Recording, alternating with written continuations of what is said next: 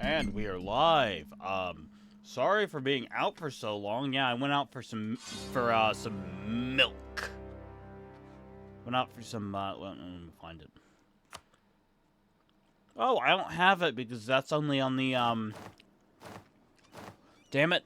I don't have, like, the picture that's just a fucking jug of milk on the, on my regular stream setup. Damn it.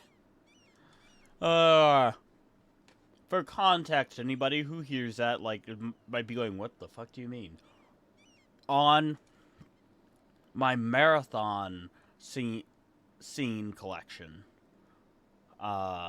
which I use for when I'm doing, like, you know, the Silk Song Marathon this year, or the God of War Marathon last year, yeah, if I'm sitting down and doing something like that, I switch to that scene collection, as opposed to what's called Untitled 2, which is just, like, my regular scenes. It's how I started. It's how I got my start. And yeah, that was, it was pretty goofy.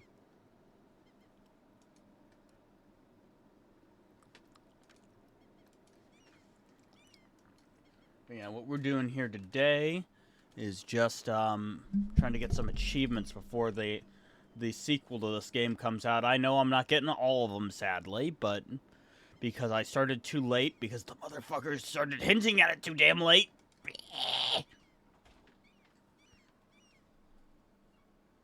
Sorry, the final boss just entered the room. Hi. This is why, and fellas, this is why you don't get married. Because you will be assaulted in your own room by some strange woman. Uh-huh. Keep talking. And yeah, and you can't fight back. Can't say no. I mean, you can say no if you don't want me to come into the room and kiss you on the cheek. Oh, jeez. Bless you. Thank you. Look how bad it is. Jeez. You need to be more careful. When I get that, like, you have to scrub the floor at work when you're told to, but like. I was walking with a tray and bashed my leg against a door, a cabinet door that I did not see. That looks like a me bruise, not a you bruise. That I need to understand. It hurt. Like, cause you know my bruises are like because of my thin skin, it won't. Yeah. I'm not even getting hurt that much, and I'll have like a massive ugly bruise. That looks like a me bruise. Is that a poi I see? Probably. No, because you've spoken before. Well, so this is actually, it's not. Hello, they probably saw me off of the shorts. Several of the shorts started popping off, this week. If I were to guess one of the Silk Song ones, how are you doing, Poyoi? Yep, I was right! Yes, the Silk Song one. That's totally fair. So what I set up this week was that I did half of them as Silk Song and half of them as everything else. So it seemed, and 2 out of the 3 pop-offs were Silk Song. And I will fully admit, when I opened up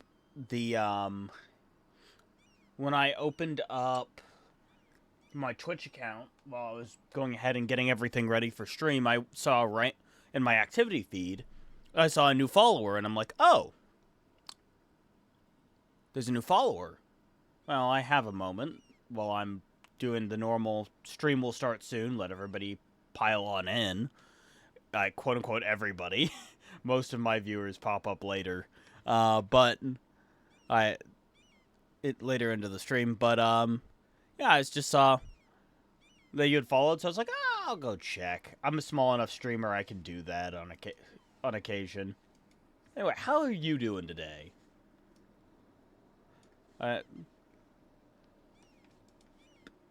Where am I?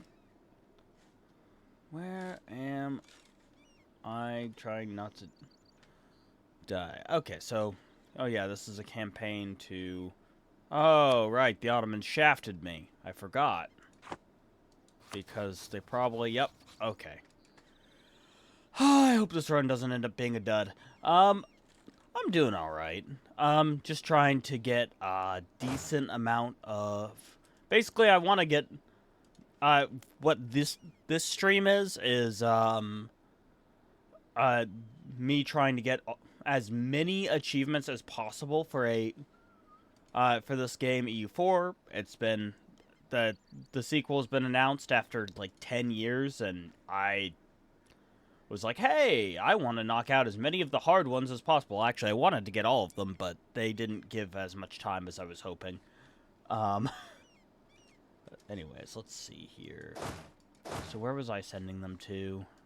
Nowhere in particular. That's a shame. Should I just let the Ottomans do all the work? Yeah, probably. Wait, what the hell? Oh yeah, because they're allied to bomb on us. Okay. And yeah. By the way, ahead of time warning, if you were expecting more Silk Song streams, that was a full marathon, so I sat down and I played it in... I played in one sitting for 12 days straight. It was torture. It was beautiful, but it was torture. Yep, yes, I beat Act 3. I have every achievement in Silk Song besides, let me check. Steel Soul, I don't have Steel Soul, any Steel Soul ones, and I don't have, let me check, where are you at? Sorry, I'm having, oh yeah, it's under H for Hollow Knight Silk Song. Okay, there we go. I do not have the speedrunning ones, so I might eventually go back and do the speedrunning ones, because those could be fun. I don't think I'll ever do the Steel Soul ones. Yeah, those four are the ones I'm missing. I even have the True Hunter's Memento. Favorite boss? That's a hard one. Because everything's such a blur. When you play it all, like, back to back to back to back, it all kind of runs together. Let me think. Because I guess... So, it's kind of a toss-up. Very few. I cheesed very few of the bosses. Only some of the, like, I cheesed a total of one, and it wasn't even technically a boss. It was kind of a... No, it was a boss. But it was a boss that you get to fight multiples of. The Bonehead Tyrant. I cheesed the first one. The one that's naturally in the environment. By, Yeah, no, I wasn't that good at the game. Oh, shoot, I got my mercenaries wiped out. Oh, that's a shame. Oh, you can? I mean, I did pretty good against him. He wasn't, like, insanely... so I was playing from... For context, I was playing from release day. So, like, on release day, I was streaming nonstop. So that... I kind of had some moments to, like, if somebody stopped and sent me, like, a video or a short they saw on how to do something, I would watch those, but, like, that was about it. I didn't really have time to research, because, well, nobody had even made videos for the first few days.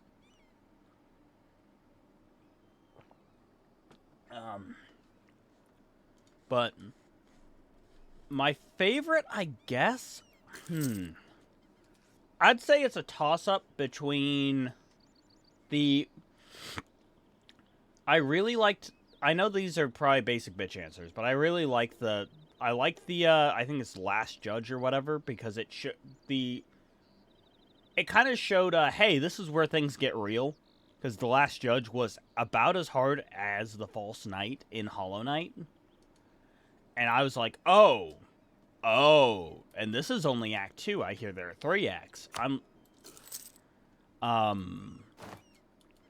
And then I did really enjoy Grandmother Silk. Oh, huh. Well, I mean, I guess I shouldn't be horribly surprised, but it was the most obvious way there. I mean, it's Hollow Knight. They normally have extra ways to go places.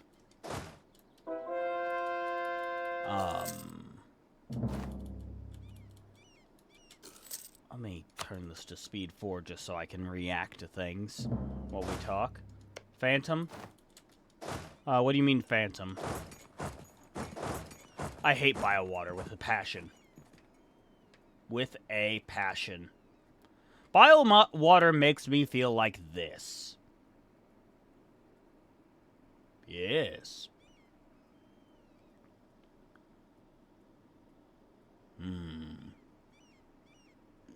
I also regret, though funnily enough, I also hated the, not hated, I thought it was creative, but it did get annoying trying to do the stupid, fog area, which is how I got to the Phantom boss, while I was cleaning up all the, things I hadn't done yet.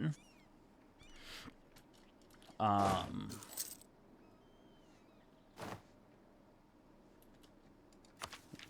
yeah. Yes, I did get the secret cursed ending. Well, not cursed. It's the, you mean the infected ending, right? Like, double checking. You mean, yeah, the parasite, so the infected ending. Yeah, I got the infected ending. That is amongst the achievements. That's how I found out about it, was that it was an achievement.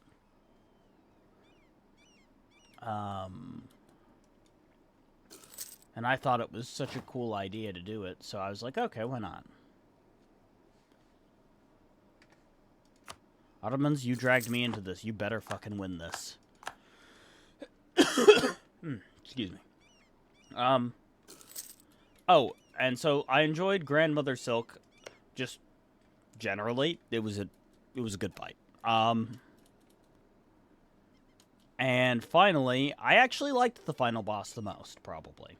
The very final Act 3 boss. And that's because, of all things, it's probably just because it felt like I had earned it, I guess.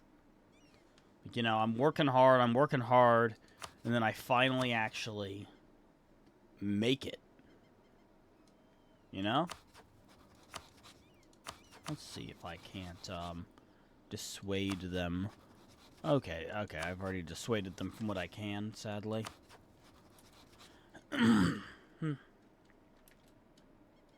In Q, everything but Q is silent. Yes, but no. Technically, the first U and E are actually a continuation of the sound.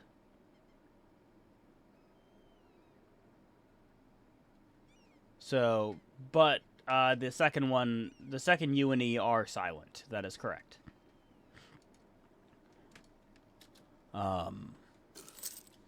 So did you play Silk Song, or did you just like watch a lot of content on it when it came out?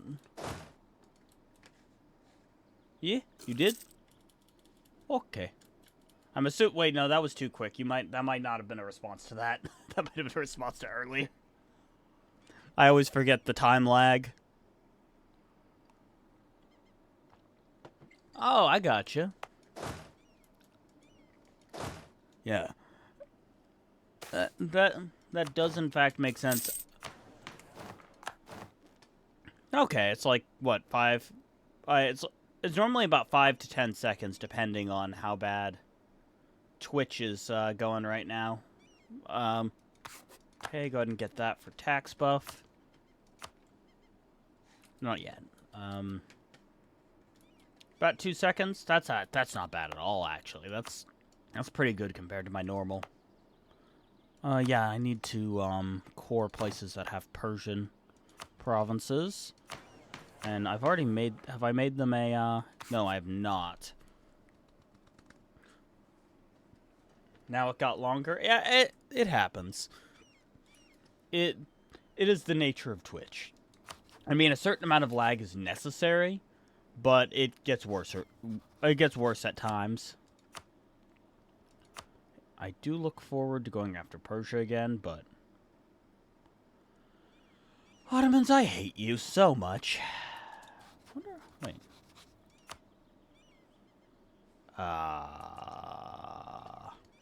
Well, I guess I'll have to use Musashi as my method to fight them. So I'm an American. I'm from the U.S. South, actually. I don't have much of an accent, but primarily because my father was raised on military bases, and then my mother's father was also raised on military bases. So, neither of them developed much of an accent. And so my mother didn't develop much of an accent. So I didn't. Neither of my parents had accents, so I didn't develop much of one. So I only slip into a bit of one when I have, so I have a typical American accent unless I'm like unless I'm talking about certain topics or I'm getting particularly emotional. Or I guess if I'm around the right people. Okay, you are from Deutschland. Okay. The Deutsch? No, the Deutsch? Deutsch. Yeah, not Deutsch. Deutsch. I think I'm pronouncing it right. Very much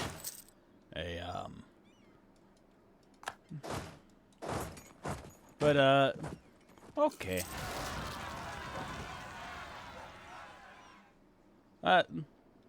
You... Not the best? I mean, yeah. The worst would be like somebody going, Dutch, or something stupid like that. That'd be the worst way to pronounce it.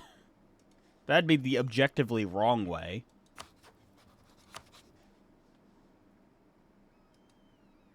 Dutch, that's the worst. Is it because it's insulting? Oh. They were betrayed. Yes. Okay. Well, that's a shame that they get to attack Medina before I do. Kind of hoping to take some land. Hopefully they don't full annex them and I can take at least some of it.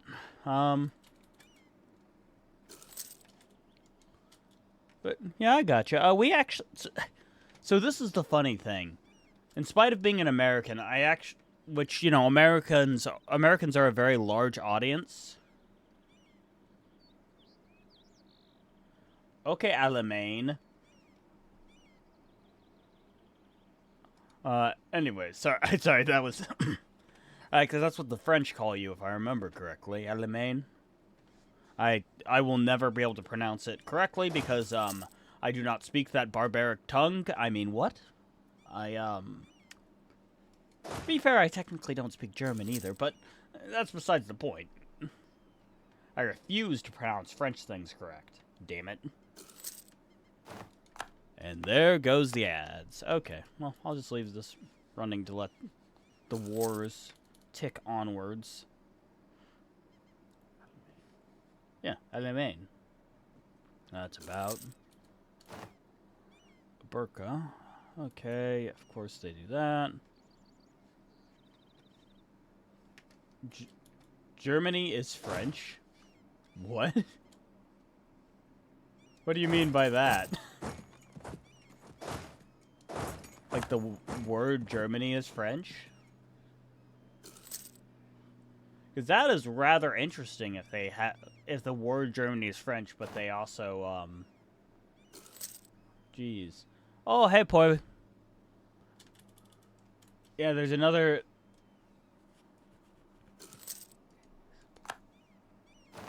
There...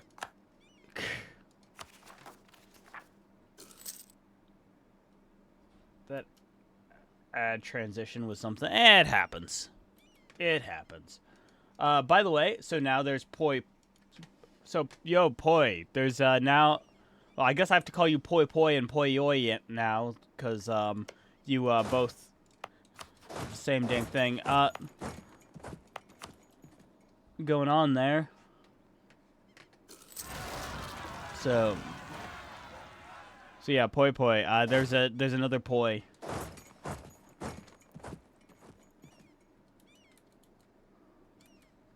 You have successfully multiplied. Oh, jeez, I don't want them to take that. I might demand it anyways, though. Oh, my stress for a moment. A Brit and a German siblings. A Brit and a German being family. Where have I heard this before? I think there was a war related to it.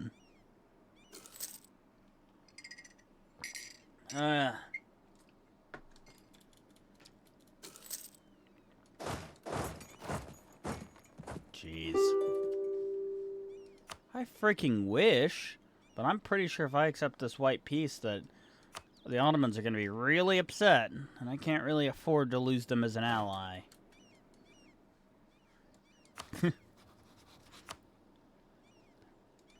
Okay, here's what we're doing. I'm doing that, then yeah, I'm going to peace out. Oh wait, nope. I need 10 trust to peace out. That you was personal.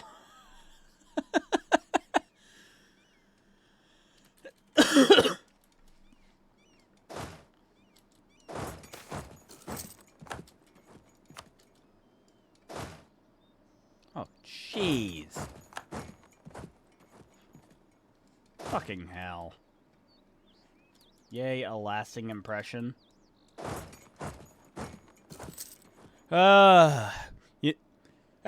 Everybody makes a lasting impression on me, just for the worse, as you all are.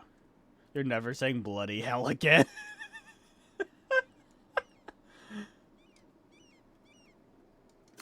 You know, I was thinking you might say something like, I'm never gonna eat British food again, and then I was gonna say something like, you ate British food in the first place? But no, you said bloody hell. Sorry to roast you, Poi, but y'all don't use spices there, and that's why our northerners don't use spices. It's all your fault. Please, please, please. Yes, okay. And run away. Flee into the enemy's territory. Well, fuck.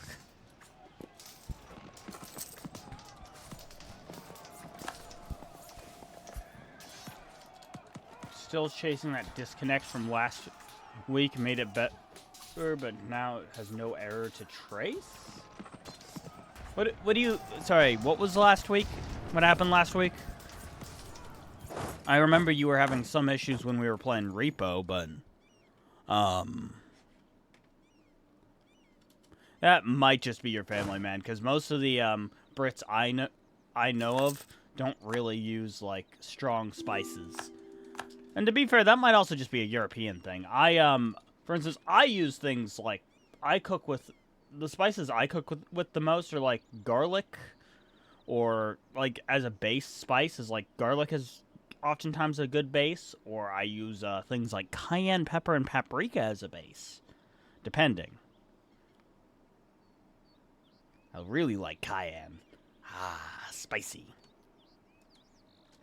Oh, the keyboard and mouse and headphones randomly disconnecting. So it has no error to trace, but it's... So I don't know. So the thing about soccer is really goofy. I actually thought about why we call it soccer is probably because it's like you have a sock in your shoe. The football, I have no fucking clue.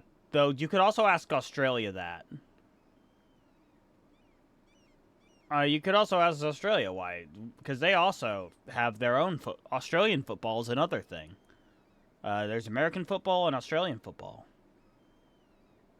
Oh. So we're just being faithful to the OG. Good to know. The That sounds like an American thing to do, actually, now that I think about it. Hell, we're so faithful to originals that we actually, that we modeled ourselves off the Roman Republic. Like, the, base model, while we tweaked it heavily, the base model we used for our government form was Rome. They didn't like the Roman Empire. They were Romaboos when it came to the Roman Republic. They were all, to the extent where, the Federalist Papers, written by, ghostwritten by both, well, not ghostwritten, secretly written, because they did under pseudonyms, by, both Alexander Hamilton, James Madison, and John Jay. And what they did was they basically LARPed as Roman statesmen from the Roman Republic, such as Publius.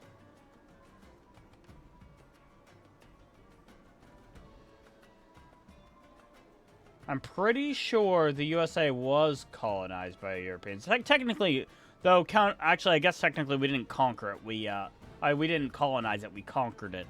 There's a difference. We invaded and conquered. We didn't really. We settled. You know, we were settlers, not. Colonization's a little different, actually. So colonization is like what happened with Africa, well, the majority of Africa, where. Like, not all invasions are colonization. I don't know why people decided that if it's overseas, suddenly it's colonization. That's not actually how that works. Like, it was a really weird thing that people decided with that. And then they changed the thing to where it doesn't even matter if it's overseas. Like, people started referring to, like, the World War I German conquests in the East from Russia during World War I when they signed the, I forget what... I beat the Morwing after... I didn't get to beat it the first time. I had to beat it the second time. Oh, hey, look. Cheap viewers on blank. I sure wonder where that leads. No, I don't. I'm going to report that message. Let me just, report. Okay. Sorry, you all can't see it. There's an auto mod. Poi Poi knows about it because he mods for me a bit, but, yeah. And that I have it catch things when they say commonly used scams. Scam bots. Oh, I'm gonna go with bots.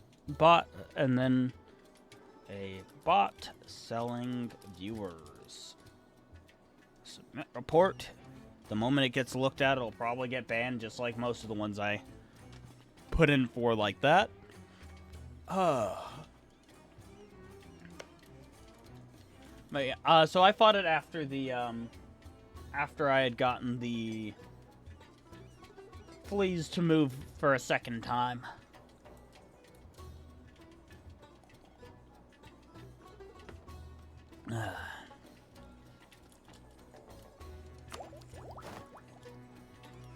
So QQ did lose. That's good for me.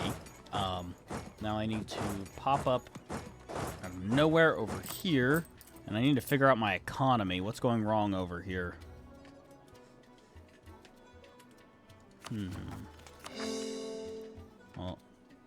Well, in hindsight, I probably should have lowered my war exhaustion first. Do I watch anime? Yes, a lot, actually. I just finished last season. I finished Clevitus, Sakamoto Days Part 2, and I never got around to watching Gachi Akuda, but I wanted to watch that one. My favorite, I'm actually rewatching my favorite right now. It is an anime called Drifters. It's by the same guy who did Hellsing Ultimate. And I really love it. It sadly might never get finished from some rumors and stuff in the anime community, but At the same, but I really hope it does get a full season 2 and not just these extra bits. Drifters is so good. It's dark, it's messed up, it's probably the best isekai ever conceived as far as I'm concerned. Like, I don't know why other people haven't thought about the idea of putting actual historical figures into another world. It is so awesome. Yeah. And, like, there are some unrealistic things, but that's just the nature of anime. Like, there's going to be some instances where they jump distances that they have no right to jump, for instance. Yeah, that's going to happen. But overall, it still has a realistic concept when it comes to, and I agree with you, the shadows really help with, selling the narrative, I guess. And, like, it's wild, because I'm not going to spoil anything. But my own personal identity says that I probably should not like Drifters as much as I do. But I love Drifters. I can't, like, just something to do with the villain. I can't really give any more information past that. But, Drifters is so good. I love it. Used to, I actually it was actually, before I watched Drifters, it was Full Metal Alchemist Brotherhood, which I know is a basic bitch answer, but I read the manga when I was, like, 11. So for me, it's, like, it's been something that's been part of my life a long time. And has heavily affected my philosophy. What are y'all's favorite animes?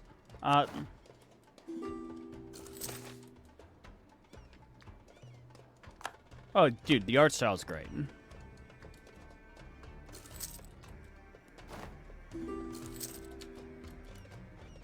Here's the I earned a net gain?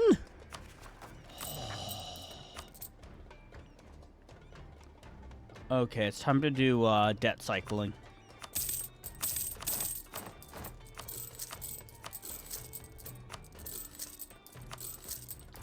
Boom.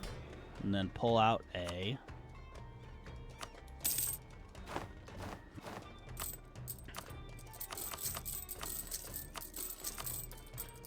Oh, hey, while I wait on people's answers on favorite animes, you know what? I will agree. One Punch Man Season 1 was really good. One Punch Man Season 1 was really good. It was funny, it was goofy, it also had some serious moments with, and it was really interesting making the main character the comedic relief.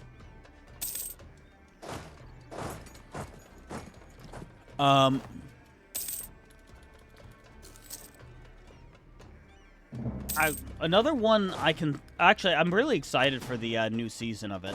I know a lot of other people probably aren't, but I enjoyed Season 2 even with the issues. Personally.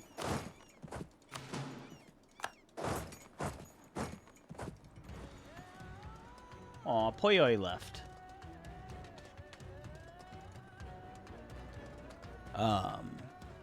Maybe they don't like Drifters, which is understandable. It literally has... you might not even be allowed to watch Drifters in Germany, considering...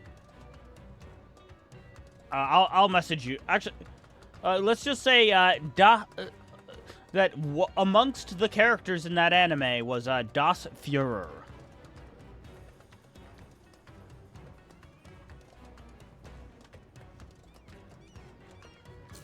Like, I mean, it wasn't a character in the anime, but, like, technically, but it was somebody who was in the past of, you know.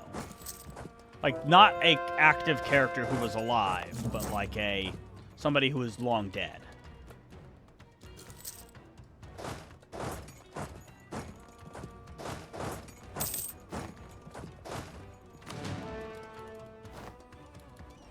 Shit, how long do I have? 15 months. Oh. That's Shiraz specifically. Yeah. I agree. Art style was peak. Other things I would also, like, so I am excited for One Punch Man Season 3.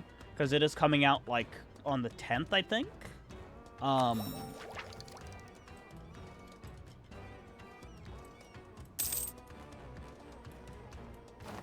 I mean, I'm rewatching it right now. To be fair, I love that anime so much. When I first watched it, first time I watched it in a day. And then I watched it again over 3 days, and then I watched it again over a week. Like, literally, I watched it 3 times in a row when I first watched it. You're hopeful, not excited. Fair enough. Look, I enjoyed Season 2, even with all the problems, as I said before. Like, yeah, they let some of the art stuff go, which kind of sucked. But, like, overall, good show. Let's check to see. Go ahead and pay into some of these. And then pay off one loan. Oh, right. As I was going to say, good news. So do have some good news. But I'll wait till you're, till you are back. I am waiting till I can bring the Ottomans in on this. I can. What do you know? Huh. Fabricated claim here. Because I see that I have only one viewer, and I'm guessing you dipped for a moment. Oh, you're here. You're still here. I might have a job. A place it appears like a place wants me to bartend or serve, but it seems likely bartending. I am going in tomorrow to get for an online. Yeah, it's funny because it's online, but it's like I have to go in for it. Anyways, it's online. It's not training. It's fuck. Let me check my text messages again. For an online course on the legalities around and of the selling/serving of alcohol. I will fully admit that I got the interview through nepotism. As long as they don't keep me through nepotism, I don't care though. That's my rule. My rule is you can hire somebody because you know somebody, because of somebody they know, but you cannot keep them because of that. That is the rule.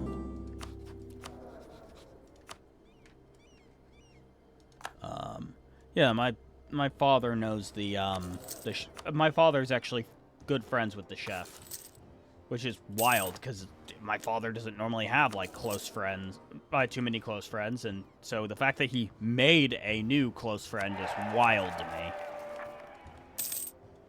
Just feels so unlike him, but oh shoot, yeah, I need to focus on paying this down. While also paying off my debts.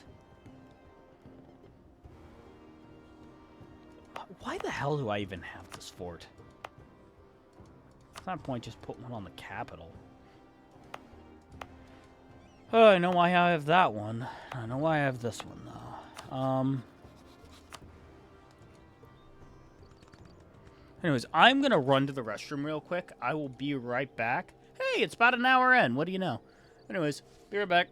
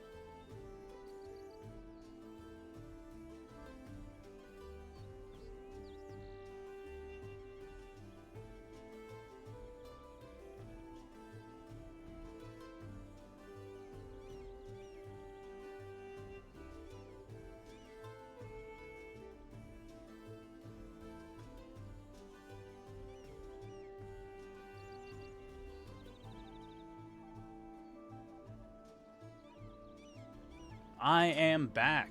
I hope you enjoyed the pun. That is the Rex fact of the day. Ah.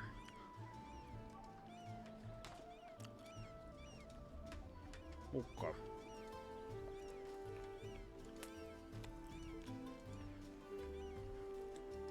Also grabbed a roll on the way back.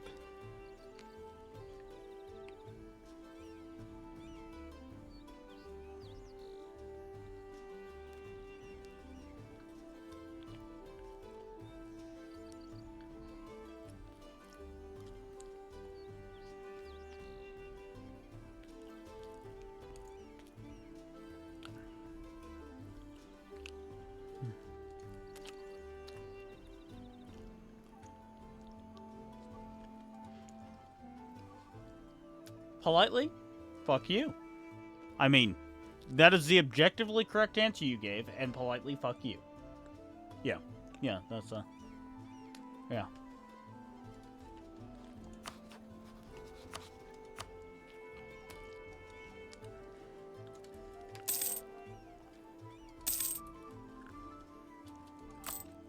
You gave the best answer, the perfect answer, and I hate it. I hate it so much.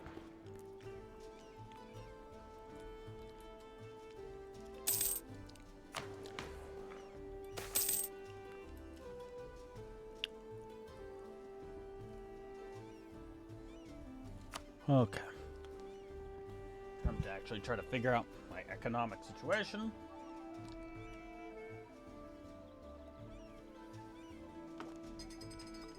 Because once I have, I should be in a really good spot when it comes to how many troops I can get and all that.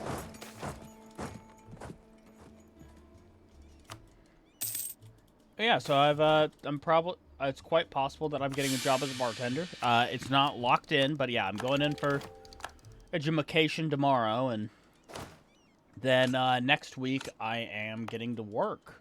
Or I might get to work tomorrow. I don't know. It depends. Or I might. It just depends a lot on. Like, I'm going in before they open. And the cool part is that they're only open 4 days a week, so I always know I have at least 3 days off. And they're not open for long. They're open for 4 hours. So, and combine that with my lowball calculation of just serving. Not being bartender, but serving. My lowball put it at $40 an hour. With tip and the fact that they make actual regular wage there. So yeah.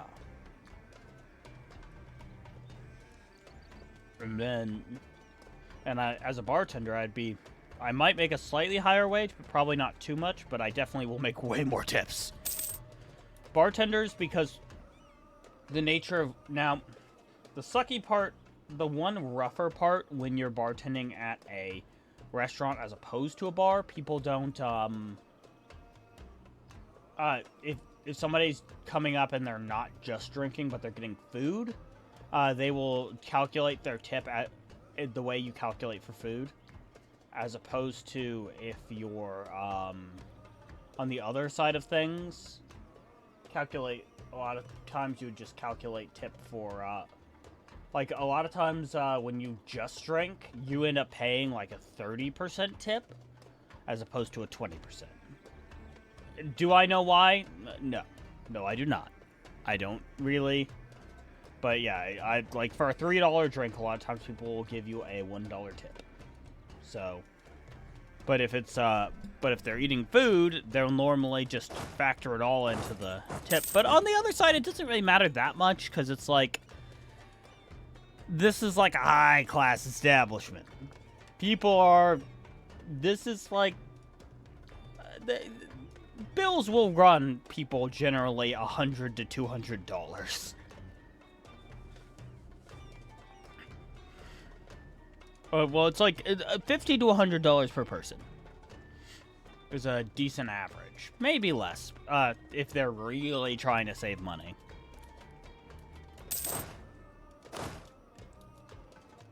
Okay. Actually, no, don't do that. Do, oh. Not really concerned about that right now. Actually, hell, I can even, here's what I'll do. Dude, you know what I need to do one of these days, Poi?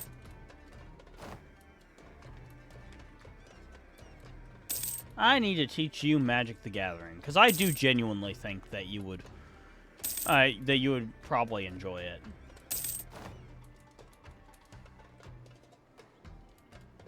Well, to be fair, the amount of time the other place I worked, before was, I worked 5 to like 11. I worked longer hours than that. But the restaurant I used to work at was open from 5 to 11. Or 10. It depended on the day, basically. But, I think the earliest they would close 9:30, and I wouldn't call them fancy, for instance. They were, They were fancier, but they weren't fancy. You know, they still had, like, fried shrimp. This place does not have fried shrimp. You know.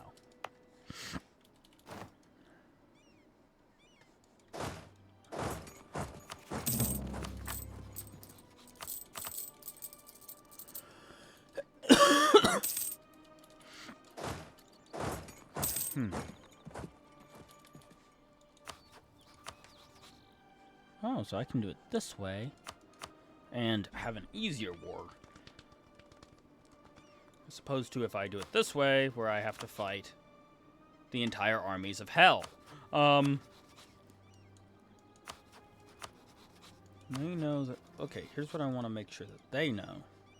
I want this. And, you know what? While we're at it, I want all this, too.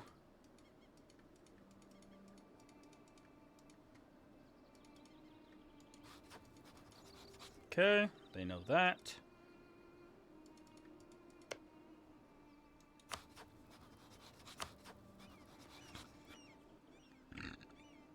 And, they want this stuff. I'll probably just force them to release it. Yeah, okay. Here's what we're doing this war. This war we're gonna attack with, all this, and then I'm gonna do nothing. I'm gonna do nothing. I'm gonna let them carry me in this war. I'll let my allies carry me, and that's that. I'm going to white peace Mazandaran. My intention with Persia is to break their alliances first and foremost, as well as create some buffers up in here. So, Armenia. How about Karabakh? Karabakh, okay, Karabakh works. I don't actually need Artable. Yeah, I think you'd beat... I mean, Ace mentioned it last week that, I think, or maybe it was the week before that you'd probably enjoy and be good at it, and he's right.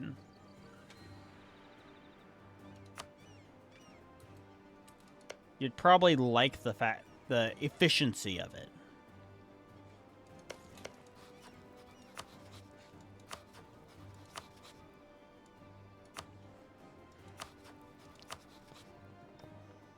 Yeah.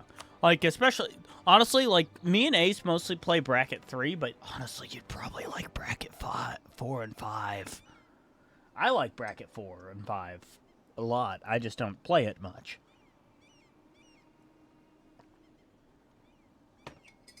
It's, like,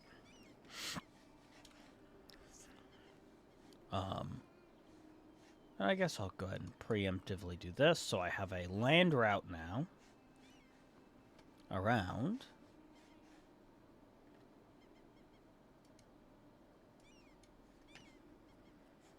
Hell, I don't even need Yasuj. I mean, yeah, I'd like Yasuj, but I don't need it. I just need one province. Hell, I won't even do Armenia and Karabakh. Yet. Oh, and the cool thing about, you know, Magic is that in this case it's free. Because the way we play it is we use an online service, so, you know.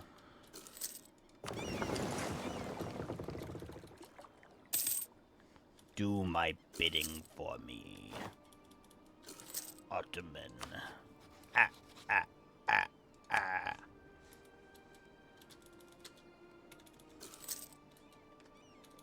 Okay.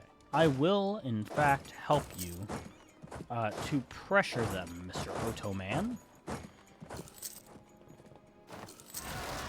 Oh, cool. They are just, like, rushing in there. Okay. And the moment that they're out of this war, it doesn't... And we've gotten their big allies out. Just completely out. Hell, it'd actually be super beneficial to go after them. Let me get a claim over here. Because once Persia's off their allies list... Actually... Oh, that's the strat. That's the strat. Okay, just before I end the war with Persia, I need to declare a mail war.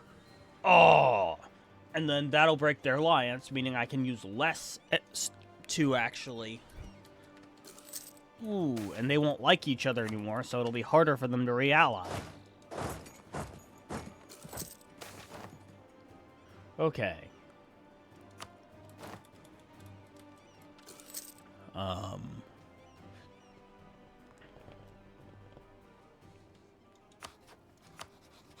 Oh, they don't even want this land much anymore. Good to know.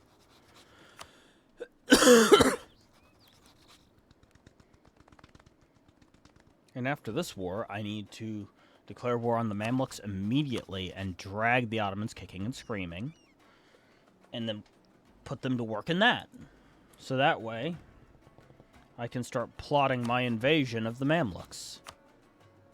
Good, they don't want Crete. That's preferable for me.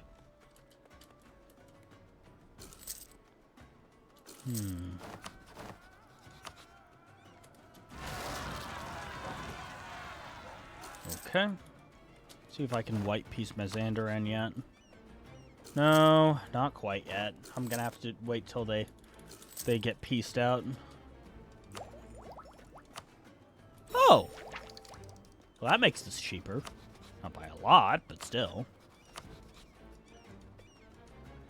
And I will definitely full annex Musashi just to get them out of the way.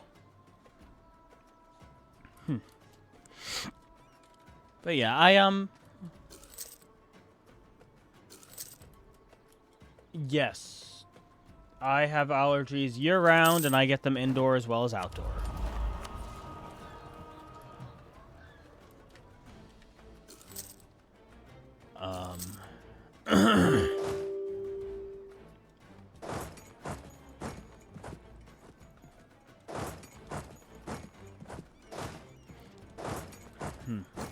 Why do you ask?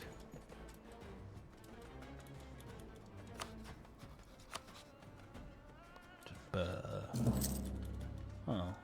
Okay, so if I declare war on...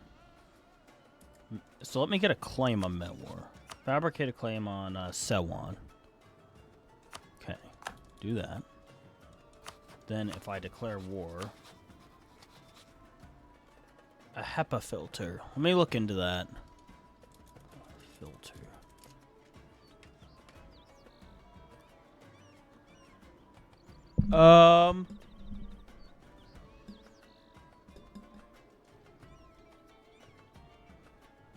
Okay, so it's like air purifiers, but I think we actually have one in the main house.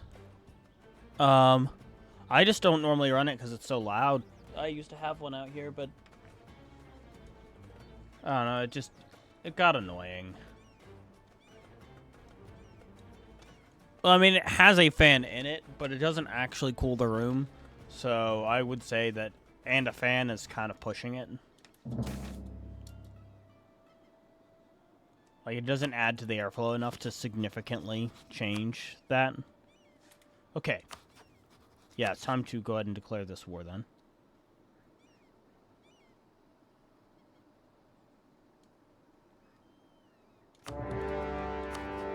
Sue for peace. Dude. Oh, fuck. Yeah, I didn't think about that. I fucked up. Well, it's fine. It's fine, it's fine, it's fine, it's fine. And you know what? Instead of white piecing with Xandaran, let's do it this way.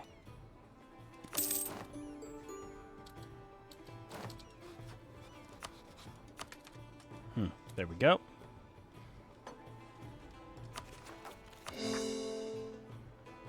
Moves enough air to clean the room in a couple of hours. Okay, that's fair, I guess. Well, it depends on the size of the room, but yes. Now, let me declare war on this one. I'm just going to let Delhi carry me over here. Might be a bad idea, actually. I'm going to let the Ottomans carry me over here instead. Yeah, much better. I'll declare war for Hafar. Call the Ottomans in. What do you know? The Karamanids don't want to join, too. Oh, yo! Finally. That's what I was waiting on. I forgot about that. Because I want to keep the Ottomans in check. Carry me there, Mr. Ottoman. Okay, let me, I'm going to take a risk here. Going to build quickly. How many? Okay, I have more than enough cavalry.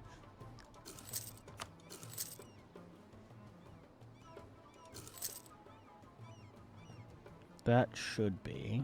So, technically 25. That's perfect. And let's do 1, 2, 3.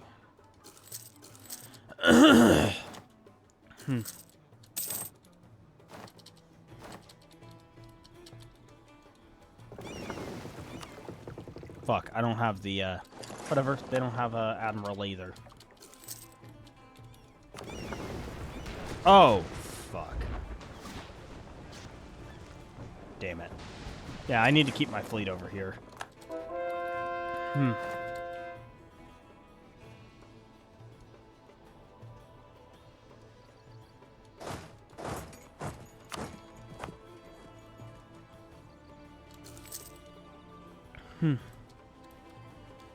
Mr. Ottoman. Go, defeat my enemy for me. Give me power.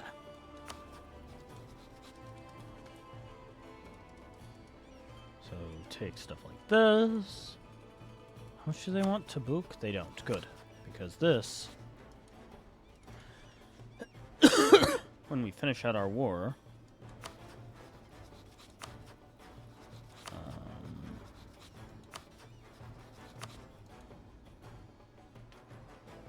boom.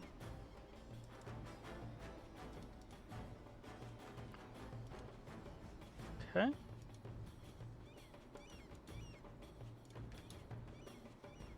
Wait, does Karak? Al-Karak doesn't have a fort anymore. Okay, I can pull back a little bit. Go for money. Still go for Al-Karak. Okay. And then I'll keep expanding.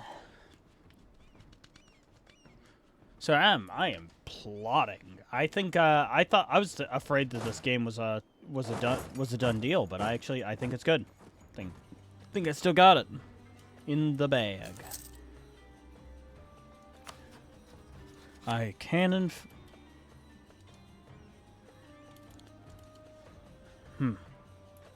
Since most of Vijayanagara's army is there. Wait, or not most of it, but a good deal of it.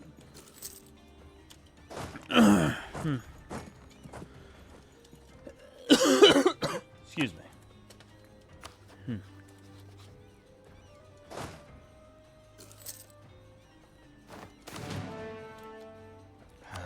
That's annoying. Guess I go ways.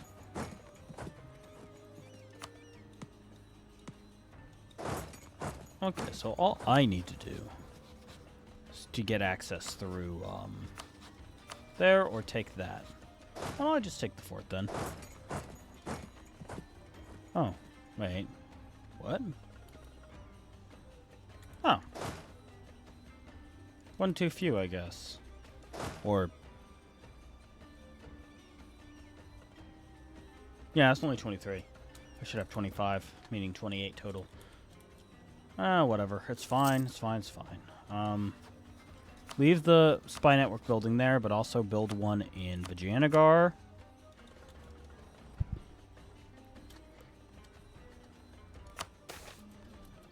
Modest level. Oh, they have a rebellion up there. Okay, that makes sense. I'm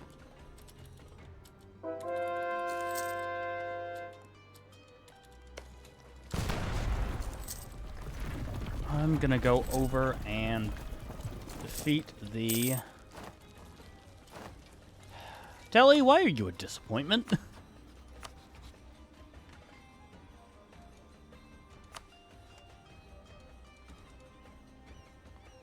Oh, sick. I don't even need to convert most of this.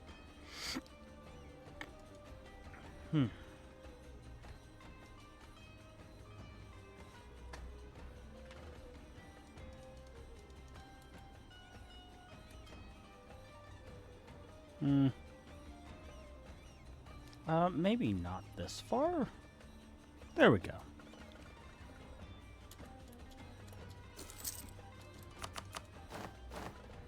I did already. Yes, I did. Good.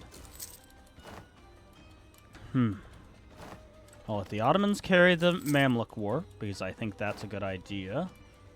In the meantime, I am personally going to prosecute Vijayanagar. Take out Vijayanagar on this Eastern Front war. Oh, fuck.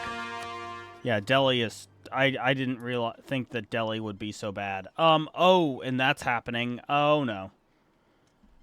I might have fucked up my own run. Shit. Well, if I can keep myself from bankruptcy, I'll be fine.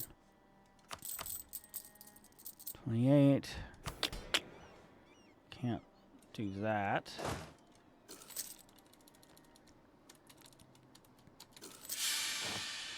Fuck, it was 1 month away. Okay. This run is over. I'm not going to be able to recover from a bankruptcy. And that's my fuck up. Shit. It was such a good run, too.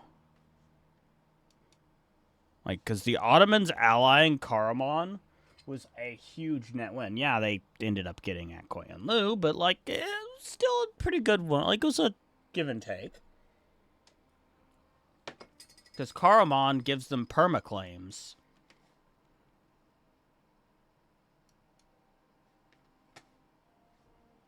Oh, cool. I have a subscriber over there. Neat.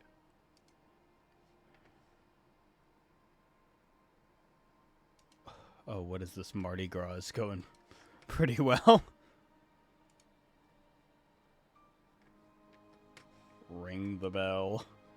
No, that's Ring the Bell. That's not the Mardi Gras one. That's the, we call him with, because you call the, whatchamacallit, with, call the bell beast by calling to it even though you're surrounded by bells. That's not horribly important.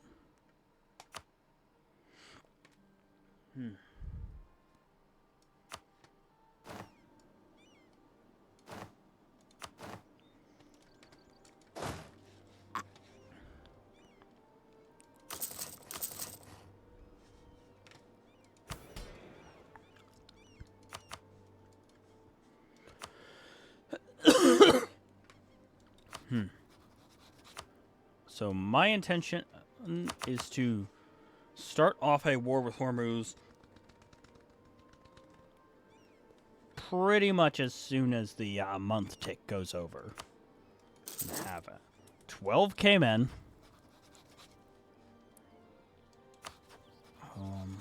I want to have one guy working on that, but I'll have to wait and think about that.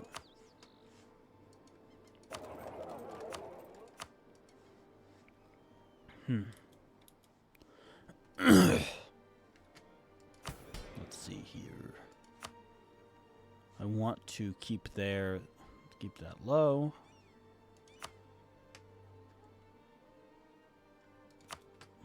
This is a good bare minimum to keep everybody somewhat happy. Well, no, wait. I also need to, I am gonna go all out and do all these this time.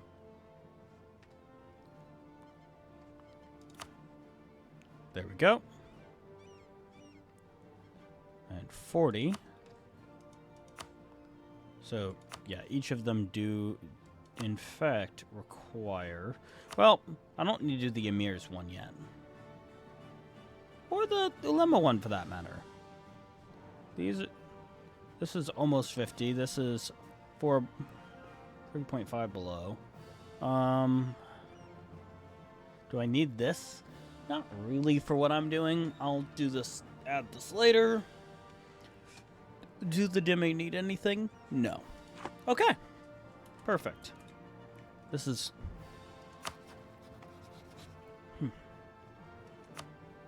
I will rival them just before the war.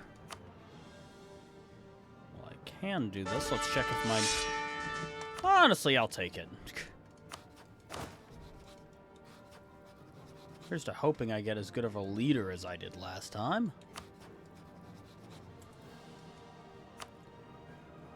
Oh, yeah, wait, do that.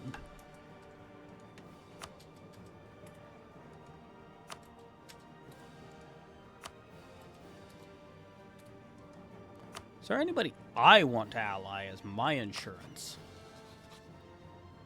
No.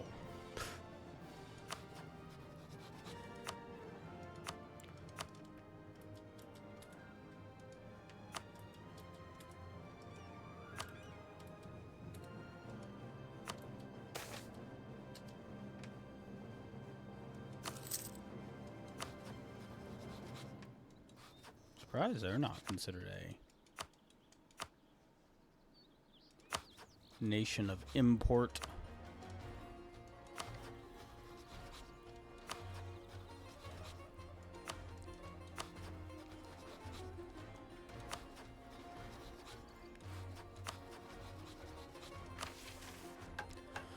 Okay, once I vanquish Hormuz, I will immediately be able to go after Yas, Hassa, and a few others.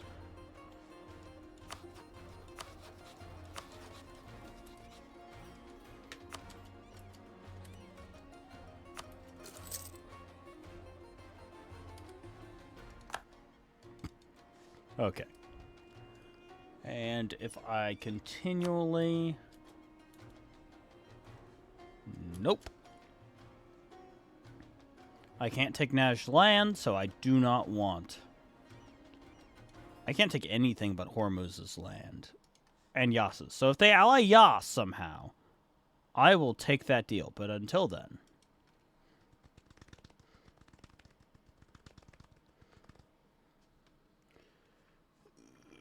Okay.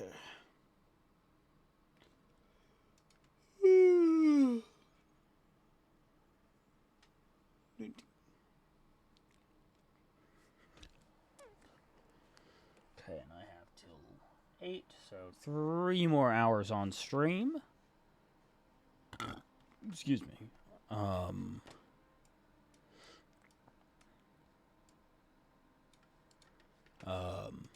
Yep. Yeah, I am, but it'll be fine.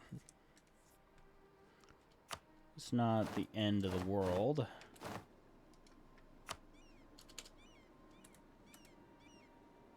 Yeah, I'll take that, actually. That's kind of beneficial to me.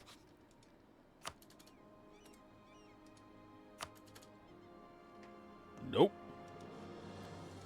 This is the hard part where I try to keep Hormuz from getting allies before I invade them.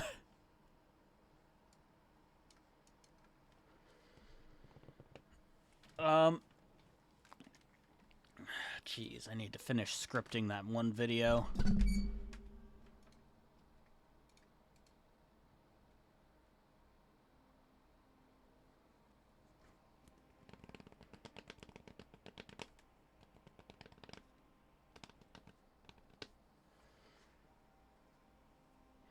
Oh yeah, I still need to do that.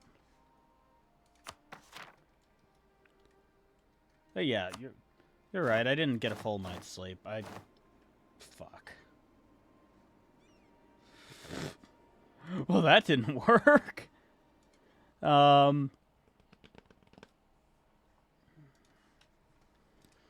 think it might be time to put it down to a 3. Hit save and then hit play.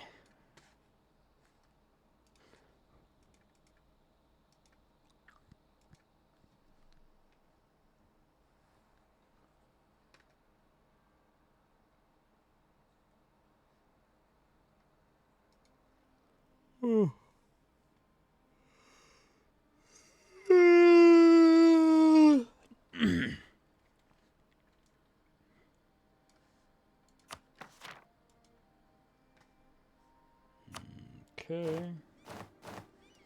Let's see about this. Lower it. Save. One day at a time. End task. Rinse, repeat.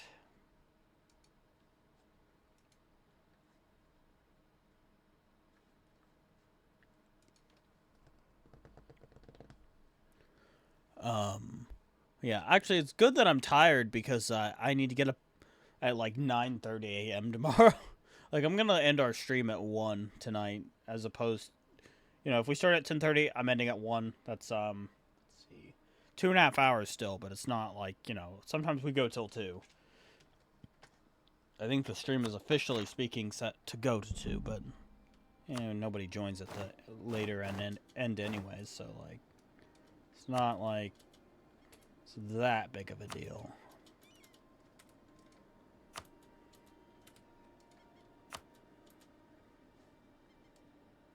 There we go.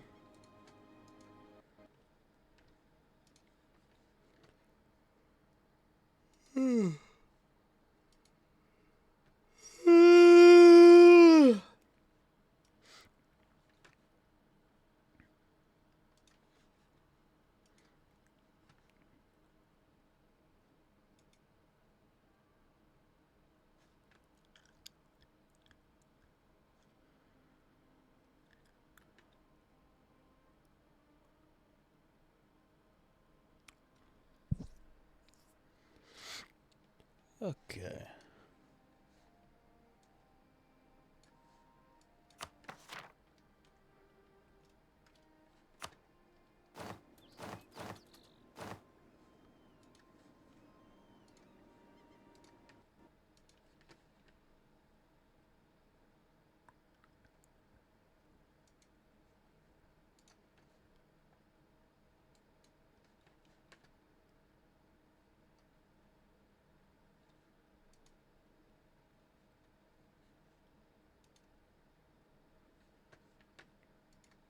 Okay.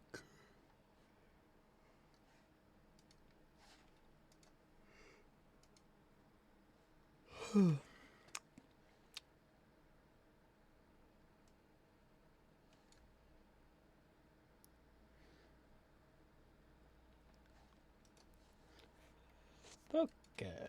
Well.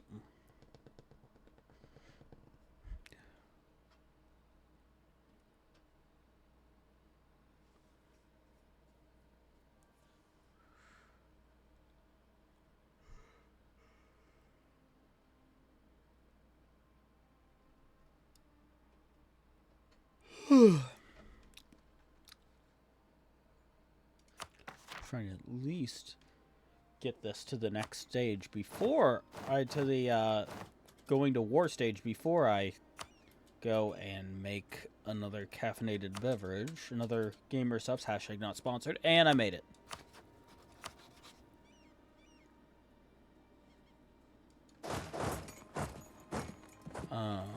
Save game.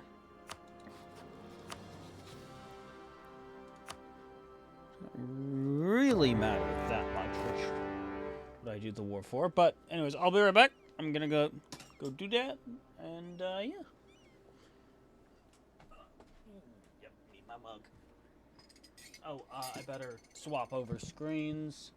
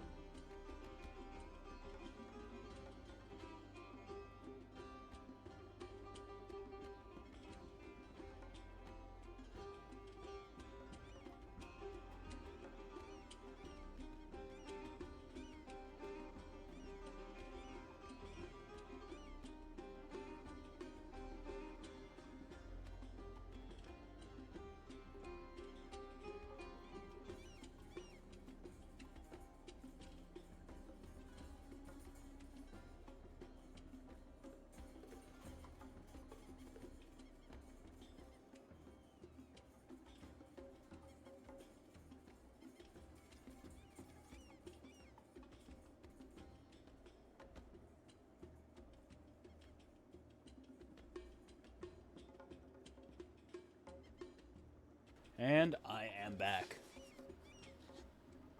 Okay, let's do this. I'm in my first war. Once my armies form together, my next goal will be to... Once these guys are done and once I have some morale back... Let's play this at speed 4 now.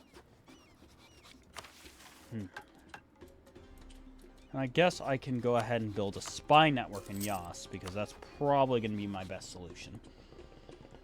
When it comes to... Nope, no, not yet.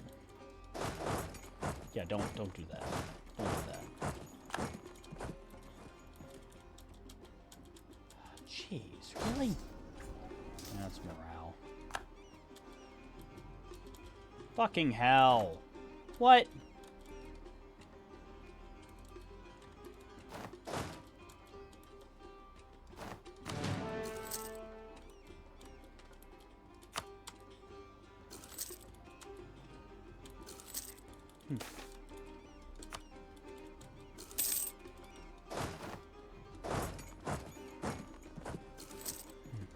Let's see if I can...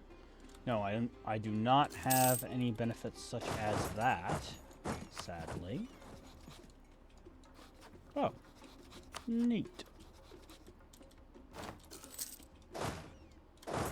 Oh. Well, that's beneficial.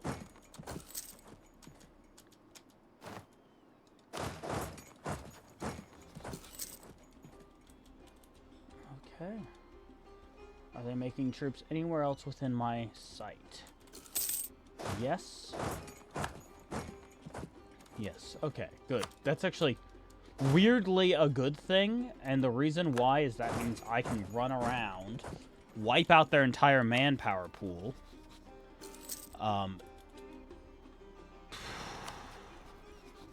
Okay, that's fine. Because if they're running around and they siege Mascat for a bit, that's not going to be the end of the world for me. In fact, it could be beneficial if Hassa declares war as well. Because that could give me a crossing point. I know what order I have to piece them out in, but doesn't mean I have to do everything else in that order.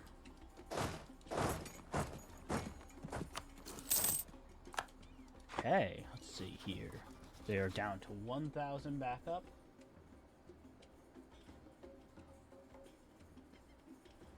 Okay, sorry, I need to check something. There are two possible things. I have to check some emails. Okay, let me check this. Was it sent to me or my wife? Me, okay.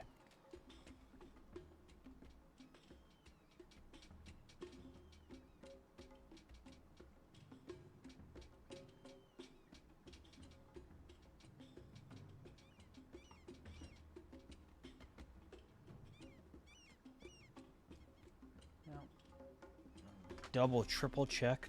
Yep.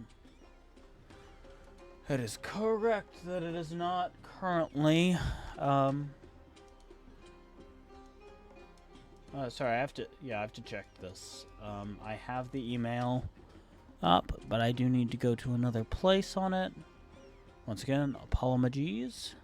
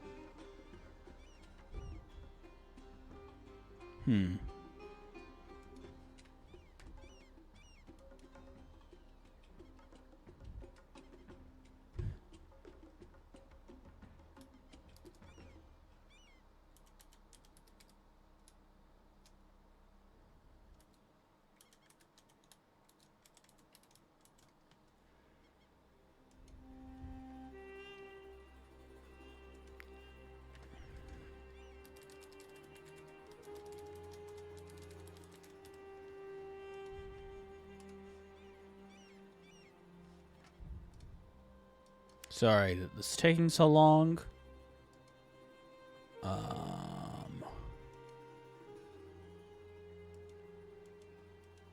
But this is very important that I do this.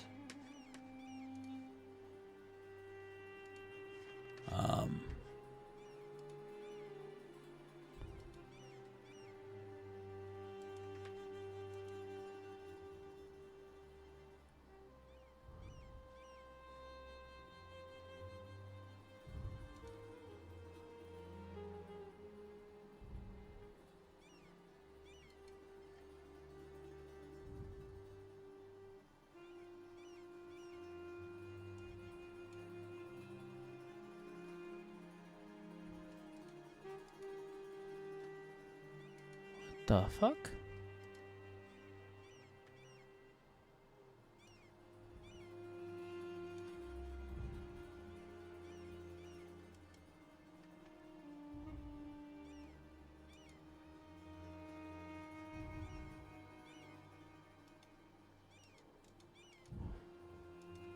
Sorry, I'm having issues with a government account I have, and it's not.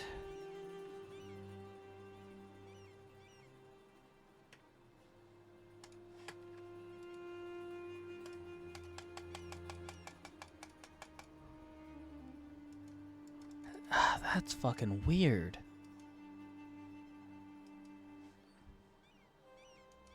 Well, I'll have to handle this later, or if I get the email later, I'll handle it then, but like, fuck, man. That's annoying.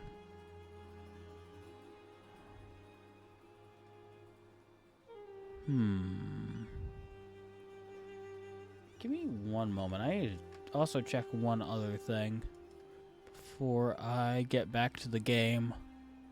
This isn't to do with that. This is to do with something else. Wait, fuck. Okay, I need to close that first. I mean, not a whole lot. Just I got an email from one of my government account on one of my government accounts, but I can't get in. And they're not because I don't remember the password, but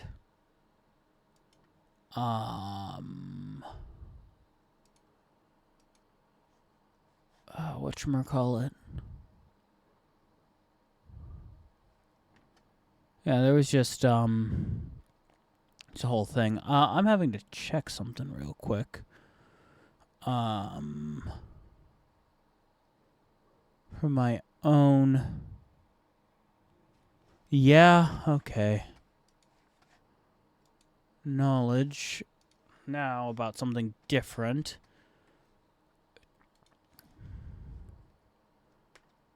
Okay. Anyways, there we go. Hopefully I eventually get a fucking email saying, hey, password change, but you know, they're probably not gonna. It's probably like either broken or I somehow magically don't have one, but I'm pretty sure I do. Yeah, it was a .gov, so email, so like it should be the real one. I double checked the email that sent it to me. Like it shouldn't have been a phishing one.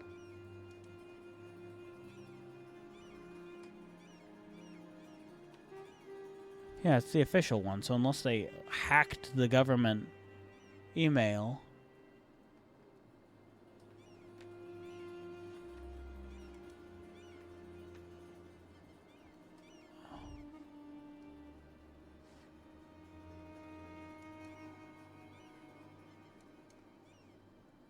It sent me to a .gov as well.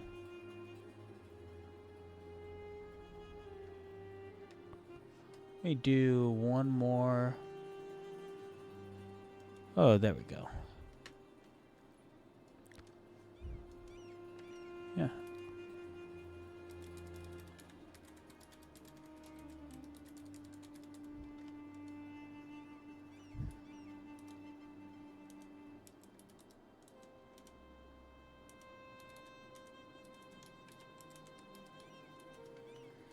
Well, that's...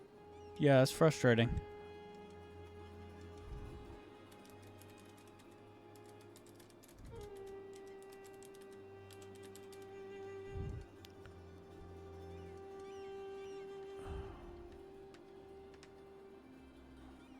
Like, it's something that I'm probably going to end up having to make a phone call about. That's really annoying. Because... it's one of those frustrating things where I don't know what happened. Okay, here's to hoping that the Timurids lose that war. This Transoceania should not be... What? Did they get them so... Oh, they still have Shahrukh in charge. That's what's going on. Yeah, I'll let Yas do what Yas does.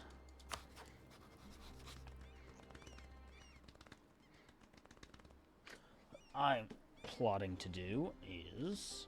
Actually, I don't even have a navy that's large enough to beat the Hormuzi navy anyways. I might as well just declare. Okay, let me go ahead and fabricate a claim then.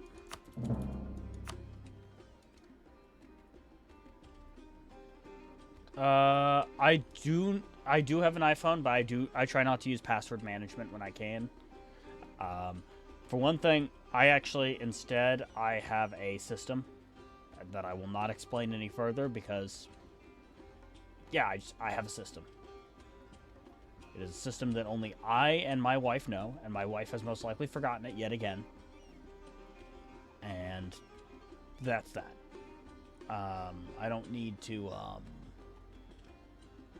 so I will never need a password management system because they are fallible. Not fallible as in, like, they won't get you in. They're fallible because they can get leaked.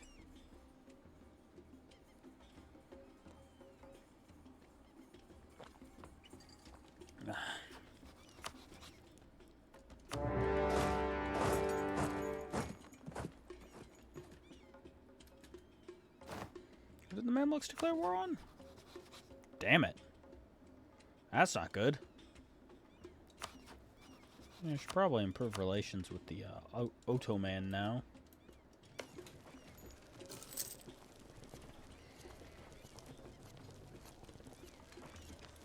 Okay. See you when you get back.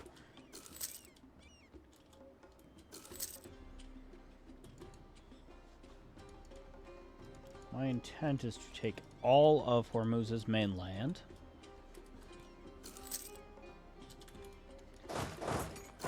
Let me do this.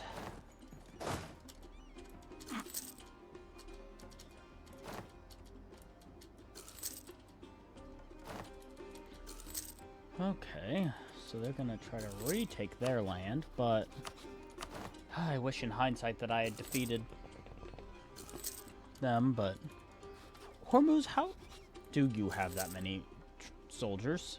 By all rights, you shouldn't. You had, like, no freaking men. And I get that I did some stack wiping, which does give you a percentage back, but it should not have given you that much. What the fuck? Oh, there goes my fucking goals. I'll have to use the Ottomans earlier and declare war on the Mamluks earlier.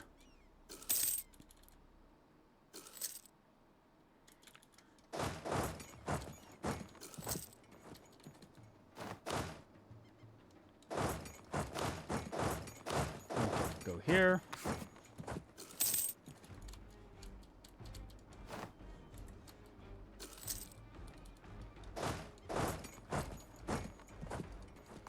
Yep, that is exactly what I want, because I assume I can't get this. Yep.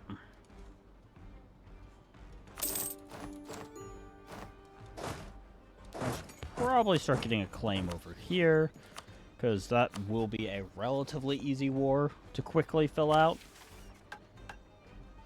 Oh wait, I don't need to do that. Okay, once I'm... You better not take any fucking land from Hassa, you bastards. I was not expecting an aggro Mamluks who are already invading in the first 5 freaking years.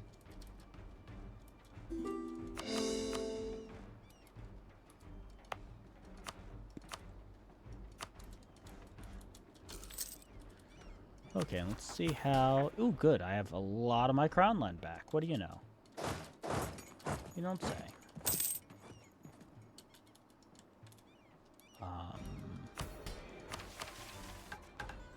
Port of Arabia. That's not what I need right now. I mean, I do need, but I need ships. So oh, yeah, I don't get any. That sucks.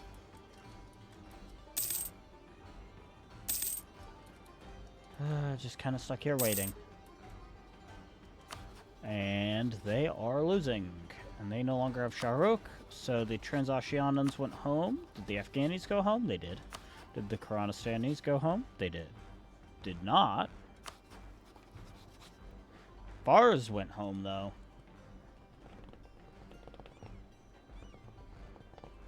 And I want to invade Persia sooner rather than later.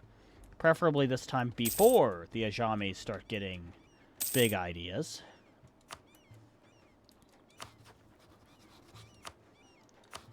Who's a good rival of Ajam? QQ. Sadly, we have hostile religious school relations. Which one am I? Handbally. That makes sense. Oh, I forgot to fucking set rivals. Of course I did. Okay.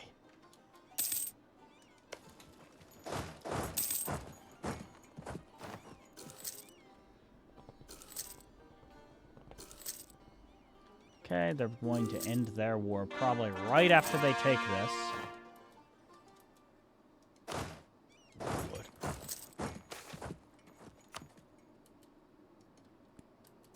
Bastard.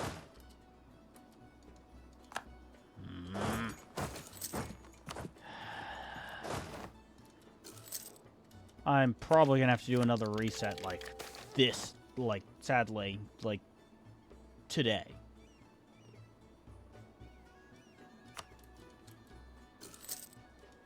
I was like, these bastards are screwing me the hell over.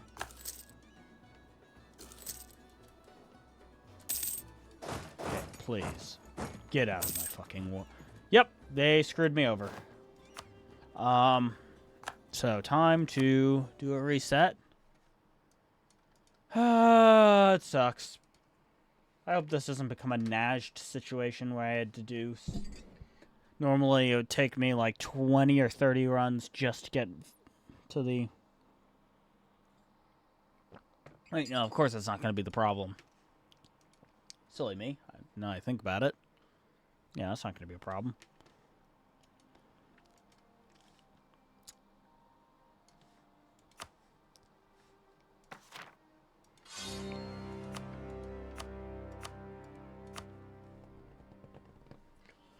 Okay, the goal is to form Persia so I can beat the Ottomans. Oh, wait, yeah, of course they have my fucking email. They literally sent me the email. Bullshit. Sorry, I am...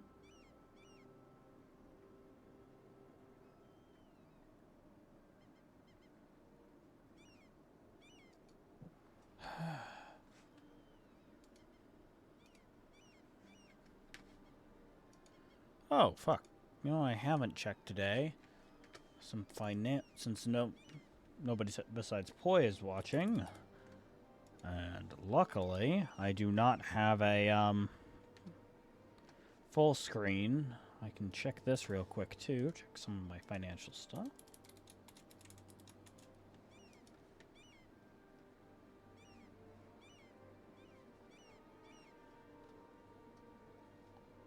Ooh, shiny.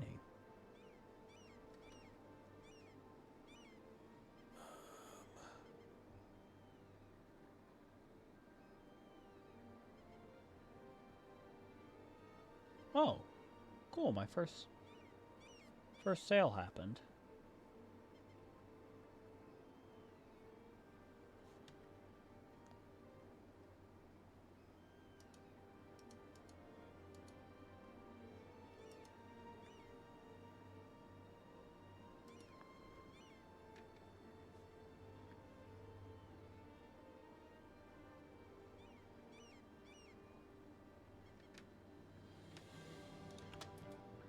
Hmm.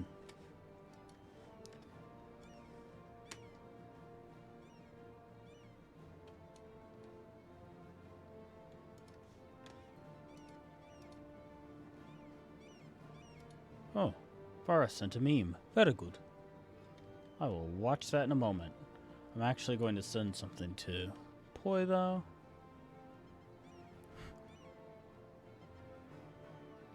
Just...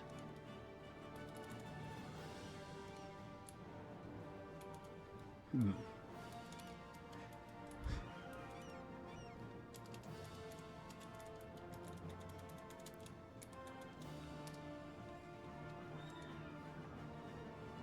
Uh...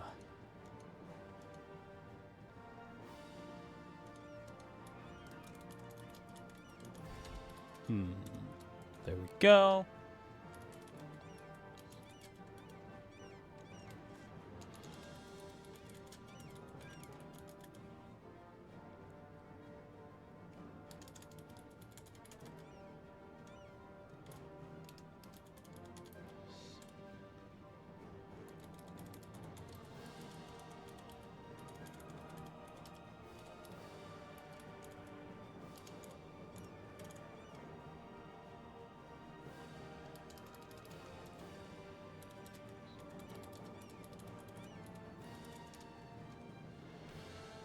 Okay.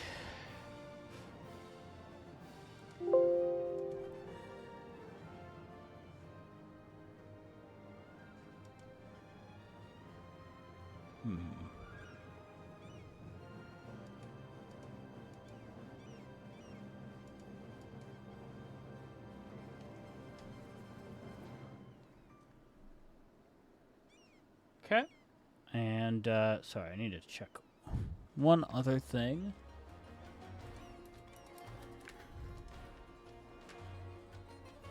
Okay, that has not moved in any way that is particularly helpful to me. Let me check something, I'm curious.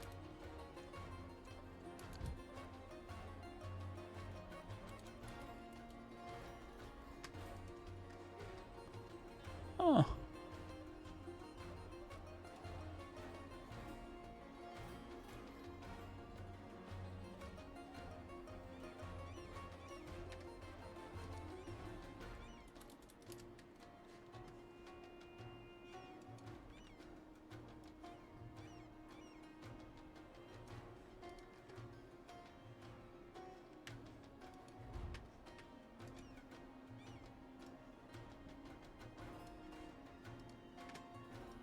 Okay.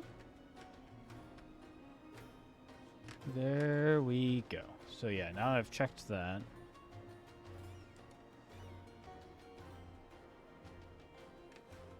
Wait.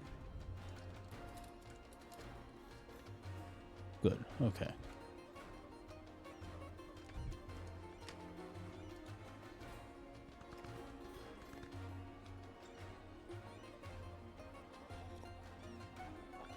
Okay. Time to do the new run. Here's to hoping. They are an administrator as well, but they also only really seem to want these. So, boom, boom.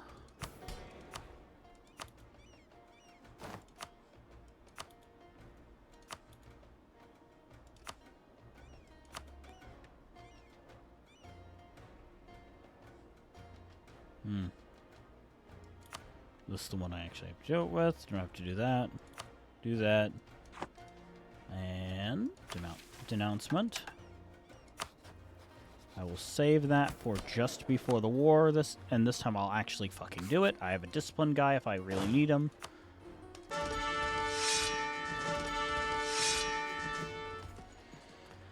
You know, we're right at the beginning, so I'm just gonna re-roll. The bright side is who people rival is not particularly important. It's who people ally that is.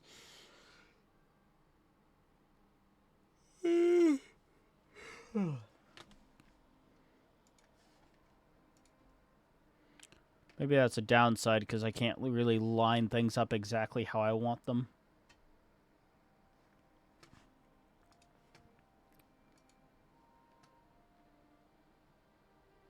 Can't wait till the beads short comes out later this week.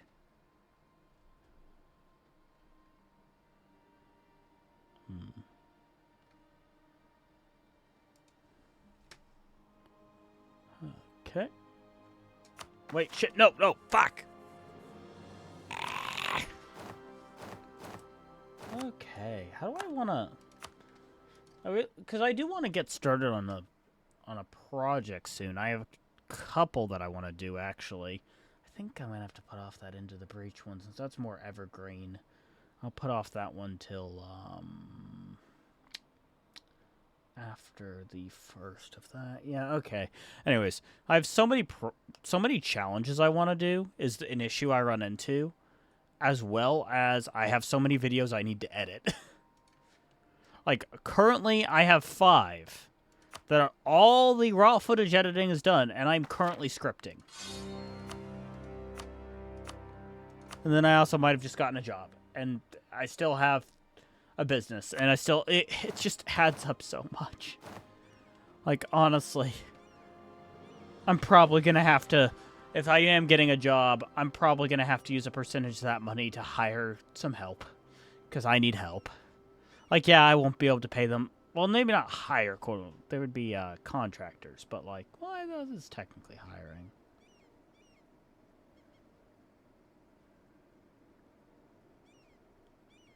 But yeah, I need it. Or hell, I might. To be fair, I do have a. Fucking finally! Jeez! The lag on that.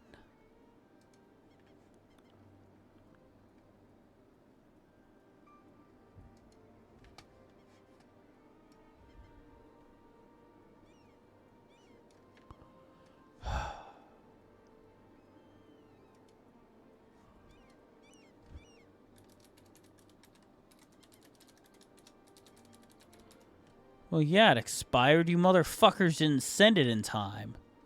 If it happens again, I'm gonna be real annoyed.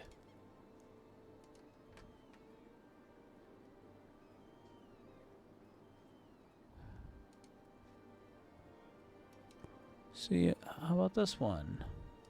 Nope. How about the middle one? Nope. And then it's not going to send the email till it's too fucking late. And I'll get screwed. Again. Ah, jeez, dude. Sucking fucks.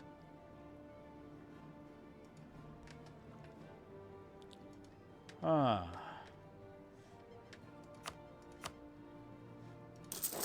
Okay, yep. This time run my armies in this way. Don't do that, and do that.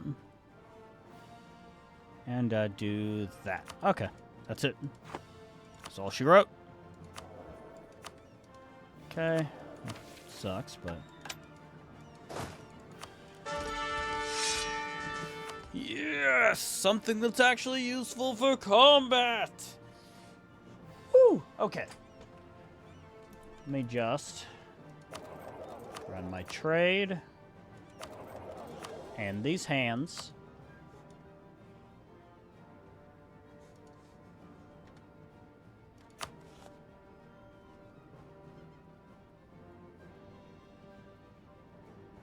Okay. Sorry, I hearing the garage open, but I open and close, so I wanted to make sure. But yeah, it's fine. Okay. Let us see. Save.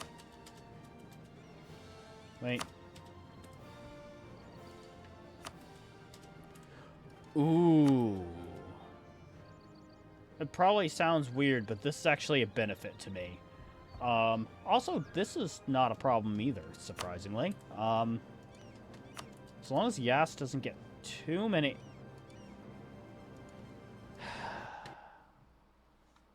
This one's going to be a pain.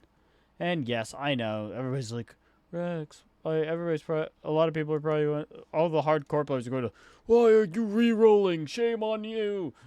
And I'm like, because bitch, I don't live and breathe this game. Surprisingly, considering my hour number. I got 5K hours, sure, but I got it over, like, jeez, almost a decade of playing?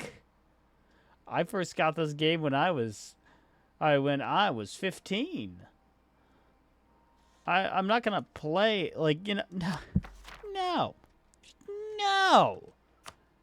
I'm not gonna, if we're right at the beginning, I don't wanna ruin my entire time by screwing myself over.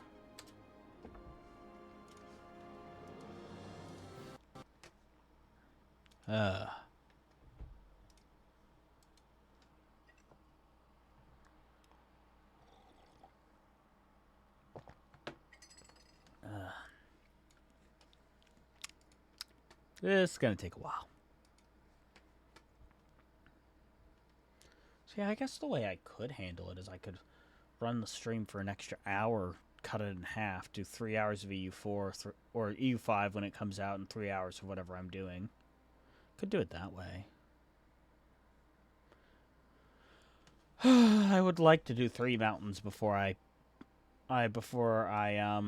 move over. I mean, I also really wanted to do all these ones, but that one's unlikely.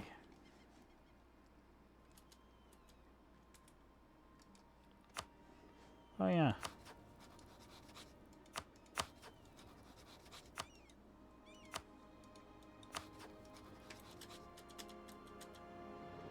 So fucking weird to me that I get Austria's stuff, but I don't get, like, Nash. Or I do get Nash, but I don't get, like, the Ottomans or Mamluks or Timurids.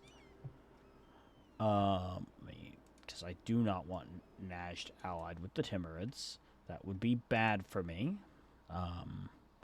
Because it could take several decades for the Timurids to fall apart, and they might just not fall apart, because they don't always. It's like, they don't always. It's a pain in the ass. I don't want to deal with that.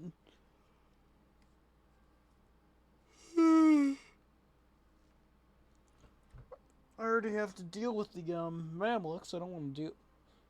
the Mamluks cock blocking me. I don't want to deal with the Timurids doing that too.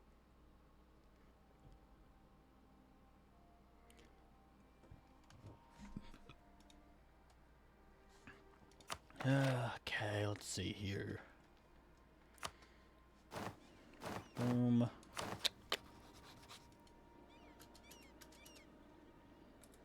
That's fine. That's not fine.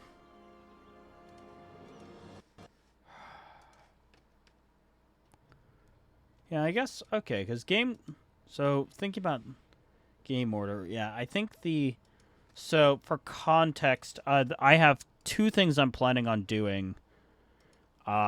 Probably 2 challenges, solo challenges. Technically, I have 3, but the third one is like a one-time thing where I need to prep in advance in private and then do one big event. So that doesn't really apply. I just need to remember to start actually working on that. But what I do have going on is that I have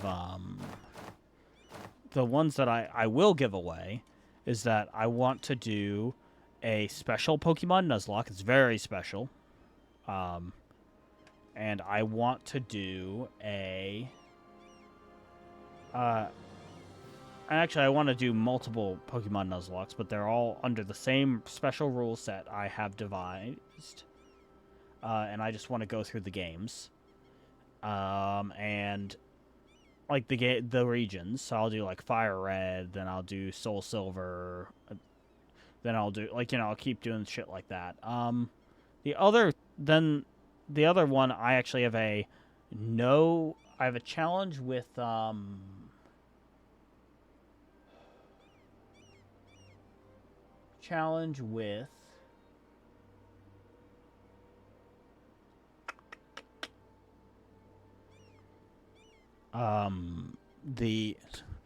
I want to do with Into the Breach, which is a pacifist run. My goal is to not get through the game without killing any bugs, but I need to still make it. So like, it's really difficult. Still need there's gonna be some RNG to it, but honestly, the biggest thing is just it'll be getting the right weapons that are optimal for this, because most of the weapons will in fact kill bugs. But there are a lot of things there are some different challenges you can do, the achievements you can do that get coins, so you don't have to kill any bugs. So yeah, I should be able to do it. Yeah. And that's one I really want to do. I'm really looking forward to it. What was the final? Because there is another challenge I was thinking about doing just now that I thought of. I'm going to look it up to see if anybody's done it. Because I have a Plants vs. Zombies challenge idea.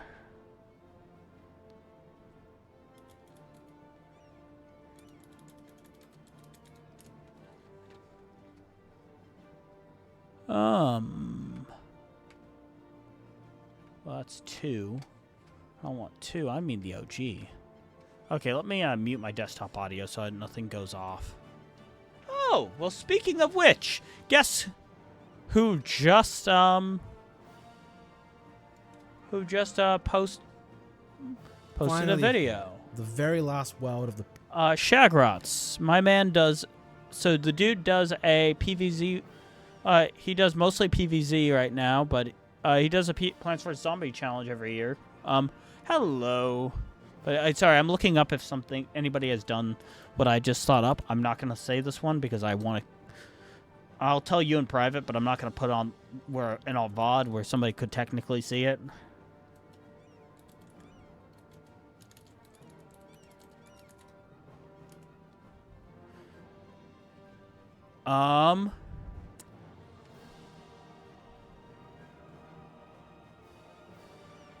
No, nobody's done it.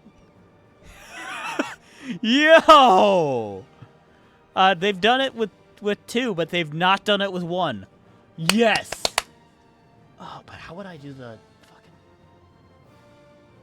Okay.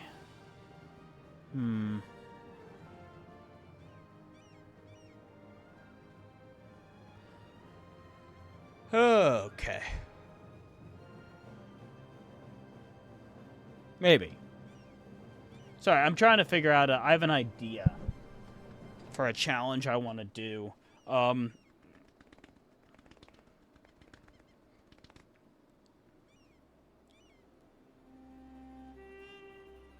But I need to... Like...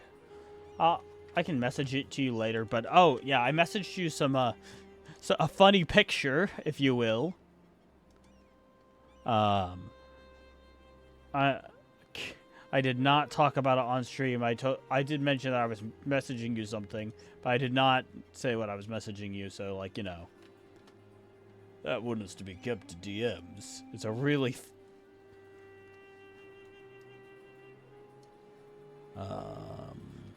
let's see here. Also, welcome back, by the way.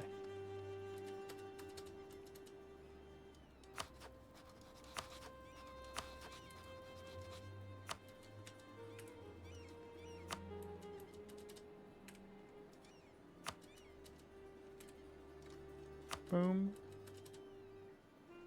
Okay, that's Austria, which is fucking wild, by the way. Austria has allied Burgundy, I think.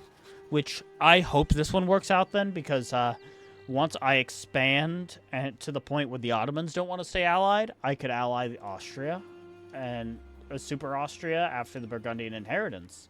Use them to beat the Ottomans, and that'll be... So yeah, stepping stones. Ottomans helps me conquer all this, and then they help me conquer the Ottomans. Austria helps me conquer the Ottomans. Okay, yeah, that's a good plan, I think. I mean, I've done stuff like that before, so it historically has worked. And I don't even care about the Balkans, so that's the... What kind of spider is that? Sorry, I see a spider. I think it might be a jumping spider, so I'm gonna leave it alone. Jumping spiders aren't dangerous. And they are very practical to keep around for small pests. As long as my wife doesn't see it, it doesn't matter. If she does, then I'll kill it.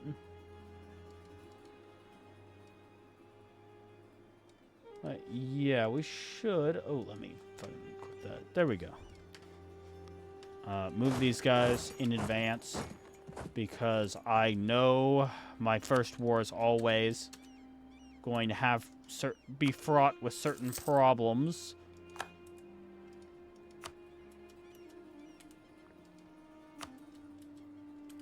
Fucking really?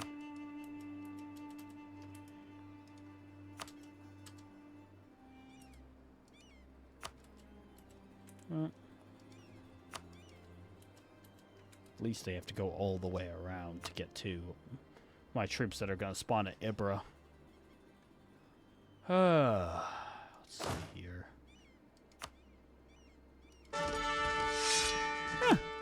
Ruler actually is okay this time around.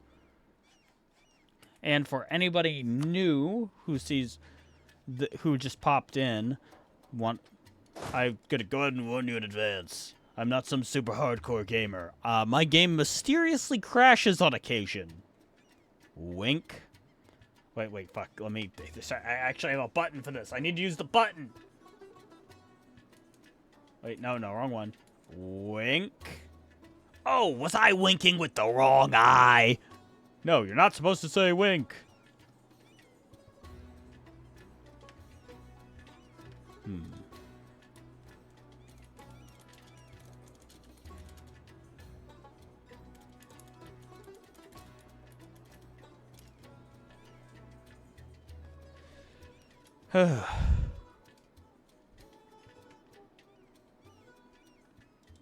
Sorry, just responding to a message. There we go.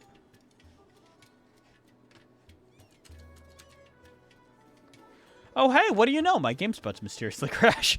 It happens less the further out we get, but, like, it is really fucking rough in the early stages as some of these, like, smaller nations.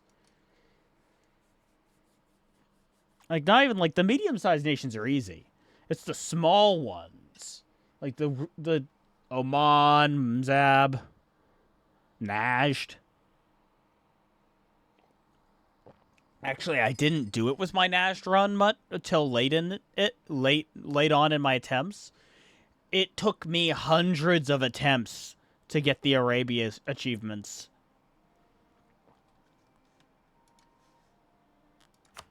Like, holy shit.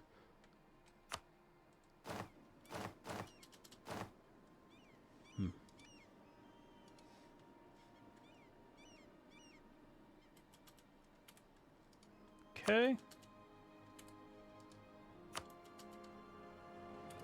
Boom.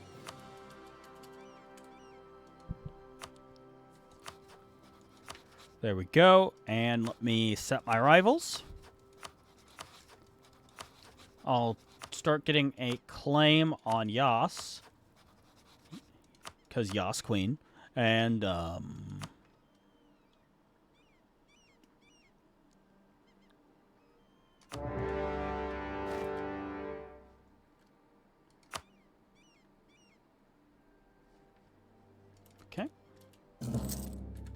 And there we go.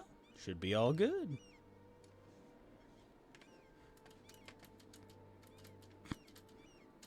Sorry. I said it incorrectly. Let me correct myself. Yes, queen! Okay, and now with the power of cringe, I will, do this. Because I don't think I can, like, do a... Like, it'd be funny to have, like, a joking shooting thing or whatever, or, like, a... Or, like, a... I don't know. There's probably some goofy shit I could do, like maybe have a hotkey to unhide, like, that PNG gun thing I use for, like...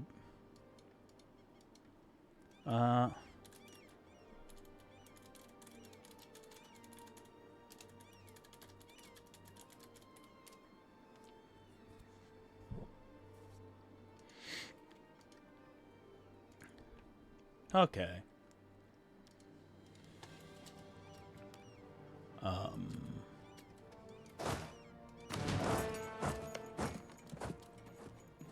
Okay. Oh, shit. I actually won my first engagement. Hell yeah. Let me... So here's my plan. I'm going to wait until they start making more soldiers. And then I am going to do this. Good. My plan right now is entirely based around destroying their manpower by convincing them to make troops in provinces and then taking the province before their soldier shows up. Destroying the manpower in the process.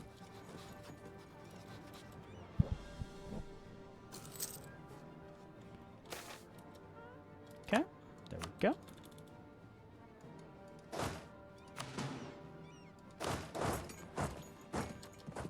Shit.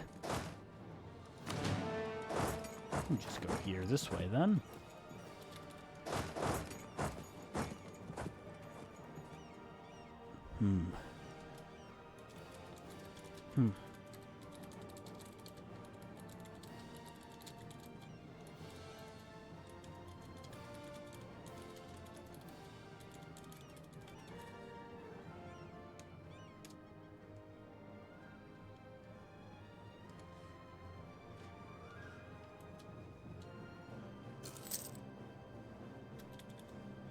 Okay. Let me just,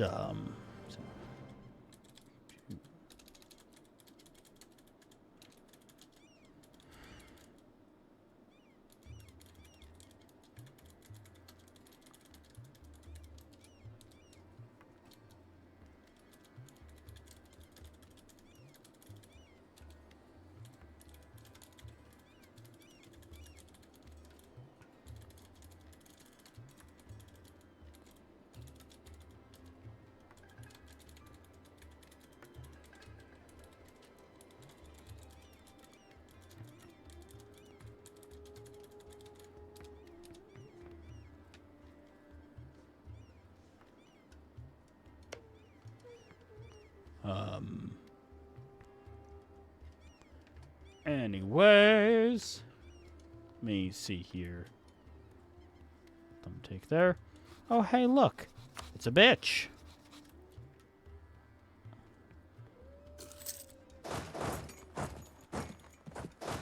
Nope. I gotta wait till they spawn. Then I can do that. Jeez. Wait, why are they getting their manpower back? Oh, I guess they... they can take that fight. I don't mind.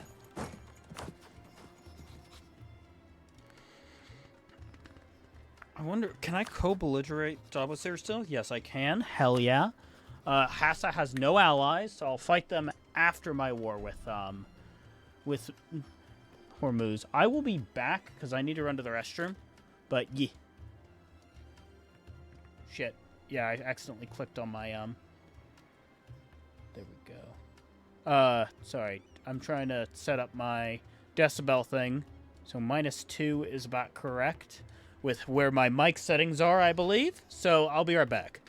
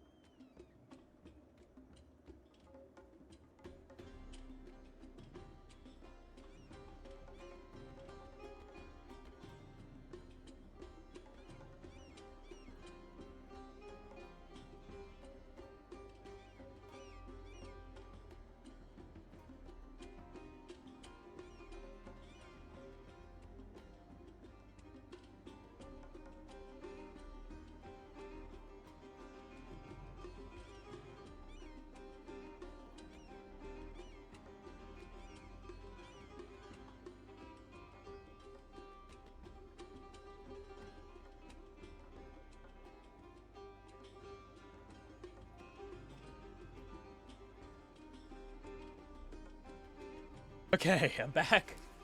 I always forget that sometimes I click that I normally click the mic unless I'm gonna be fast. There we go.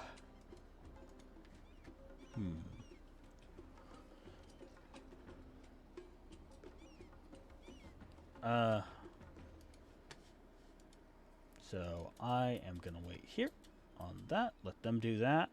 Doesn't matter to me whether I'm the one who takes it or they're the one who takes it, so.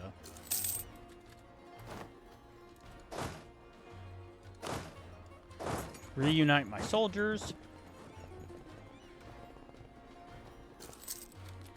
Okay, and group up my army such that I'm going to try to trick the Hormuzi soldiers into thinking they can come onto the mainland.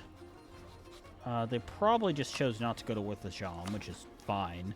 They're probably still going to get completely wrecked the moment Shah Rukh dies.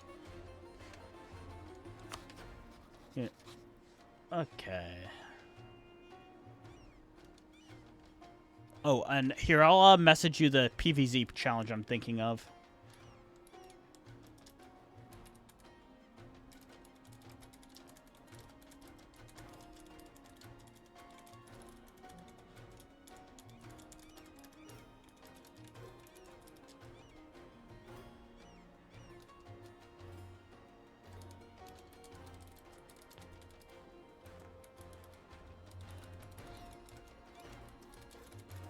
Yeah. So, like, I have an idea of what I want to do. I'm thinking I'll do it back and forth for my private challenges. And, of course, you know, the challenge, the speedrunning challenge I want to do. But that's, like, you know, that's something I don't... That's a one-time event, so that's different. These are things I have to do weekly until I beat them. But... So, like, I'll do the special Nuzlocke. The first special Nuzlocke. Then I'll do Into the Breach Pacifist. Then I'll do the second special Nuzlocke. And then I'll do this one, is what I think I'll do. And we already have all of the challenges lined up for...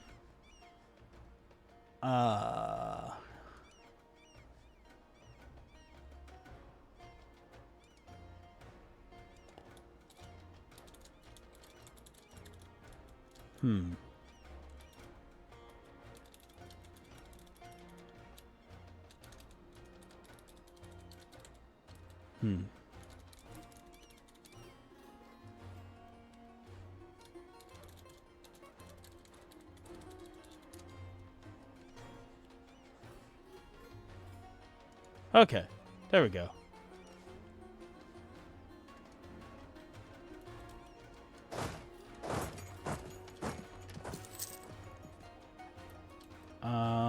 Yeah, they're not going to come to the mainland. Then what I'll do is I will set myself up. Let me fabricate a claim. I'll co-belligerate Dawasir in advance. Dawasir is easier to handle than Hassa, luckily.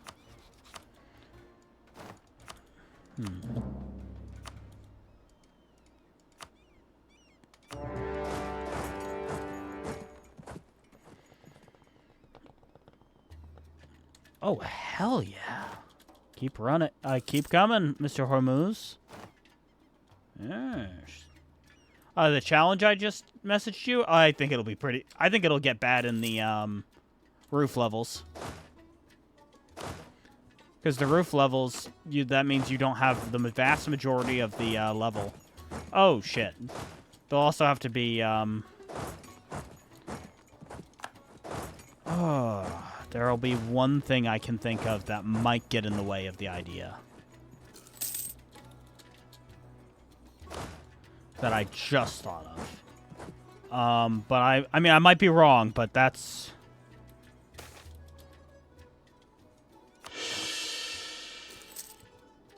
Oh,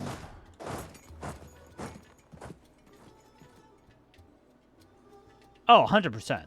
You... Dude, I love Stride, but yeah, no, I would not even. I would not. Just fuck no.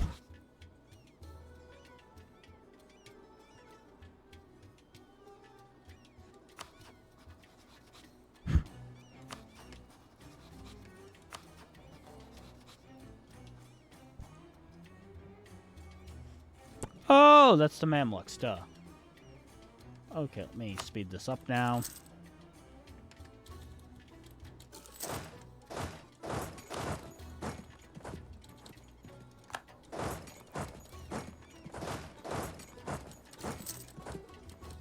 They scatter in different directions. Very good to know.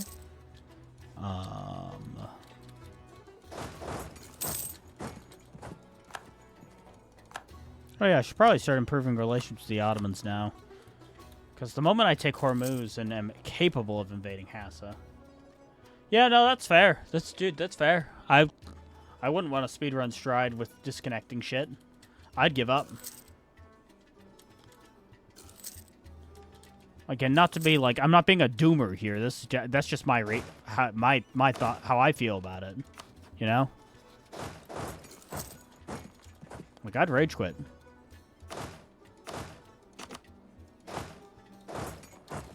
Okay, make sure I have 3K ready, just in case they try to come to the mainland from there.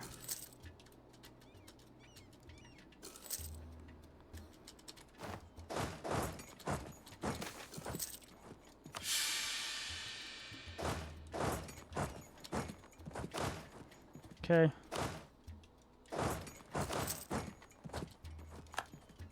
Send these guys back this way. Oh, no. No. Fuck. Let me at least do this so that they're... not yet. I need to beat them first.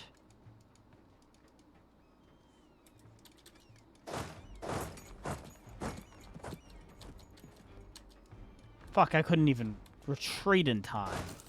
Fucking bastard! Yeah, actually, you know, Rose had this issue, except for instead of having a Bluetooth, she didn't have a Bluetooth issue. Though, to be fair, now I think about it.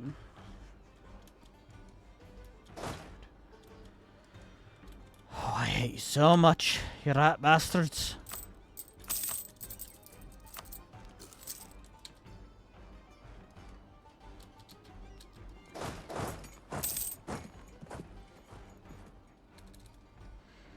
Oh, jeez.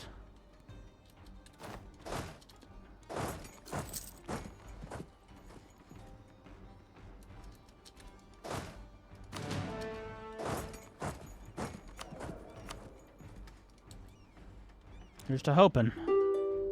Fingers crossed. Hell yes!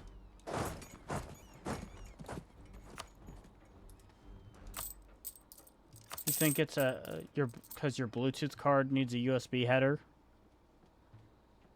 Okay. I mean, very likely. Send them there. Send these guys here and here until I have... Not really important. Until I have the manpower to actually siege it to do that, so... Build a spy network. Get control of everything I need. Oh, shit.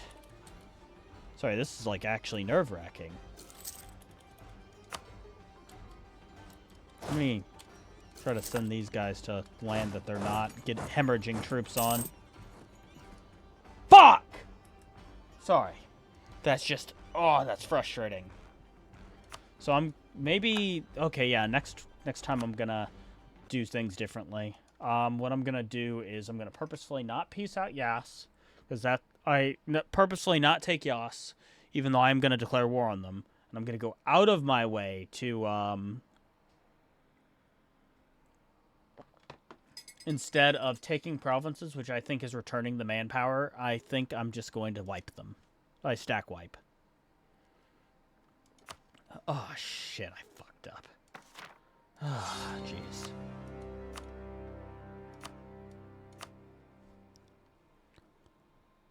No Eric trace, so you don't know? Okay. Yeah, our issue that we ran into was that we had a USB. That a percentage of my wife's USBs just don't work. I think it's specifically her I don't remember if it's her USB 3.0s or 2.0s on the back but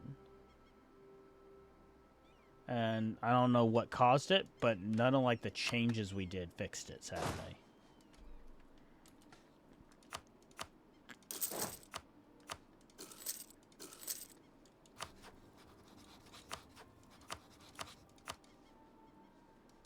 First things first. Oh, hell yeah. I don't even need another general.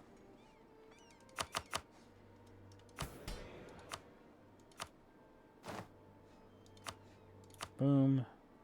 And boom. Boom. Boom. And that is boom. Okay.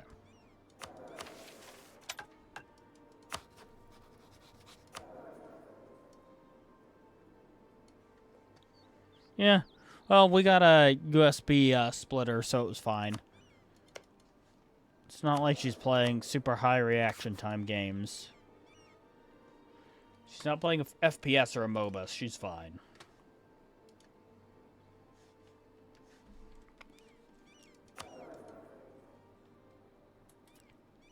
Okay.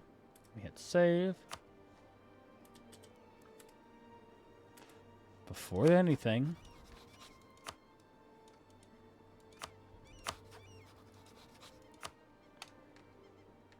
big three that I don't know why they aren't always.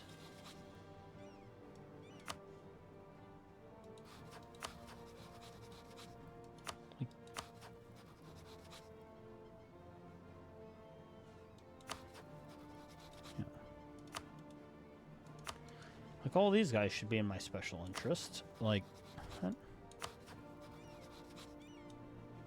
and as well as Mara.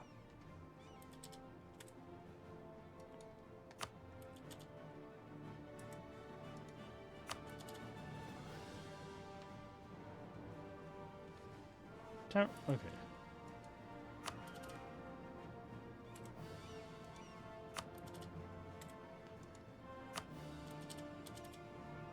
So I've noticed something interesting about how this game works. I think that it doesn't want to have too many things happen in a tick that show up in this menu here, because there appears to be a limit. And I don't know what that limit is, but there appears to be one.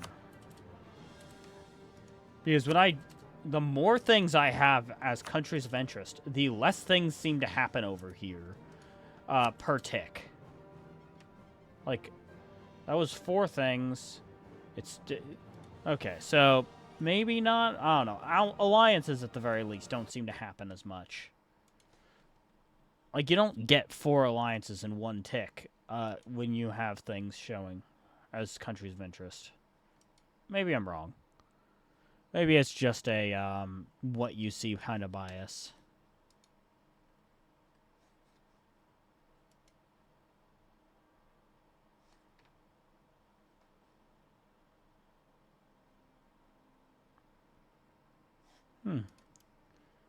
Yeah, what's the short that's just released, I wonder? Let me check. Oh!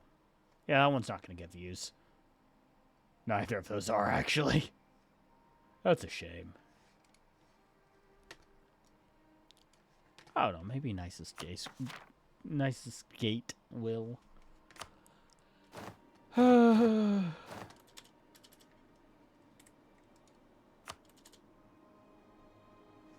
Nope.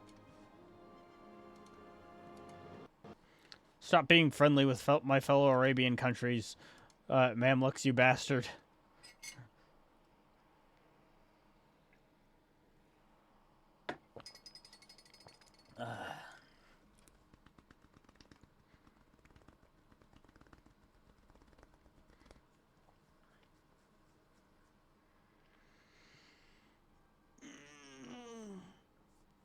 Shoot, I really do need to put in my order for EU5, I just realized. Because I want to buy, I want to buy it through a friend's link, or, well, an acquaintance's link. Because, he doesn't make doesn't make enough for this to be, for YouTubing to be his real job. So, but he's a really cool guy, so I want to make sure that he's, like, you know, taken care of, I guess. I don't know. Fucker! I now have to do that shit.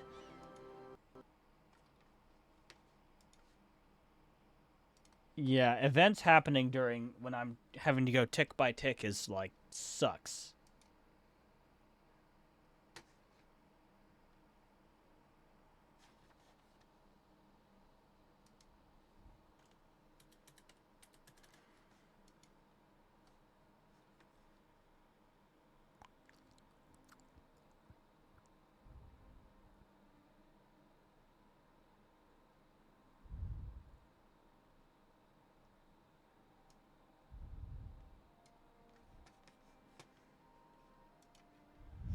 Okay.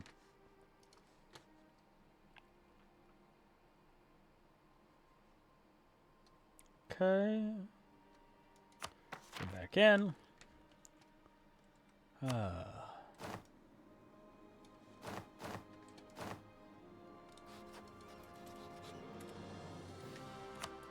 So what have you been up to, Poi? Like week by week?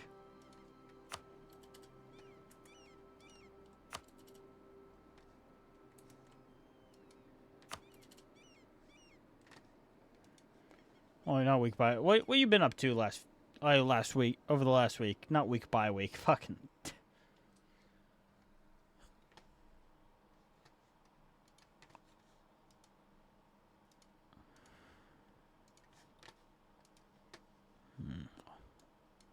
Let me restart that. While that has to load, I can actually open up some of my.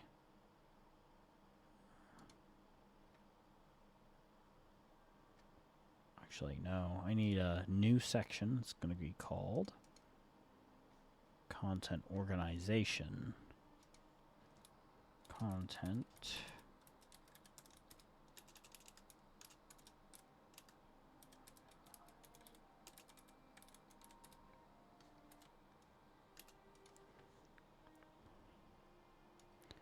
Put it between these two.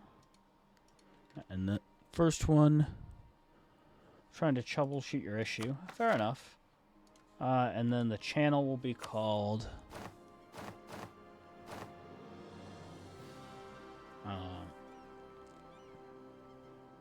Stream Order.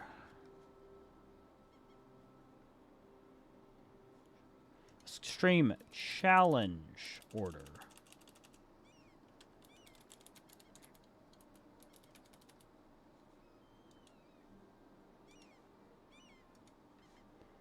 And then the next one is Video Release Order. So let me do this. Because MP is, so I'm gonna, and then I'll split up by multiplayer and single player. Oh, that's nice, man. Hey, look, another crash. Who would have thought?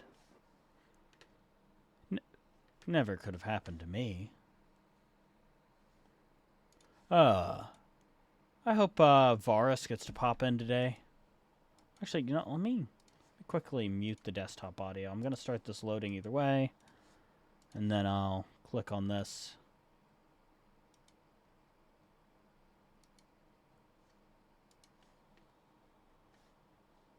Yeah, okay, yeah, desktop is muted.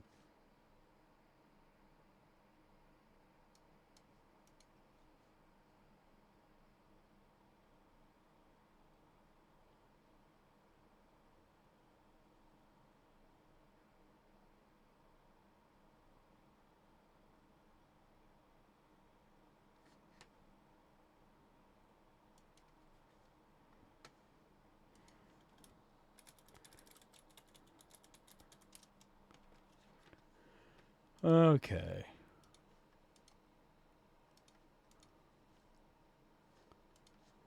And back. Dude, yeah. I would say, not to toot my own horn, but I would say my speed runs were pretty badass. Just saying. No, I do not want Yas allying somebody across the fucking sea.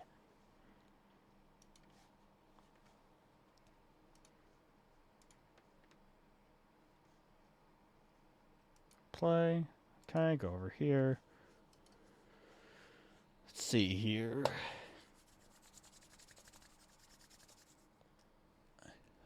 Let's see. P. We'll call it The Boys. Boys.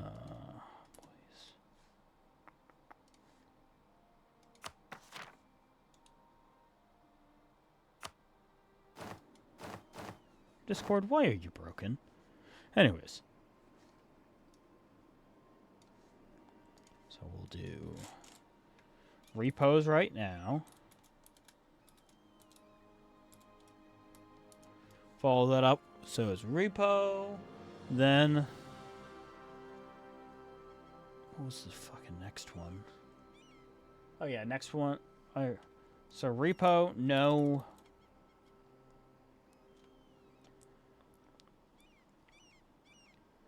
Alright. Repo, no items. Followed by peak. Goat. Let's do a dash between the peak. No item. Oh wait, no items. No upgrades. There we go. Peak. Goat scout.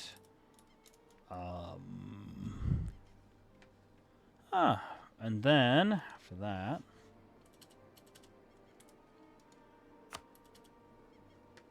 What do you know? My game's mysteriously crashing again. Huh. Fucking industrializing. Crashing my game. After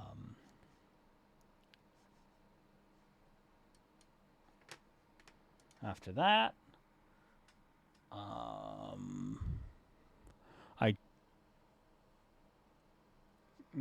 Yeah, we can stream the prep, I think, and then have one big stream. Which I'm...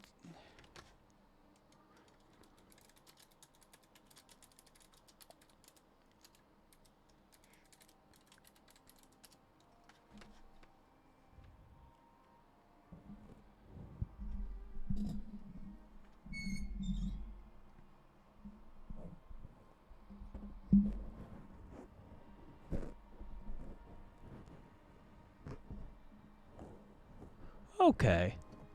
So I can... I'm considering simulcasting, because now that, Twitch allows it, as long as, you cannot merge chat, use any outside things that merge chats, but that's, like... And I can't, like, advise... Like, I can't do anything that would incentivize people to go to other platforms. To watch my streams there. So I'm thinking about, like, doing a, triple where I stream to Twitch, YouTube, and Kick to optimize my, my setup. Sucks that I can't... And that Twitch will be my main chat. Well, the YouTube, I did stream YouTube for a while. It didn't work well, at the time. But I think if I stream to my VODs channel, it'll be better. Like, I'm not going to stream to my main, I'd stream to my VODs channel. And that'll be better. Because my main channel, it's just different content, you know?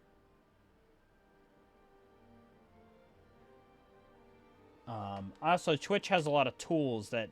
Like, for DRG, it has tools that can really help in, like, doing stuff like the points,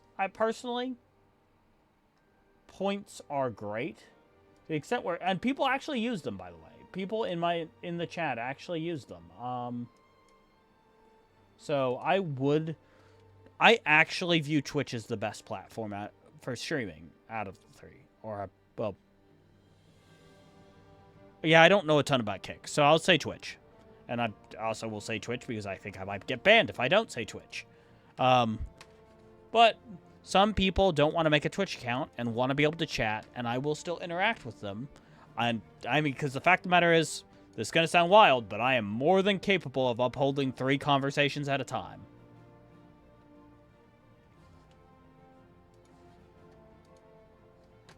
Alright, been sent an iFunny by Pharaoh. Pharaoh doesn't do this often, so I'm going to click on it. I'm going to mute the desktop again, and we are going to check this.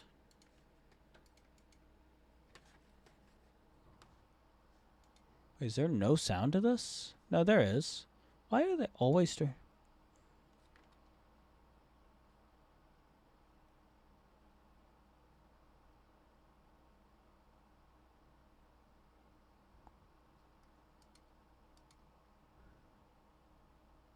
Oh, okay.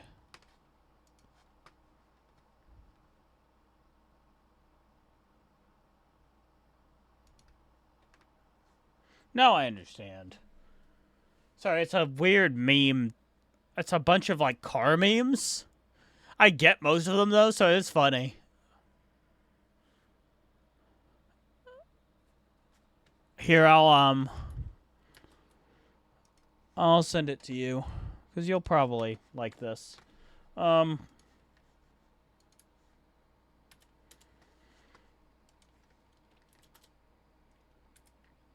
shit, I actually made it today. And what do you know? I still... Okay, anyways, so next, after that, it is...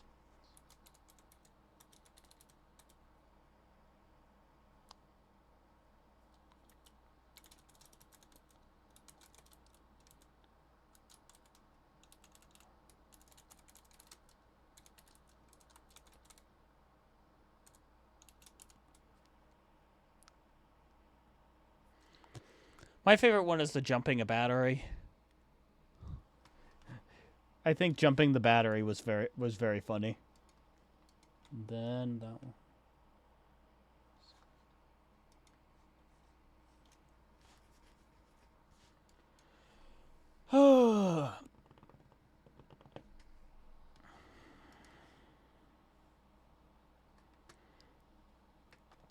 And then let me...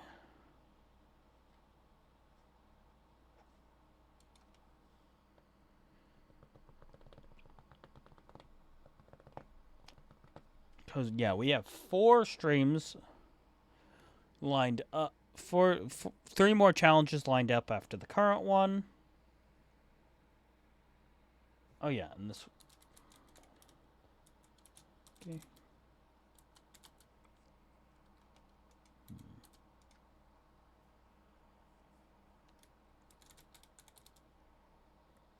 Hope that game has a streamer mode.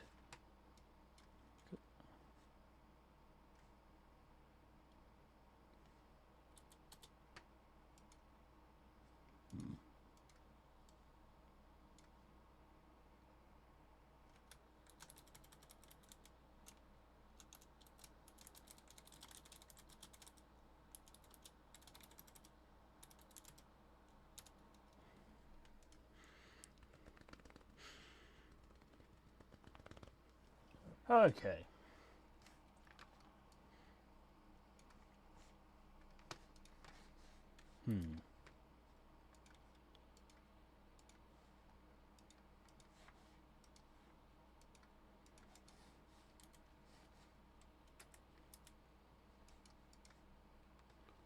Okay.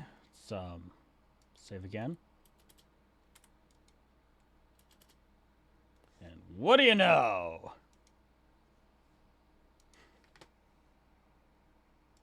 They desperately want to ally people that I don't want them to ally. Which makes logical sense, but still.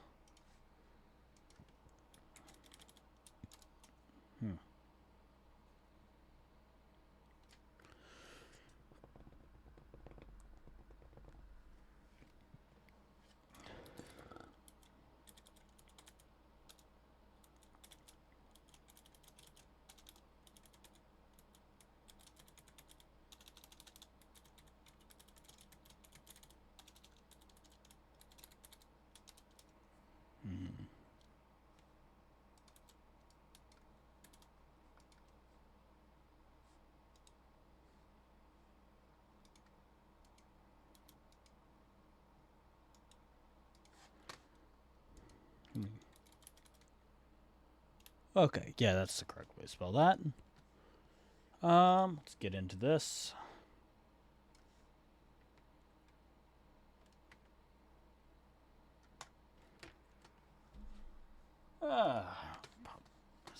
Friend, okay.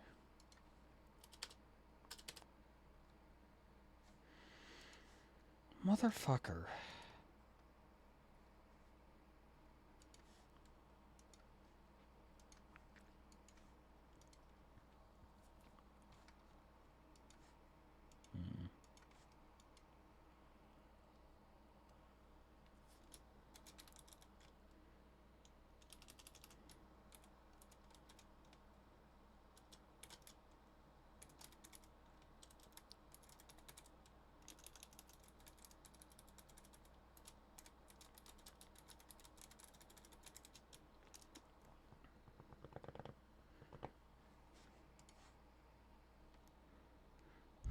me.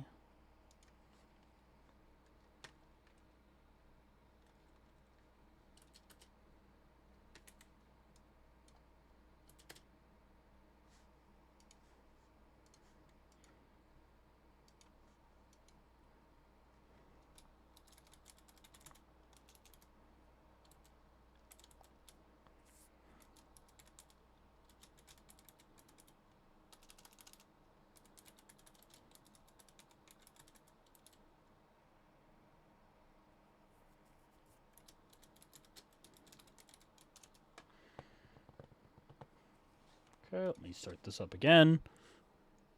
There we go. Apologies. And play, and hopefully I can actually make it to...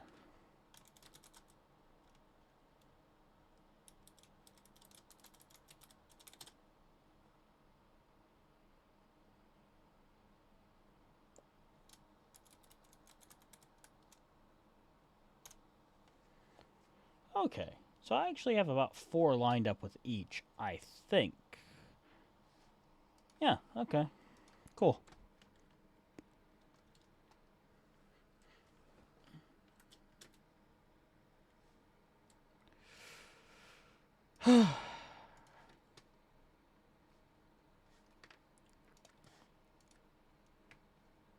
Oh, hey, Bob.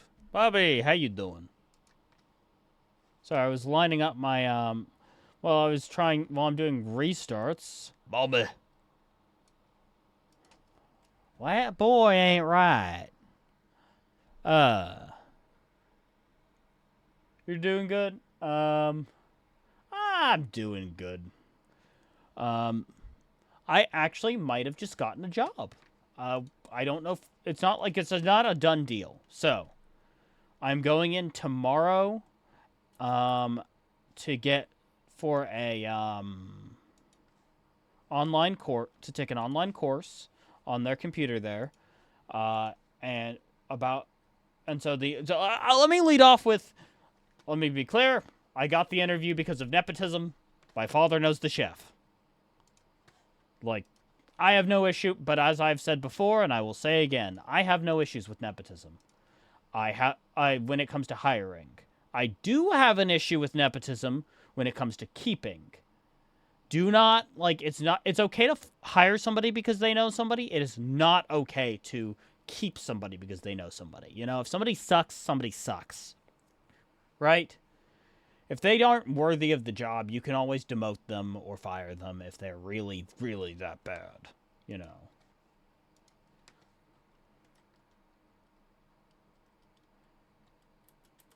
Like, that's my viewpoint. So, Yas allied Mara.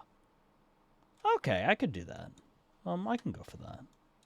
I can go for that.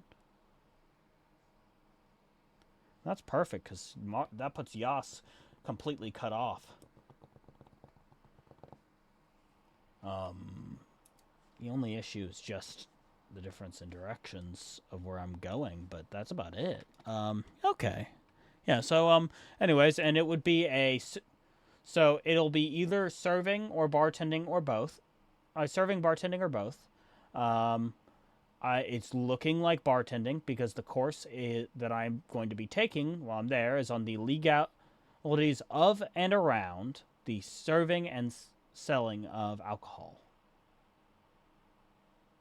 So, while technically it could still be a server thing because servers do also have to follow these same rules.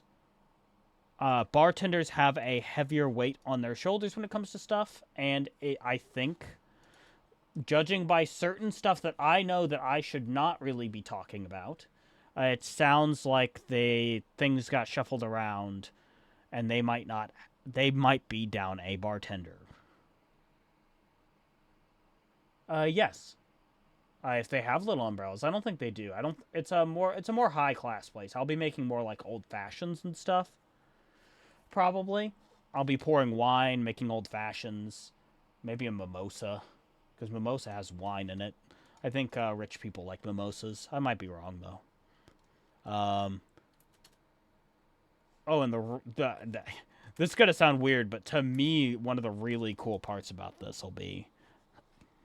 damn it. Damn it, Mara. Ally somebody I can actually peace out, damn it. The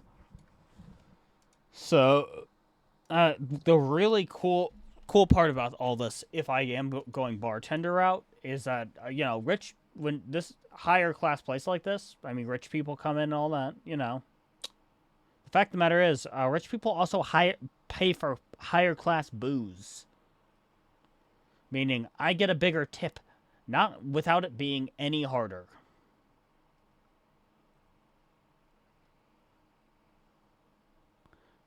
So yeah, I'm pretty excited for that, if that's the case. If I end up as a bartender, and even if I don't end up as a bartender, I still get a higher tip. And, even if I have to tip out the bar, because that is a common practice. That was here? Politely fuck you.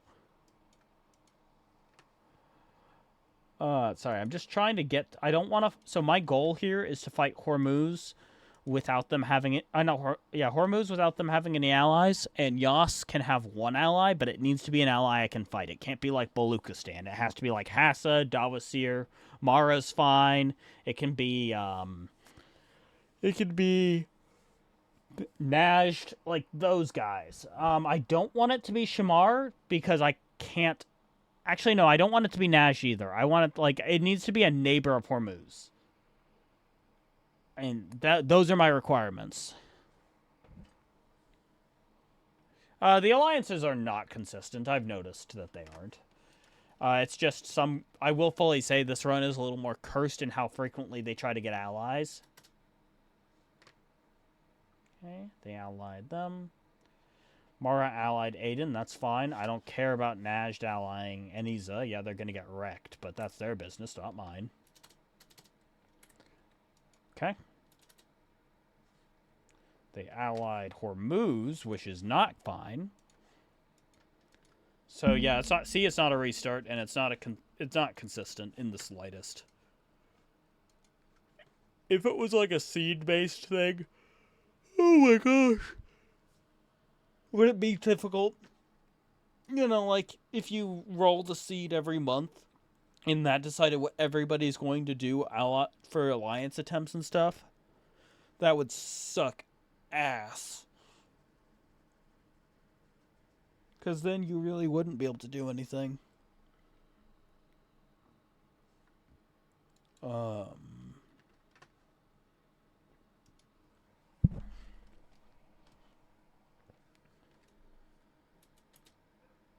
Fuck.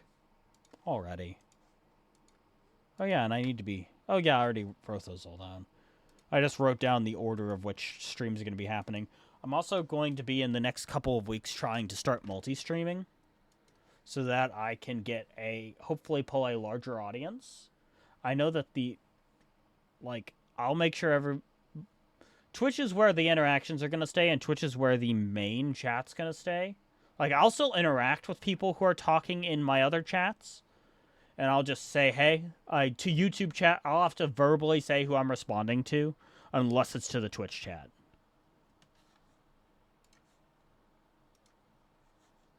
I'll have, in text. If response... I'll probably have in text along the top. Somewhere in the top area. Or or along the bottom. I'll have, if responded to, then... If not specified, responses are to Twitch. Because I think that'll be a good way to handle it. Because I do like using Twitch for a lot of its funny shit that I can do. Because there is so much goofy shit I can do on Twitch. I do love the point system. I do love... And from what I understand... they have stuff like that over on Kick, but no, I'm going to stick with Twitch being my main. And all of them are different audiences, which I think will be really helpful, because, Twitch, I'm pulling a lot of the international audience, but, like, I'm pulling a lot less Americans. And I know that you're, like, part of my international audience, so maybe that doesn't seem so odd to you. Oh, fuck, my desktop audio's been off. That might not seem so bad to you, but for me, as an American, it's definitely helpful to have people who understand, I guess, my cultural context. Because while, yes, the rest of the world knows American culture I more than America knows other places' culture, but that is actually it should be. Sadly, it's not anymore. We bring in a lot of people who hate us. I have noticed, and teach their children to hate us after they move. It's but yeah, I love my country too. I actually really it should be, but I this is going to be a little controversial, and I will say this, like, this will never happen probably, but I do think if somebody goes out and says that they hate America and that they are a like legal immigrant, at that point there should be talks about that. If they're here to take our economics but then also say that they hate us, they maybe need to have their citizenship revoked and be sent back. Like, that's kind of a line for me, because it's like, don't come here if you hate us. Don't. That's just strictly, just don't. Or honestly, or at least don't feel comfortable fucking saying it. You know? That's, because we genuinely do have that issue. I do not want you to ally Baluchistan, Mara. Because that is a genuine issue my country deals with a percentage of not. And that's the thing, a lot of legal immigrants do. The majority do, actually. Let me be clear. The majority of legal immigrants are amazing. I am very pro-immigration. I have known legal immigrants. We have family acquaintances who are legal immigrants. When I was a teenager, I had a massive crush on a second generation, and her parents were legal immigrants.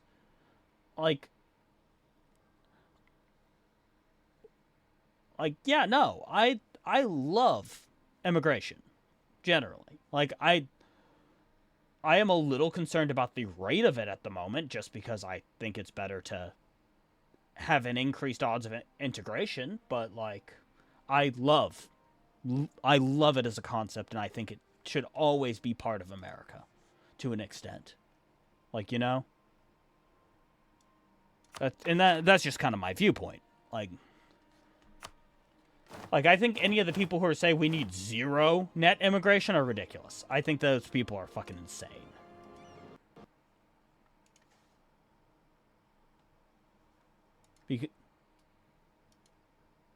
Because, and I do love that the American identity is so fluid, where we can allow people from other places, because it has very little it has very little to do with where you're originally from, or your race, or anything like that, or your ancestry.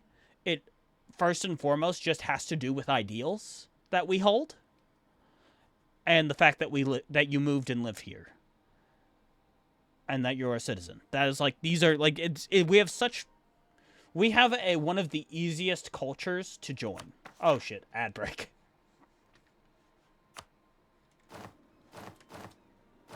Shit.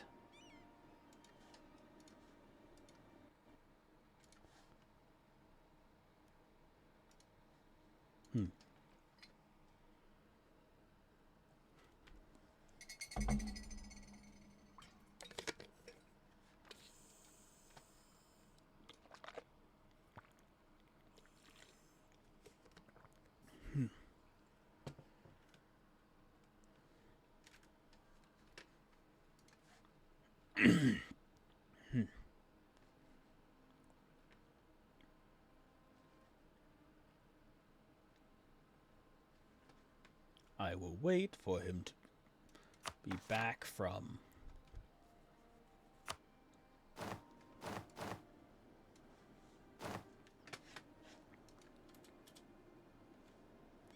fuck, not again. Already have to fucking do it again. Anyways, welcome back from the ad break. Some people were that are arguably more Norwegian than you. I mean, fair enough. I'm not sure if I know anybody who I'd say is more American than me or less American. You know what? I will say though, I have seen some immigrants online who are more southern than I am. They got like real heavy accents. They go all in. They're talking like this, and they really just go right at it. You know what I'm saying? Okay, I'm not like, you know, like they got real heavy. Like some of them have like real heavy southern accents. I think it was a woman from Brazil. She served in the military too. It was wild. But she had a real heavy southern accent. And it was fucking really, honestly, that was wild, and I actually loved it. I was like, that is so cool. I know most people probably don't understand why that's cool to me, but you know, I don't even know why it's cool to me. It just is. Because, you know, Southern culture, while being part of the broader American culture, because American culture is actually a super culture, not just a culture. It is a culture group, is a way to put it in EU4 terms. You have those moments too. But yeah, and it's like, it's cool. It's cool. But on the other side, mostly up north, doesn't happen so much down here, but there are communities, entire communities, that don't integrate. And that's kind of where I draw the line. I don't like that. Because I don't think we can enrich ourselves with some things from where you're from, but majority, when you move here, you need to majority become American. That's what needs to happen, right? That's my viewpoint. So we have that issue, especially in the north of the U.S. So like in the Rust Belt and in New York and actually out west in California, there are just entire communities of people who don't integrate. They just stay in their communities. They even speak the language from where they're from. And like a lot of people are like, well, you don't have a national language. I don't fucking care if we have a national language. It is the language that the majority speak. It is a lingua franca, and you need to have a functioning capability to speak it. Or you will never be able to be truly fully American. That is my view. I do not care if you speak within your own home the language of where you're from. I know people who did that. That is fine. I know a guy who speaks Spanish because his mother is Peruvian. And they speak Spanish at home. She speaks English well enough to, when she goes out, she can talk to people. She could go to the doctor on her own, I'm sure. Like, you know, and that's fine. Like, she doesn't need somebody, that's enough. Like, and her children all speak fluent English. So it's all good. It really is just the issue of these communities where even the kids barely speak a lick of English. Like the kids speak the amount of English the parents should know. Like that's the issue. And that the parents can't even speak enough to like get by anywhere outside of their little community. And that's like, so yeah, that's like kind of where I draw my line.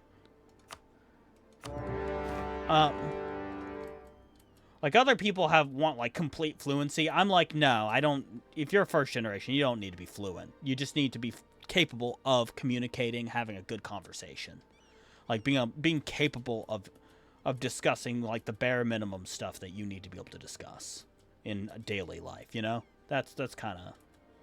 You go to the hospital, you need to be able to tell them what's wrong. You go to the grocery store, you need to be able to say, hey. What you're looking for. That kind of stuff. Not, you don't need to be able to describe metaphysics in English, for instance. Hell, most people who speak it as a native language can't do that. I can't do that off the top of my head. I say metaphysics. I think it's quantum physics that I'm thinking of. My bad. Oh. Okay. So they're going to go there. I'm going to stack wipe them. And I will go destroy now. Oh yeah, I need to get a claim. Oh no, I already am. Good. So yeah, and that's kind of the line there.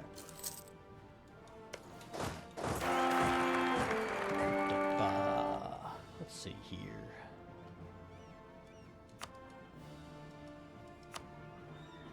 Oh, Suleiman. It is the, I'm assuming this is the Arabic version of Suleiman. As in, like, the Magnificent. Is that... Yeah, it probably is. Which, by the way, Suleiman was a fucking badass. Like...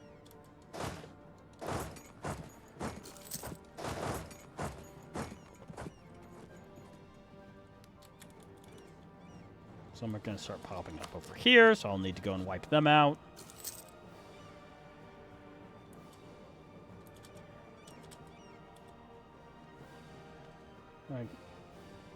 That I can grow. Well, that's the thing. So here's an interesting thing that most people don't recognize. And by the way, genuinely, most people do not recognize this. Members of my family actually do, which is why I recognize it. But I was not the first in my family to think of this. I grew up knowing this. But we all generally want the same things. Most people. Most people. The vast majority of people primarily want to feel safe. Not even be safe. They want to feel safe. The average person wants to feel safe. For instance, fun fact, gun laws don't actually increase safety statistically. But you feel safer. So for some people, they feel safer like that, so that's why they push for them. But on the other side of things, so you want to feel safe, right? You also want to have enough money to be able to live your life, or you want to be able to take care of yourself and have a certain amount of luxury, a certain amount of quote-unquote luxury, right? So it's quality of life. You want a quality of life of a certain level. Now, most people only really want what middle or upper middle class, really. But everybody wants that, right? And then everybody, so safety, quality of life, and everybody wants connection. Like, connections with those around them. But the thing is, we all have very different ideas of how to go about getting these things. And not just within a country there's a massive variance, and within the world there's an even much larger variance of ideas of how to get these things. And those ideas oftentimes butt heads. And because, like, once my aunt said that with somebody, she has, like, opposite political views. And they immediately went, no, we don't. And no, the fact of the matter is you do. You want the same things. You want the exact same things. It's just we all have very different ideas about how to get those things.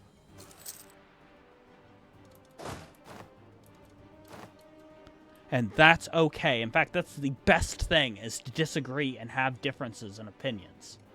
Because when you have differences of opinions, that's where things shine. We just need to stop demonizing each other for having a difference of opinion. I mean, there's a couple lines I have where I will definitely demonize somebody, as when it comes to the kids. Don't come for my kids. General rule of thumb, don't come for my kids. I'm going to have children one day. Don't come for them. Don't try to do anything fucked up. That's kind of, your life is on contract after that point, you know? That's different.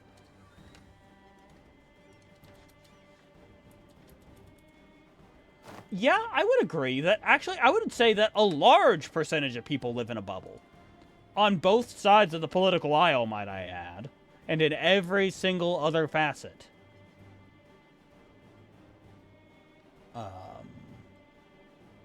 So I would actually argue that the majority of people live in a bubble. To the extent where they don't even realize that the person next to them has completely different beliefs to them. Like, I've run into that, by the way. So that's why I'm saying that. Like, I have known people who assumed that I had the same views and beliefs as them.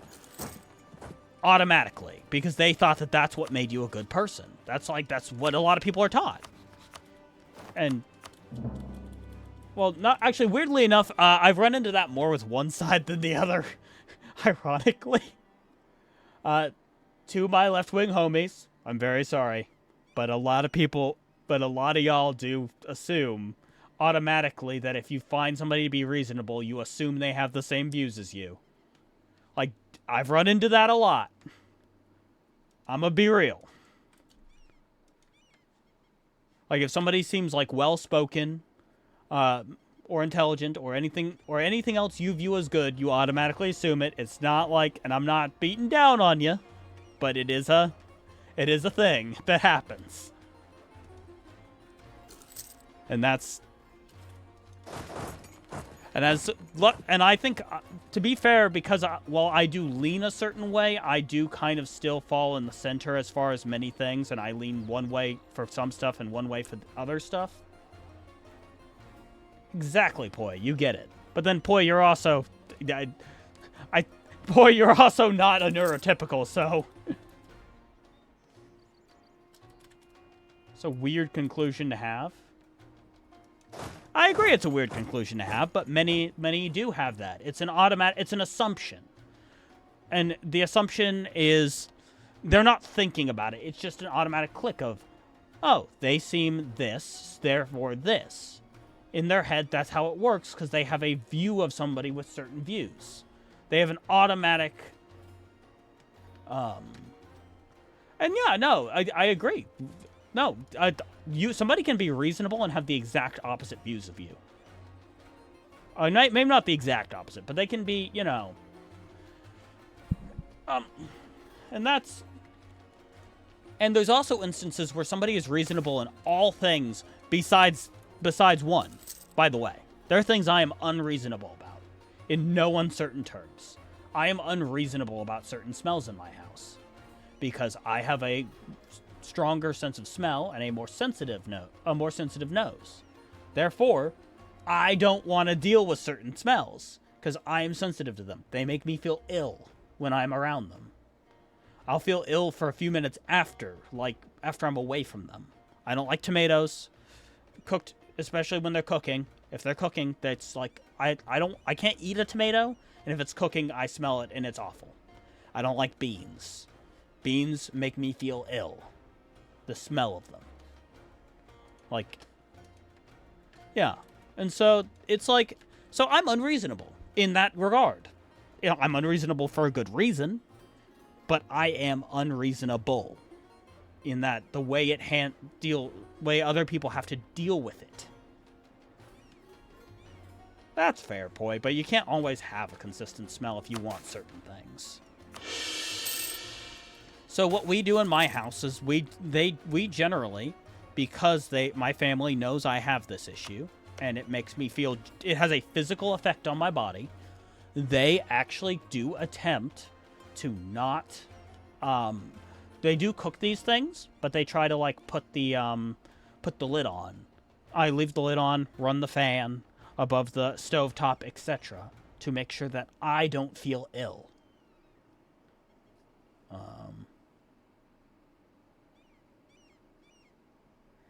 People tried to do that with me. My parents never did, luckily. Well, I mean, my parents would try to encourage me to when I was younger. And then as I got older, they realized it was not only a losing battle, but not a good idea. So they stopped. They eventually stopped. I'm going to be right back. I need to go pee, but I do want to continue this very conversation because this is actually a great conversation, okay? So feel free to continue talking in the chat if y'all want. I mean, be back.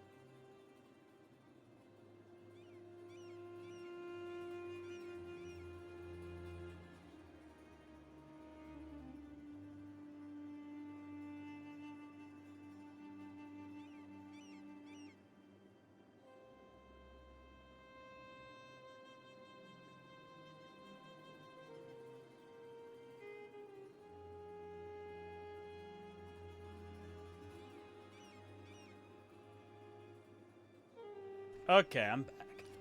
I'm gonna catch up on reading. Smells wondering. Okay. I mean, it's like Christmas food. Christmas food's good. Everything smells so good around the holidays. Morning or evening dew, fresh cut grass smell. I don't like fresh cut grass smell because it makes my nose water. My nose run. My eyes water and my nose run. Let's see. Oh yes, freshly mowed lawn is the best smell. Apart from the hay fever. Anyway. But yeah, so like we all have certain reactions to, but the general idea of what I was going for is we all have certain reactions to smells, right?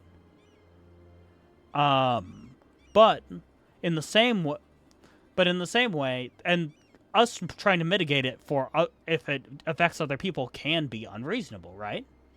In the same way, everybody has a certain amount of things they are unreasonable on, even if they are a very reasonable person. And everybody has preconceptions that control what they do and don't, believe. Oh my gosh, Poi! How dare you say that? No, we are a blank slate. We can be programmed from birth, definitely. Sorry, it's, the blank slate theory was something that was pushed heavily in the 80s, where it was believed that it was all nurture, no nature. But it has been proven that it is 50-50. Half genetics, half nature. It was pushed heavily in the 80s and even more heavily in the 90s and early 2000s. It was wild.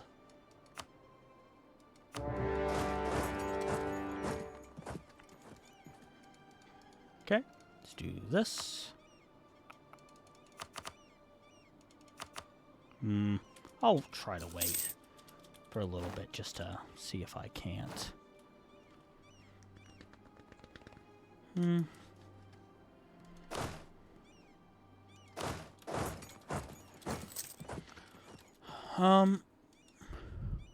Yeah, so that's a thing a lot of people make assumptions based on, in my opinion.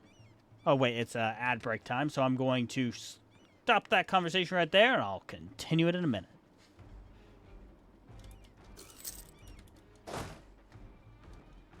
That's fair, dude.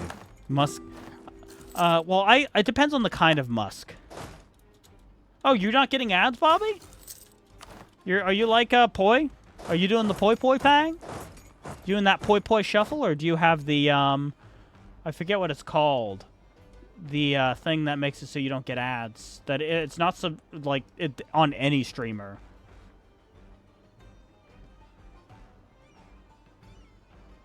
Yeah, sorry, Poi. Where I'm from, it's always above that level of humidity. And you don't have an ad blocker. Okay, well, that's fucking weird. You don't have turbo, you don't have an ad blocker, and I know you don't have a subscription. Okay.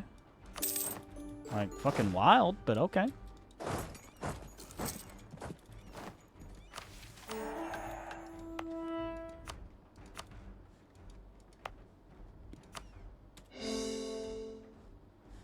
Okay, let's see about this.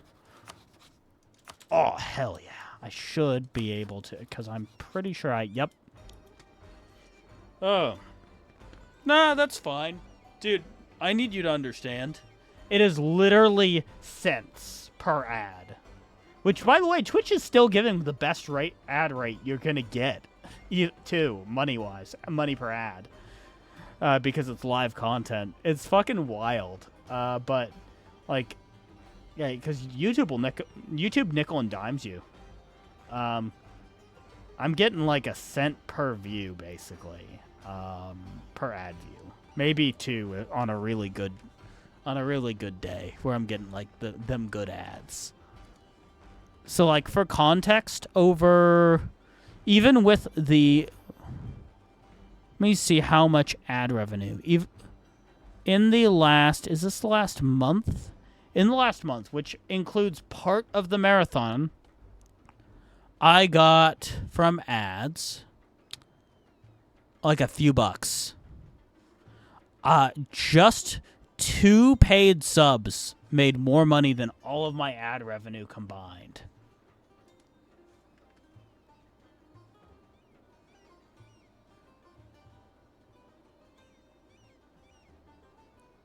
So, yeah.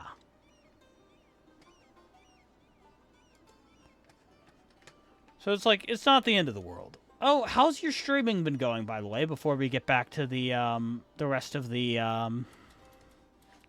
like, before we get back to the conversation about how everybody is different and that's fucking wild?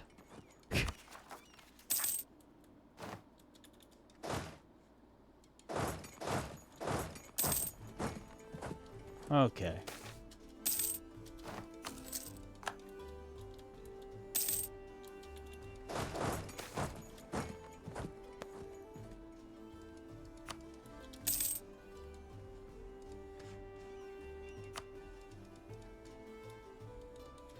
Oh, hell yeah. I need to declare war soon. Let me just take that, then I'll send this guy over here, then I'll go back. Stream much, honestly. Did one extra stream last week, which went well, but school is taking up my time. That's fair. One thing that's a bright side for you is that because you're... I don't know if... it probably doesn't affect Twitch as much, but on YouTube, there's a big thing where if you're from... that used to help is that if you were from a country... and then you were also spoke English, you actually got a huge boost because people in your region would be recommended to you highly, and as well as the English speaking world because you're speaking English. And that was a thing. That was like, that's how PewDiePie got so big. That's why PewDiePie was the largest of his age of streamers. It had very little to do. Like, he was, don't get me wrong, it's not like Felix is not a talented guy. But it certainly was not just that. There were other benefits that...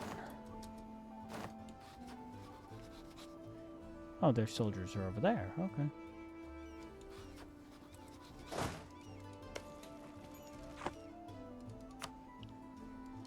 Okay, I will leave 4 then. And I need to improve relations with the Ottomans. So our relations to threatened? Okay, I can't do that just yet.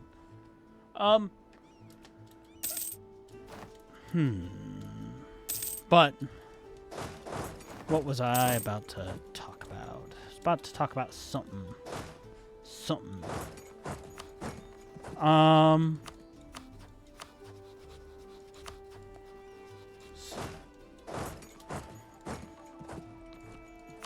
Yeah, right. Okay, things about, like, different opinions. Like, for context, my thing on, like, people make assumptions, when I was talking about people make assumptions, I, like, literally to the extent of that I have a friend, somebody in my, like, main friend group. They were taught when they were younger and growing up, by their grandparents, by the people around them, by their father, they were taught that Southerners were racist. That the most Southerners, if not all, are racist. I am a Southerner. Most of their friends now are Southerners, by the way. Funny thing. But that was what they were taught growing up. So, and that's, like, where they're from, that's what's taught. Like, in the... because they make assumptions based on our past. Yes, we had slaves at one point. Yes, we had Jim Crow laws. They were awful. Guess what? The whole country had Jim Crow laws, by the way. Just or not the whole country, but a large portion of the nation had Jim Crow laws, to be fair. But yeah, you're right. It's false. About 1 in 10 Southerners is racist if I were to give a guesstimate. In some areas, like mine, it's lower than 1 in 10. Like, it's even less. In some areas, like in the Appalachians, it's more like 1 in 4. Or 1 in 3. But, like, you know, it just depends on how, basically the community, whether the communities are really... It's basically how far away from everybody else they are that defines it. Appalachians, people end up that way because they're, like, really far away from everybody else. And that's... But yeah, it's false. It is unequivocally false, and it sucks that people are taught that. Like, unequivocally? Let me double check. Unequivocally. With that, in a way that leaves no doubt. Yeah, no doubt. So I'm correct. I was using it correctly. Good. It is false. But that is what they're taught. And that, because that's how it used to be. Used to. Like, it has been... Yes, Southerners are in there, but at one time, we were sure we were kind, but we were also brutal. And by the way, we still have some of that brutality to us, but our brutality is now put into more conducive things for everybody's sake.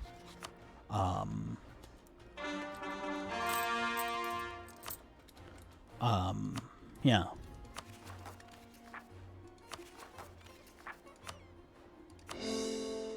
Because I'm not going to deny, while we are kind people, we are very capable of violence. We are very capable of hatred and all other things.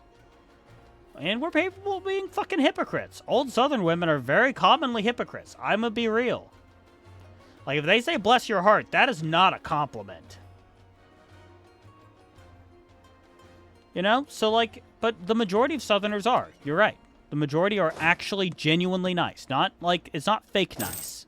It is, they will help you because they want to help you. They will be nice to you because that's what they have been taught. That is what you're supposed to do with people. You're supposed to be kind. And that is what we are taught from a very young age, mind you. We are taught manners still. Well, in this case, we had Jim Crow laws up until the 60s. So, like... Yeah, poi poi, that is multiple comedians have used that as part of their act. So yes, I can firmly say it's true. You could at one time do that. You can old women still can do that.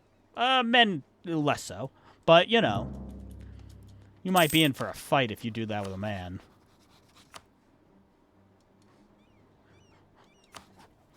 What the fuck? Oh, okay. That's fucking goofy.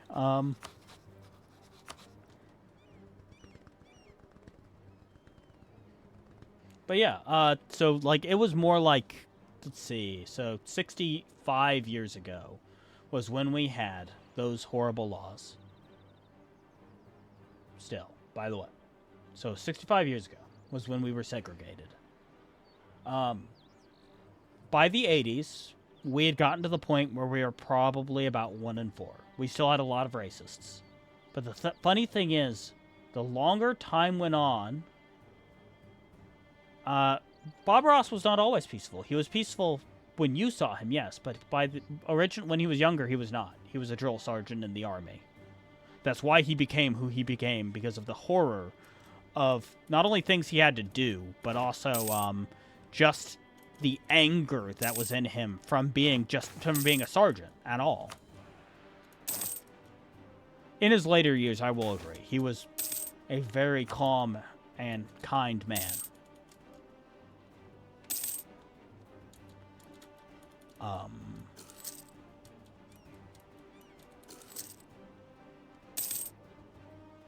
Come on. Take the fucking fort.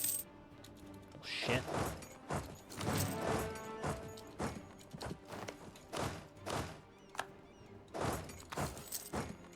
Okay. Gimme. Good. Yeah, take up to there.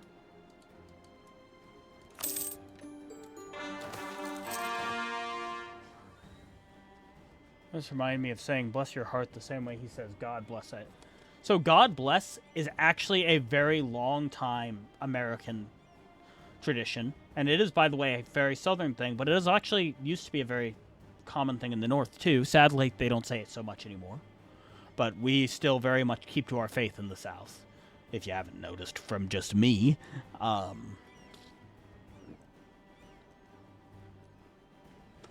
God bless...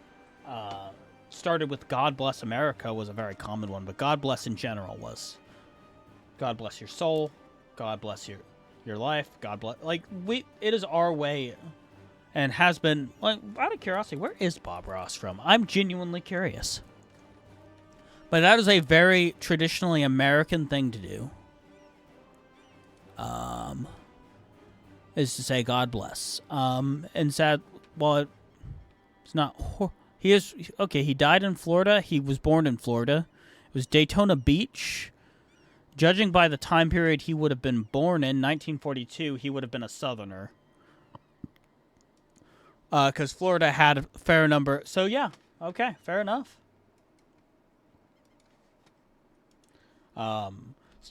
So Floridians are not all majority Southerners anymore, but at the time they were. So, or at the time they were majority Southerner, U.S. Southern or Hispanic. And by Hispanic, I mean like Hispanic as in like the people who were there when we took it from the freaking when we took it from Spain. Did we take it from them or did we buy it? I forgot. Because there's a lot of bits of land we bought, and then there's some we took. I don't remember if that's one from a war we fought with them.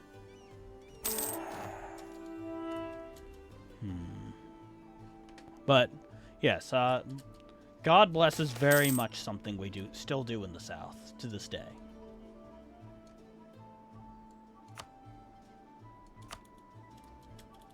Jeez, actually... There's also a common one at, like, some southern restaurants use, have a blessed day as their, like, you know, like when you they finish taking your order or when you're leaving from picking up your food.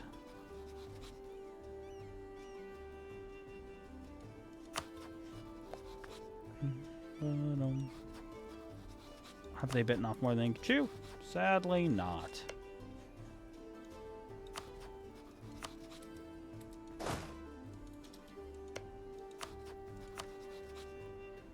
Fuck off, Poi. I think I love my culture for that. To wish well unto others should never be... Why the hell would you find that creepy? To say God bless you.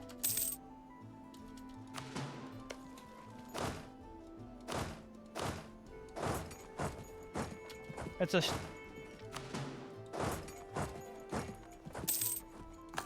Yeah. To us, it is the greatest sign of love to ask a divine creator. And by the way, this is an ask. It is a request, not a demand. For us, it is the greatest sign of love to do something like that.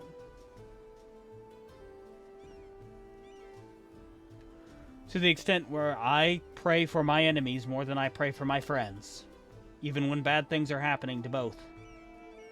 Genuinely. Or not enemies. I don't really, in my eyes, have enemies. But, you know, I pray for those who I do not personally like. Or who do not personally like me. More than I pray for people who I like. Because I am supposed to love those who do not love me. Those who do not love me. That is part of the gospel. And now that, by the way, that doesn't mean, for instance, in cases of self-defense, for instance, I will still defend myself if I'm attacked. That is still, you know, because I still have to live. You can still smack somebody while loving them. If they hit you first, you know, it is what it is. Hey, but yeah, Poi, I think this might be some some of them there skewed British viewpoints. That's fair. I mean, you're just unsure. That's what agnostic means. You're not an atheist. Atheists believe that... atheists believe there is no God, while an agnostic is unsure. And does not know if there is one.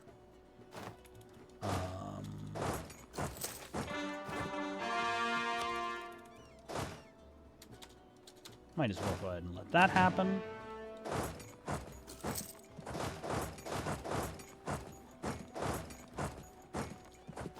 Oh.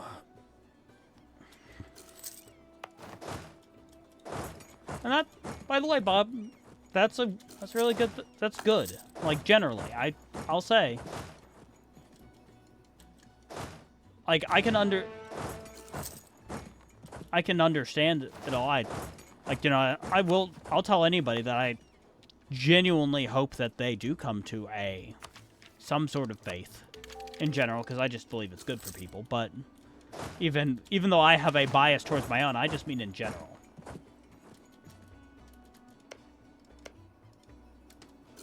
Yeah. On the counter side of things, boy, I'll say it's a literal 50-50 flip, even by coin flip, even by the raw statistics of it is that statistically the idea of the universe there's only two ways we can currently conceive of the universe existing. Number one is that a god created it and kicked off the Big Bang. Number two, a divine entity kicked it off. And number two is the concept of a universe before ours. And that's what the Big Bang was made of. Where everything came closer together, squashed together, blew up into a new universe with different rules. These are the two ways that it can work. Technically, it's not a 50-50. It's actually a 67. But yes. And the reason why is because there's also a chance that the answer is both. So it's actually more likely that there is one than isn't, based on our raw numbers.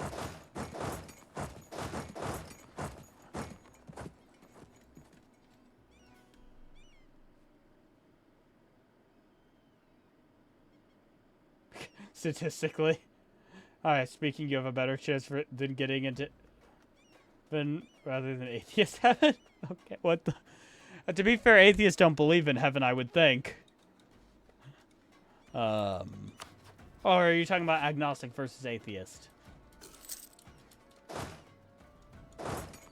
Yeah, so the odds are... there are two possibilities, but those two possibilities can overlap, which is why, statistically, there's a higher chance of a creator than not. But also... the cool thing about all this is... and there's technically a very minuscule chance that there's nothing. There was just nothing.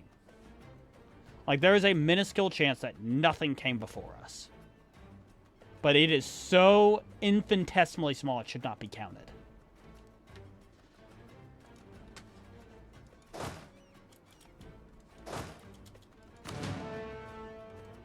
Nothingness, in your opinion. And that's fair. Like, you have a right to your opinion. Does it make it right? So-so. I mean, agnostics are more likely to be right than you. Well, like, technically agnostics literally can't be right because they're not sure, but you know what I mean. I take my statistical win every day. My statistical chance every day. Happily. I'm so-so on, when it comes to pagans. It depends on the pagan. If they can explain to me why they believe what they believe and that they actually do believe it, my issue comes into play with a lot of American pagans who believe in like Norse or believe in Hellenistic. I run into issues with them a lot because they don't actually believe it, and they actually just use it as an excuse to not follow moral guidelines. As somebody who has friends who are in, like, or maybe friends, somewhere halfway between friends and acquaintances that are within these religion groups. One friend and one person who's, like, halfway between. That is a personal issue I have with it. I think that one of the most important factors of a religion should be that it has a rule set that you should be following.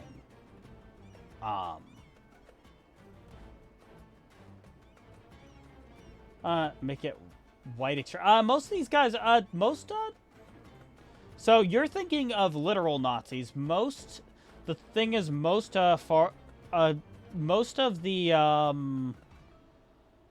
of the, like, Norse pagans and Hellenistic pagans in the U.S. are either... there are some that are right-wing, but actually, funnily enough, most are left-wing, like far left. And once again, it is just an excuse. They just are using it as an excuse like, because I do know a right-wing Norse pagan, by the way. I also know a I've known like 5 or 6 left-wing Norse pagans. And I've known 3 Hellenistic pagans. All of them are either left or just don't have political beliefs. Oh, no. That's fair. Once again, my issue fully comes into play with the fact that I believe that that many use it as an excuse to not have more objective moral standards.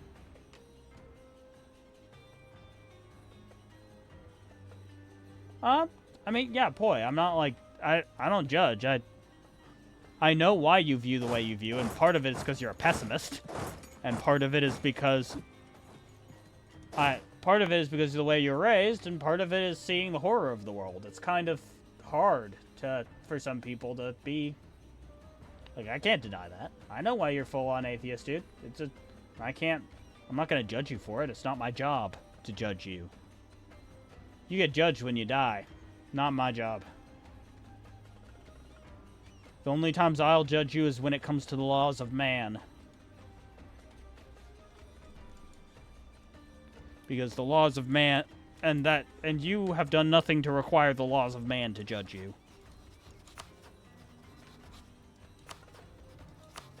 Because that is my job. My jobs are to judge when it comes to the laws of man, as we do need certain laws to uphold within our world.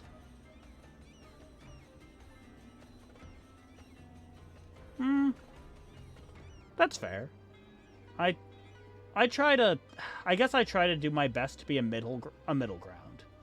I will not judge you for having a faith or for not having a faith. But I do have my own personal views, and I think that should be okay. Like, my own personal views, like they're not as extreme as some Christians. I don't think you're necessarily going to hell for it. I don't know.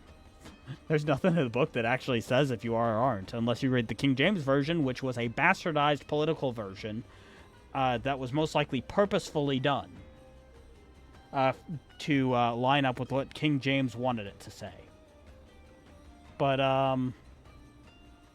otherwise, there is nothing actually in the book that will tell you where people go. I will go based on what. Like, there are some things we can guess. Look, if you're a pedophile, yeah, you probably are going to hell.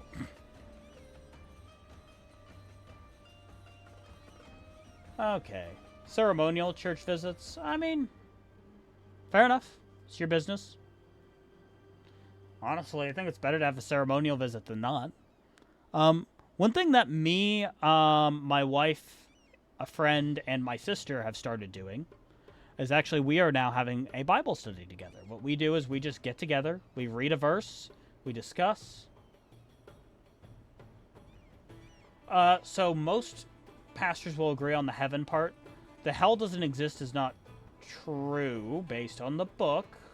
There is a hell. We don't know who goes there, and we don't know a lot of details about what is there.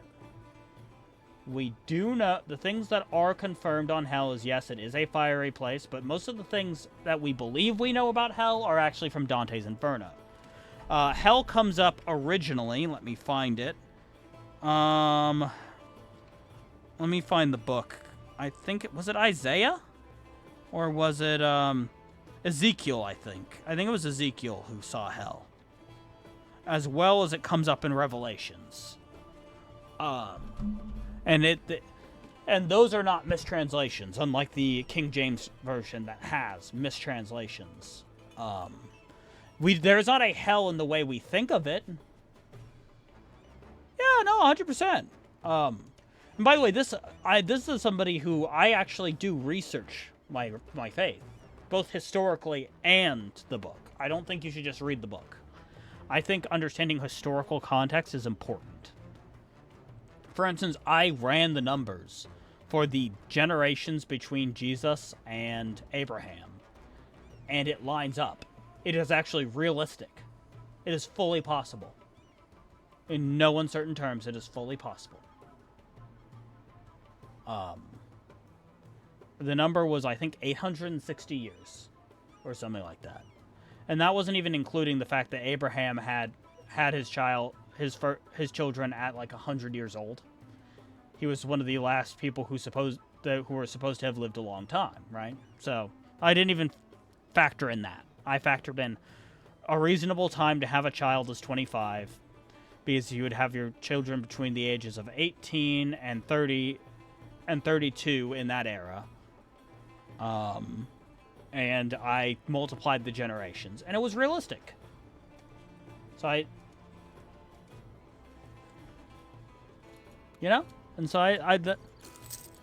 do things like that. I also check the historical relevancy for other things, like, hey, what was happening when this verse was written? Because a lot of the New Testament, for instance, were literal letters. And so if it's a letter, there has to have been something going on, specifically, right? So that's why, for instance, I have no issues with gay people. Because Paul was commonly viewed as telling people to not be gay. But actually what he was saying was specifically not to cheat on your wife. I think he would have an issue with if it was a woman, too. It's just that men were in Greece were cheating on their wives with men. It was literally part of their culture. But that is against Christianity's views. In no uncertain terms, and that's why that was in the letter. That do not do that. Had a lot more to do with why what else was going on to do with it. Oh, cool, they guaranteed me. How nice of them.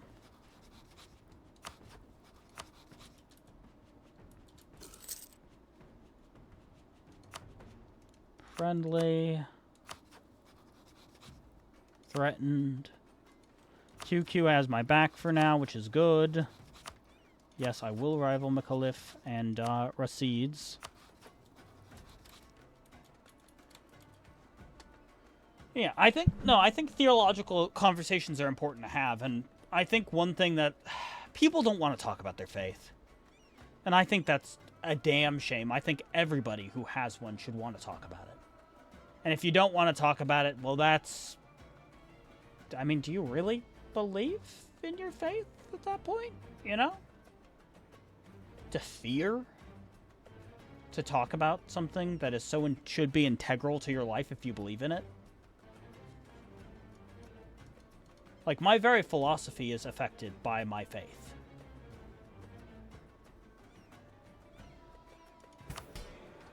Once again, Poi, as I have said before, and I will say again, I know why you view it that way. Doesn't make it correct, but I know why, and I do not look down upon that viewpoint. Because, like, I cannot deny that there is no definitive evidence. I can only tell things like statistics and historical information that lends credence. Well, no, Poi is an atheist because until there is absolute proof, Poi will not believe, in no uncertain terms. Bob, you're agnostic because you say you don't know. You don't know what you believe. That is the difference. Poi could not be convinced. And by the way, note, I mean, I literally rattled off statistics, and he still says explicitly, as far as he's concerned, there is no odds. Or they're low enough that he doesn't care. Right?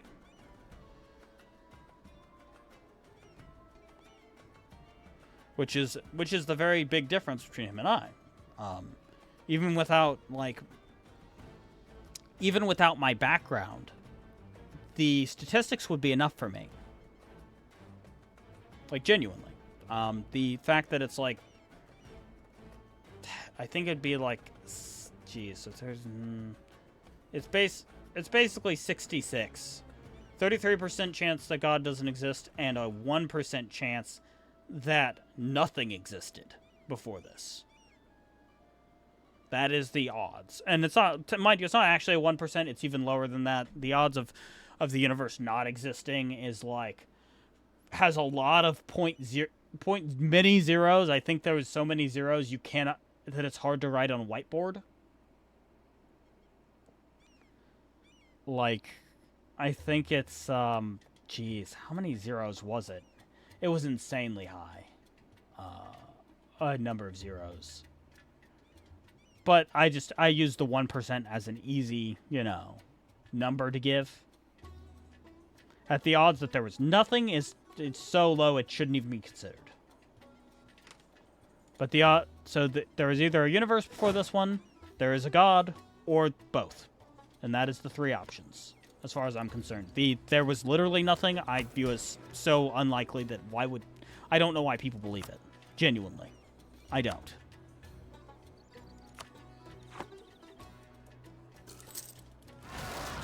Like, it makes no sense to me.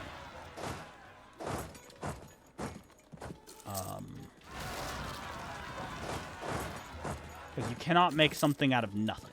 And that is a rule of our universe.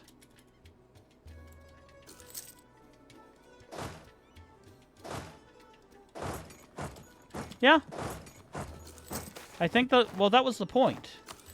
At least in biblical views, we are made to be God-like. We are not gods. We are God-like. We mirror God's image. And just like a mirror, like an image in a mirror, cannot truly have the same level of... could never have the same level of understanding. We have an infinitesimal compared to God. That is the Christian belief.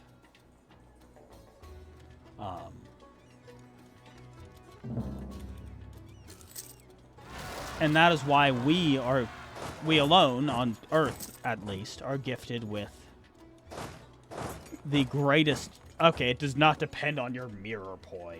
You can see things in the mirror, but you are the one doing it, technically. There ain't no funky magic mirrors that have control over themselves as far as any evidence shows. Oh shit, come on. Good, I didn't lose my mercs.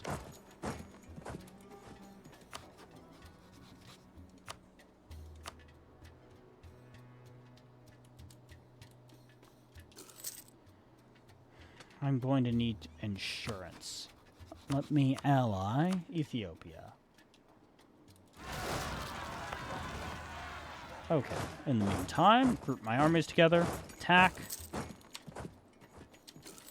and hopefully... Okay, it's 7:30, so we actually have only 30 minutes left. In a control loop that technically fits your definition. Technicality and actuality are different, poi, and you know it.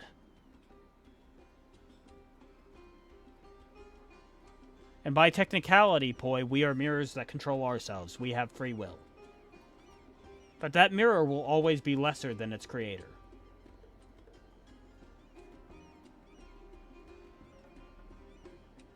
Maybe Diplo Rapid Visor and insult the Ottoman's rivals.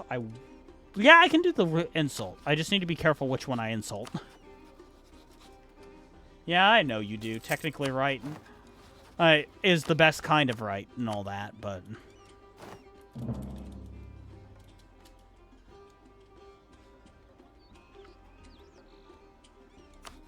Okay, we're not trusted to do good with our free will, with that free will.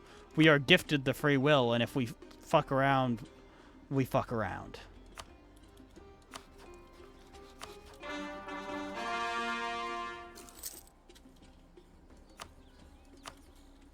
Yeah, that's still not going to be enough.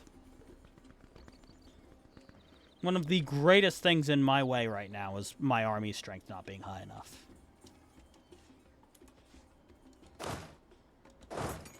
I need to rebuild my army. Sure, I'll rival Medina, I guess. Actually, who knows? That might be good for me. They might ally somebody who I'm going to invade. I mean, they're allied to Yemen, at least. Let's see who Yemen's allied to. That's going to be a pain in the ass, but I could do it. I could do it.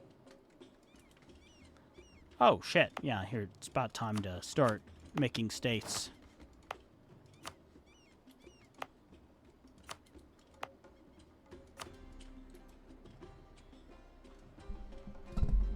So, here's my thing. If a god is omniscient, logically, omniscience includes a knowledge of all things that can be. Not things that will be, things that can be.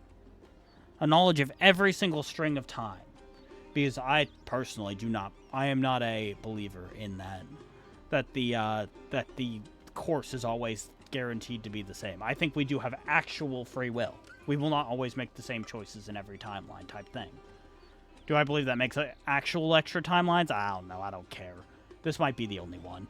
But I do believe that there's strands for going forward, and I believe God can see all of them and see every single possible thing that could happen. And with that, can we really truly be given trust with the knowledge that each and every one of us within us has the capability to sin and the capability to betray and to do horrible, evil things? And that's where I run into the I don't know. Genuinely, by the way, I don't know. From a standpoint of faith, I cannot answer that question. I know what I believe when it comes to how time works, because it's both scientifically supported and it just makes logical sense to me. I don't believe a god would create free will, but would also not create a timeline that makes it so that free will matters. You know? Free will has to matter somehow. Or else why would we be given it? Like, obviously, that doesn't mean they can't, like, meddle in the meddle to make sure that things go the exact way for whatever plan or goal, but that a divine being may have, but at the same time, that's still quite so, but yeah, I in your idea, it's interesting, and I don't know.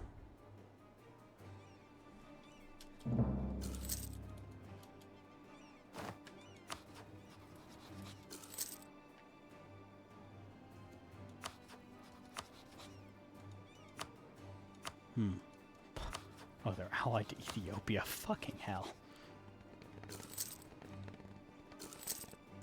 Well, I need to save up for being able to get an ally out of the Ottomans anyways.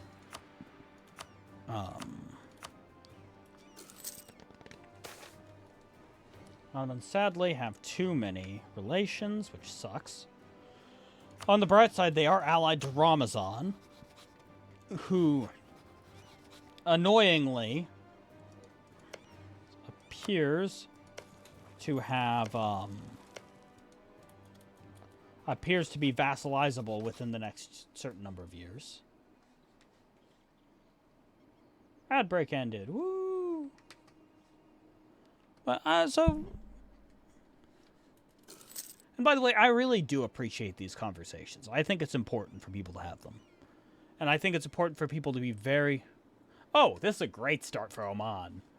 This is like, honestly, this is pretty in line with my last start that I fucked up.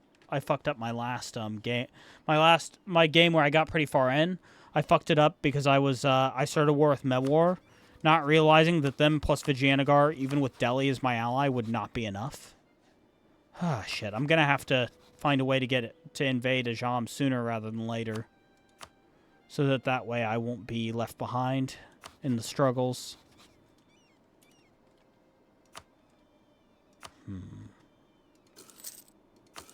It's probably about time for me to use burger loans so I can build a fleet.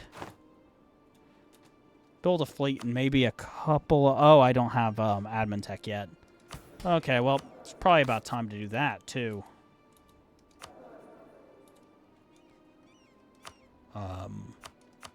Yeah.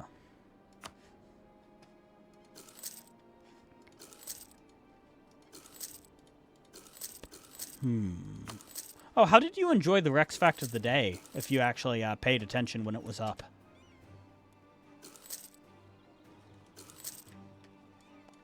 Wait and see how this goes. I would like to get a couple more infantry in here. Oh, damn, the Ottomans might, if they go down the... It was up when I went to the restroom. Here, I'll show it again.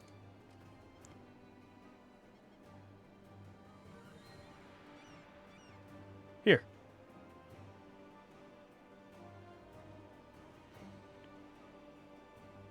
Boom, boom.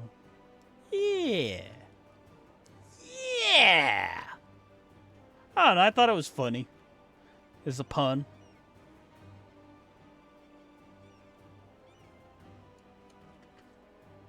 You did get to read the whole thing, right? I didn't, like, leave early.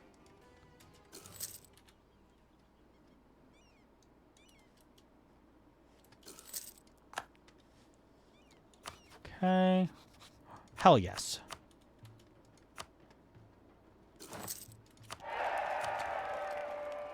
Well, I build up my army to take the entirety here. I must also plot when it comes to other things.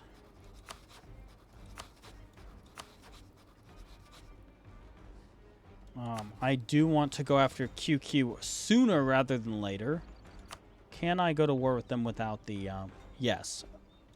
Okay, good. Because what my plan is I'm going to invade them and invade up the Tigris and Euphrates. Maybe get a vassal out of Syria once, the Mamluks annex them. It's a bold strategy, Cotton. Let's see if it pays off for them. So I'll use the Ottomans as a battering ram, as is the tradition. Let me see if they have other rivals I can use. I could conceivably use Georgia, but it's like, is that really a rival? They have 6k troops. I don't think it's worth it. But I could try to do... Nope, I've already rivaled Dajam. I was thinking about maybe using them as a weapon as well, but... they already want too much that I want. Oh, I'm not attacking anytime soon. I need to rebuild.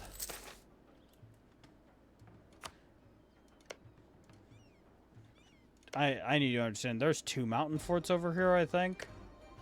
Yeah, there's 2.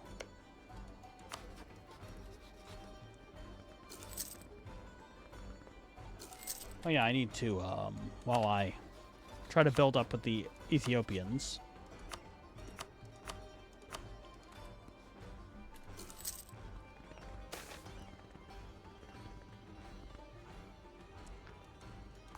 Okay.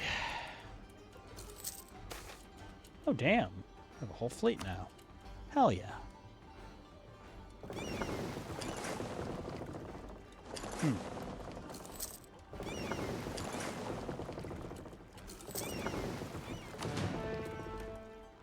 You know what I think I'm gonna do? I know I don't have a big audience, but I think I'm gonna make a Patreon soon. But, like, specifically, the Patreon's going to be, like, I'm gonna have a list of things available. Like, one of the things, like, one of the tiers will have, for instance, that people get to know what my, not only what my video, both my video and stream schedule looks like. You know, like, what I'm going to be doing in the future. Like, sure, I talk about it sometimes a bit, but I don't give everything away.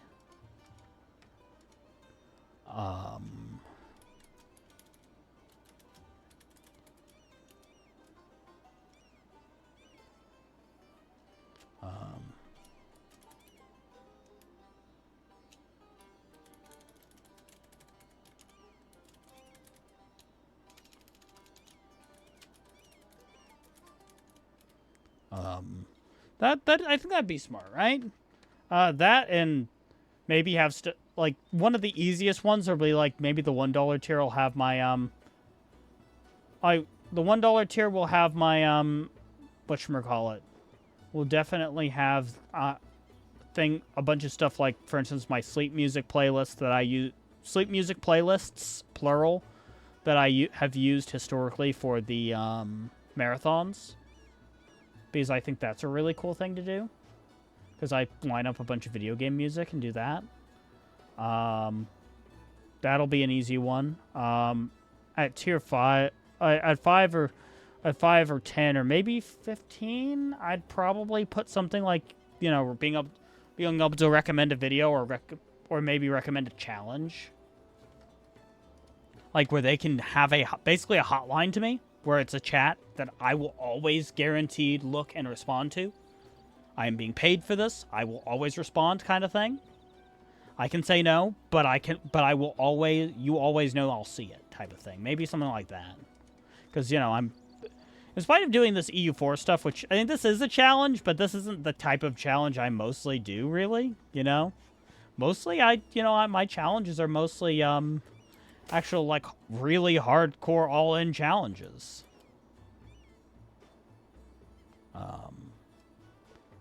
Ported from, why not?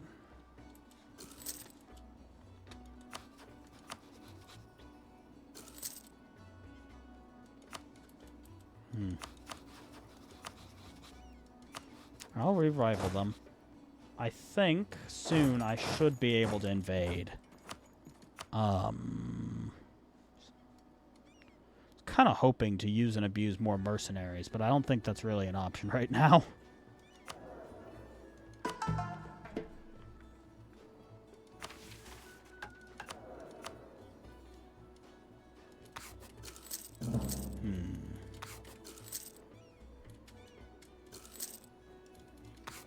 So, yeah, I think that'd be a good idea.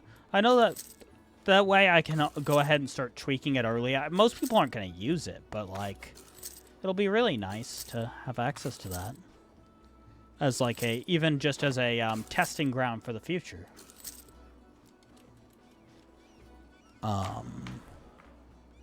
And if I get this job, I've decided in no uncertain terms, I'm going to have a small team working with me. So I at least, like, have somebody who I pay a small amount of money each, to upload my videos kind of thing. I upload my handle my VODs and shorts. Or at the very least, handle my VODs. I can, bare minimum. But probably handle my VODs and my shorts. And maybe have one person who, I already have a guy who's looking to be my raw footage editor. That'll help a lot.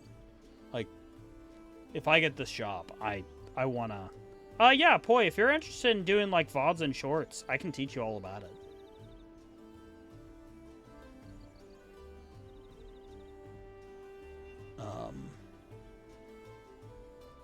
Because I got a guy who's already on the line for raw footage.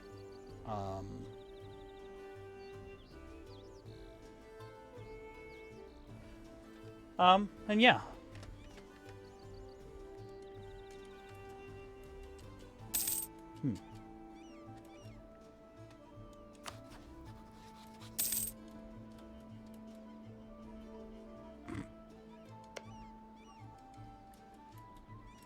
That's fair.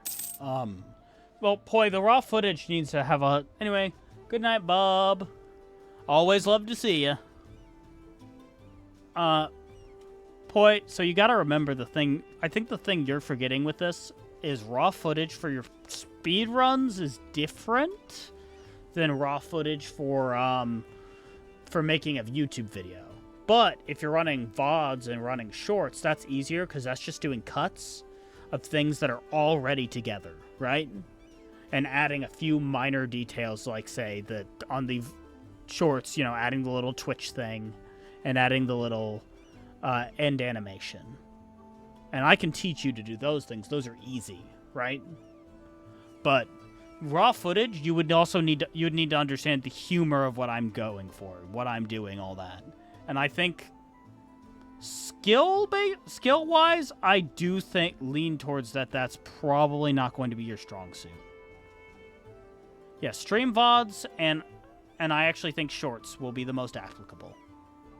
And the cool thing about VODs is most of the time, unless I did a marathon, you don't need to edit them. You just click a button and then you handle the upload schedule over on the channel.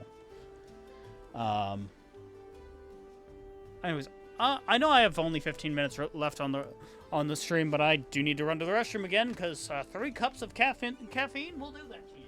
Be back.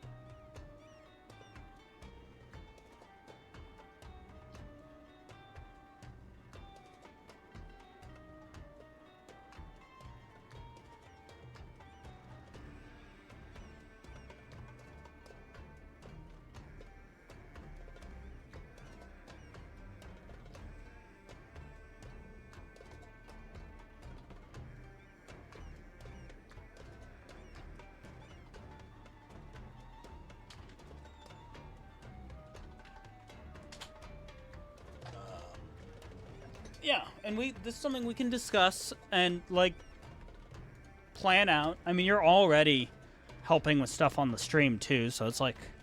And this would not be free like it would have been before. I was still going to talk with you about doing some of this stuff, but, like, I just kept forgetting to.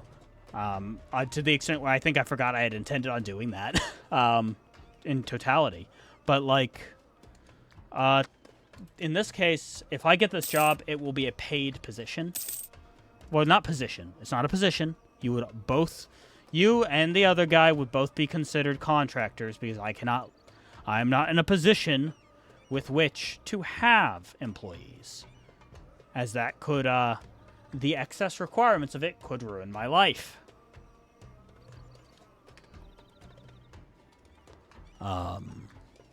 But yeah, let's finish off strong and try to get back some manpower and get a war started.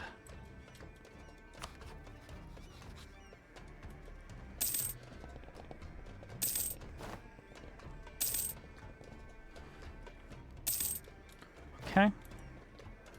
I'm not super worried about that as long as I can hire. Yes. Score. Or this. Honestly, Nubian... Which one's cheaper? Nubians. I will happily hire the Nubian company. Those guys are expensive as hell.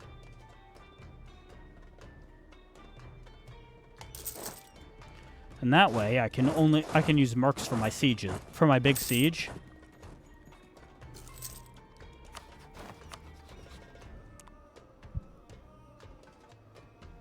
Yeah.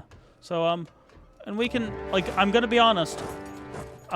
Well, actually, honestly, especially for the raw footage editor guy, whoever's doing that is gonna be the most not paid as much as they probably should be. But in general. Not whoever does that. I know who's probably doing that. There is a guy who has actually pushed forward that he is interested in working for me.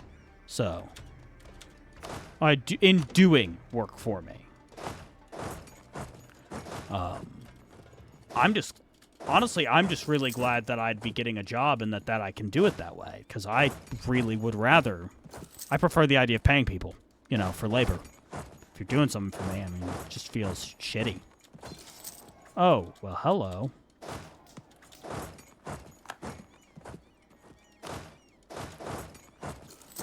Okay, come on. Just fucking wipe them out so you can go back and win.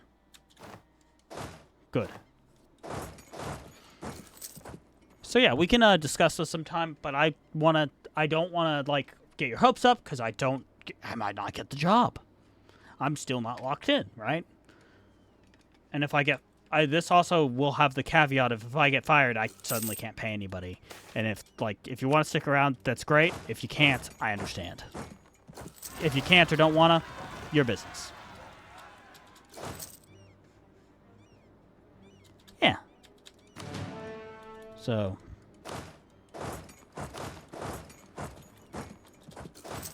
I'm a fair evil dictator, thank you.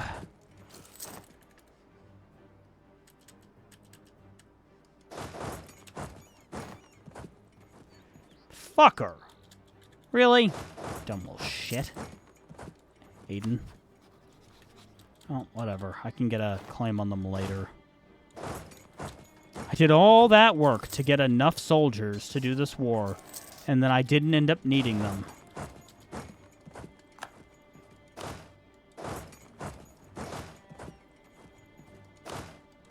Yeah, I'll just go ahead and get rid of these guys. If I'm not getting the capital, I don't need it. Just like if it doesn't go, Johnny doesn't want it.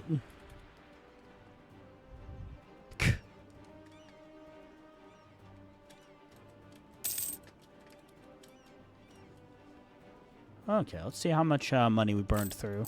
Not that much, actually. Only one extra loan.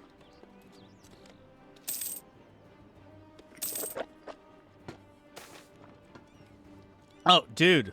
That's one of the shorts this week. I have it set for later this week. I'm pretty excited for it. I think that I'm hoping it gets picked up, because I think if a few, like, if just or the right few people see it, who have that sort of sense of humor, it'll pop the fuck off, you know? I love that. Like, I find it so funny.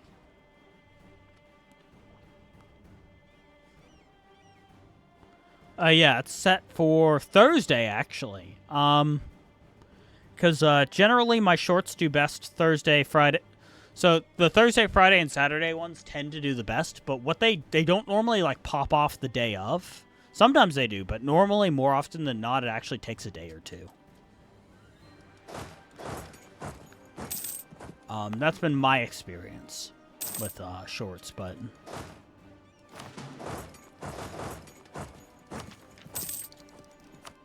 And the really lucky thing, but the unlucky thing with shorts is that they're all clips, by the way. So if you're making shorts, you're just going off the clip and cutting it down to the points, the most, like, if there's, like, too much dead air, oh yeah, I'll cut out this bit.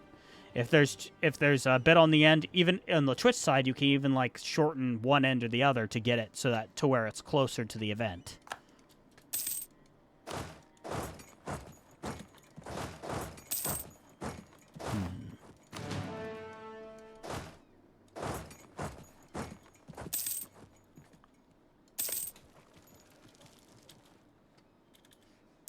Okay, we're almost done.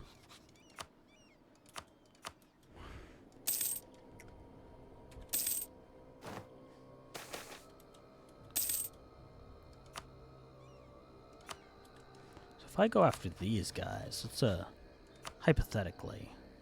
No, they have 100. They have a lot of reasons not to join.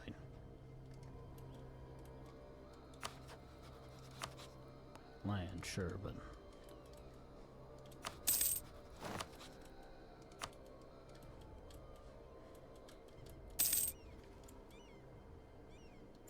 Personally need a bit more dead air and a little pizzazz.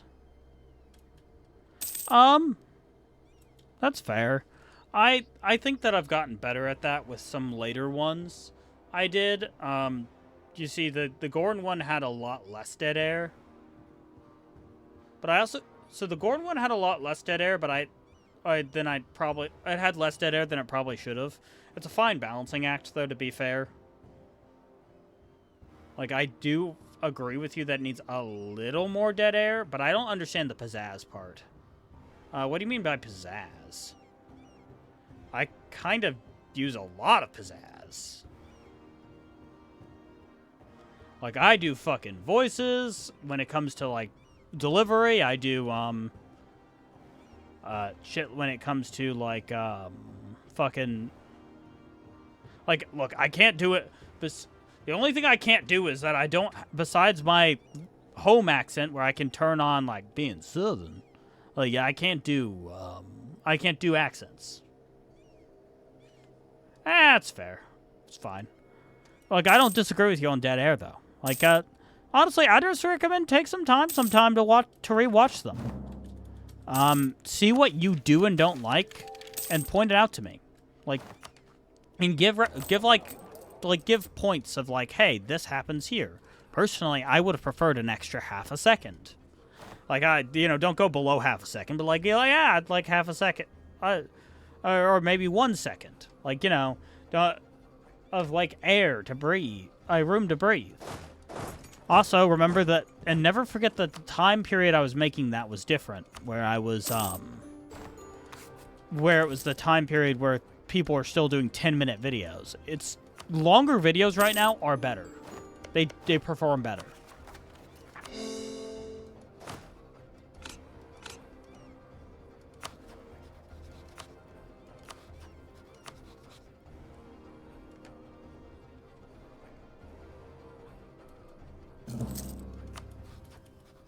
Sure, I'll take Yemen as a rival. Now I should be able to ally. Yep. Yeah, no, I agree. Long-form vids are better now. But I can also still do long-form vids that still have a lot of... that are packed with stuff. And that's sadly going to make it so it's going to take me a lot longer. But, like, for instance, my DRG video is a pretty long video for my channel. If you look at, let me pull it up even. I'm going to pull it up on, where's my correct one? There we go. So let's pull it up on my studio.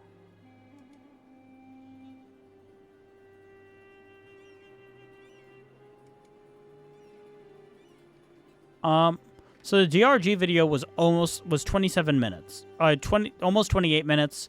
So, you know, like 2 minutes short of 30. That was a longer form video. My EU4 ones and the Gorn one were both short. They were a little over 10 minutes each. I think the EU4 one was actually a little shorter. It was 8 minutes 38 seconds. But that was when I was testing out a new style, right? So I slowly but surely am ramping up the time, because that's okay now. And the YouTube landscape has changed. It's been... Jeez, dude. It's been almost...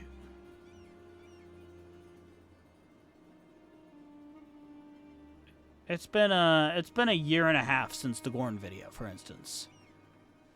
The YouTube landscape was changing then, but I didn't know yet.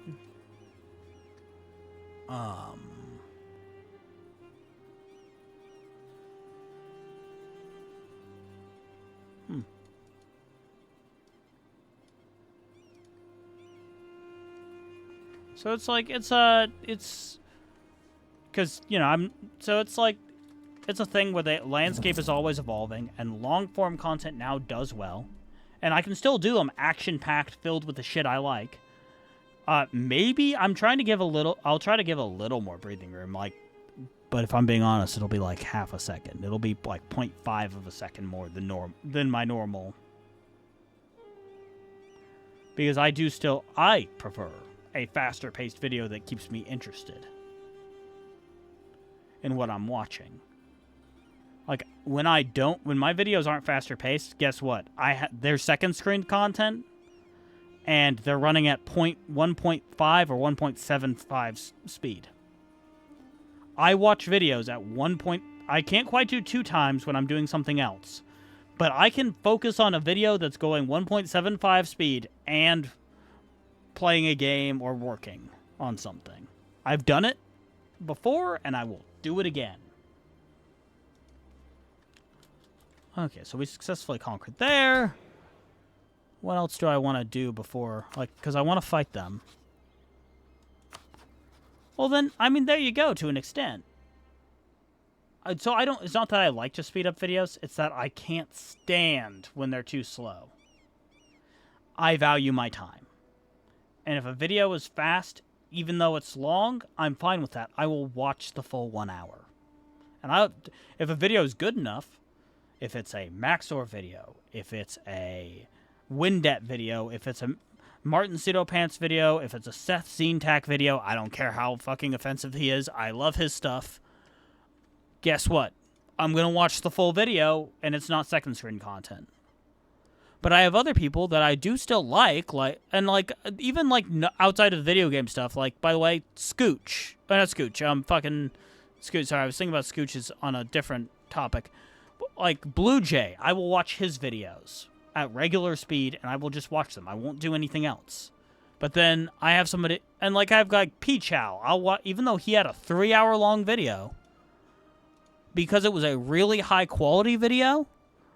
It was his one about playing Run and Bun. I watched that one straight without anything else. But all of his other videos that I've watched of his, I've sped up to 1.25 or 1.5 in the corner of my as second screen content. I think I did speed it up because he speaks a little slow, but I did give my full attention to his Run and Bun video. His other videos, not so much. It was less packed with information and interesting stuff, so I didn't give it as much attention. I don't give them as much attention. Somebody who's like a good point of like somebody who I consider second screen content, who I like, but I almost always ends up being second screen, unless I have nothing better to be doing, is Scooch. I love Scooch. I've been watching him a long time. A lot of his more recent videos, though, just don't have enough fancy edits for my taste. I like fancy edits. I like goofy jokes. You know?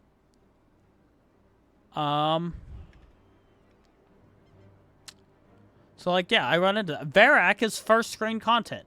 Whenever he releases a video, I will watch the entire video, first screen, primary screen. Sure, I'll rewatch videos later on my second screen, and sometimes I'll speed videos up. I speed videos up when I'm rewatching to if I'm just paying close attention, you know. But otherwise, so. Like, yeah. So, for me, there's a big difference between first screen and second screen content.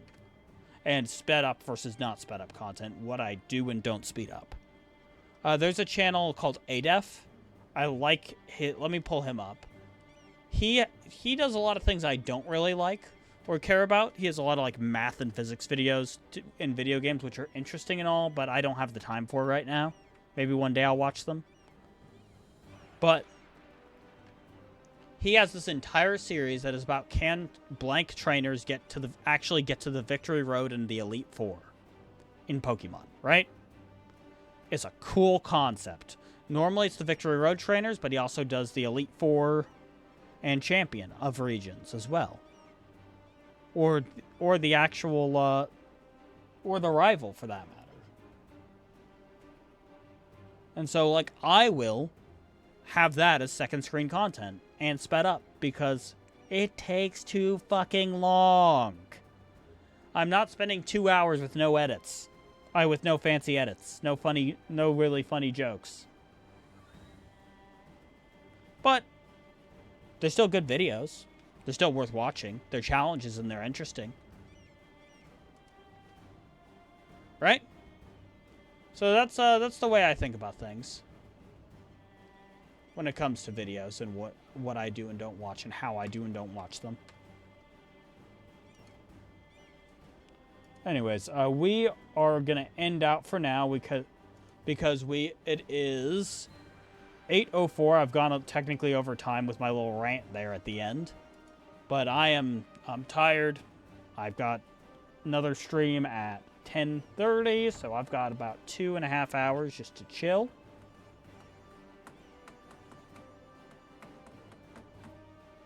And you know, fuck. It's not going to be as long as normal even then because I have to wake up earlier than normal on Thursday. So, peace out. Or I guess, sorry, let me say it the correct way. Peace! And see you later, boy.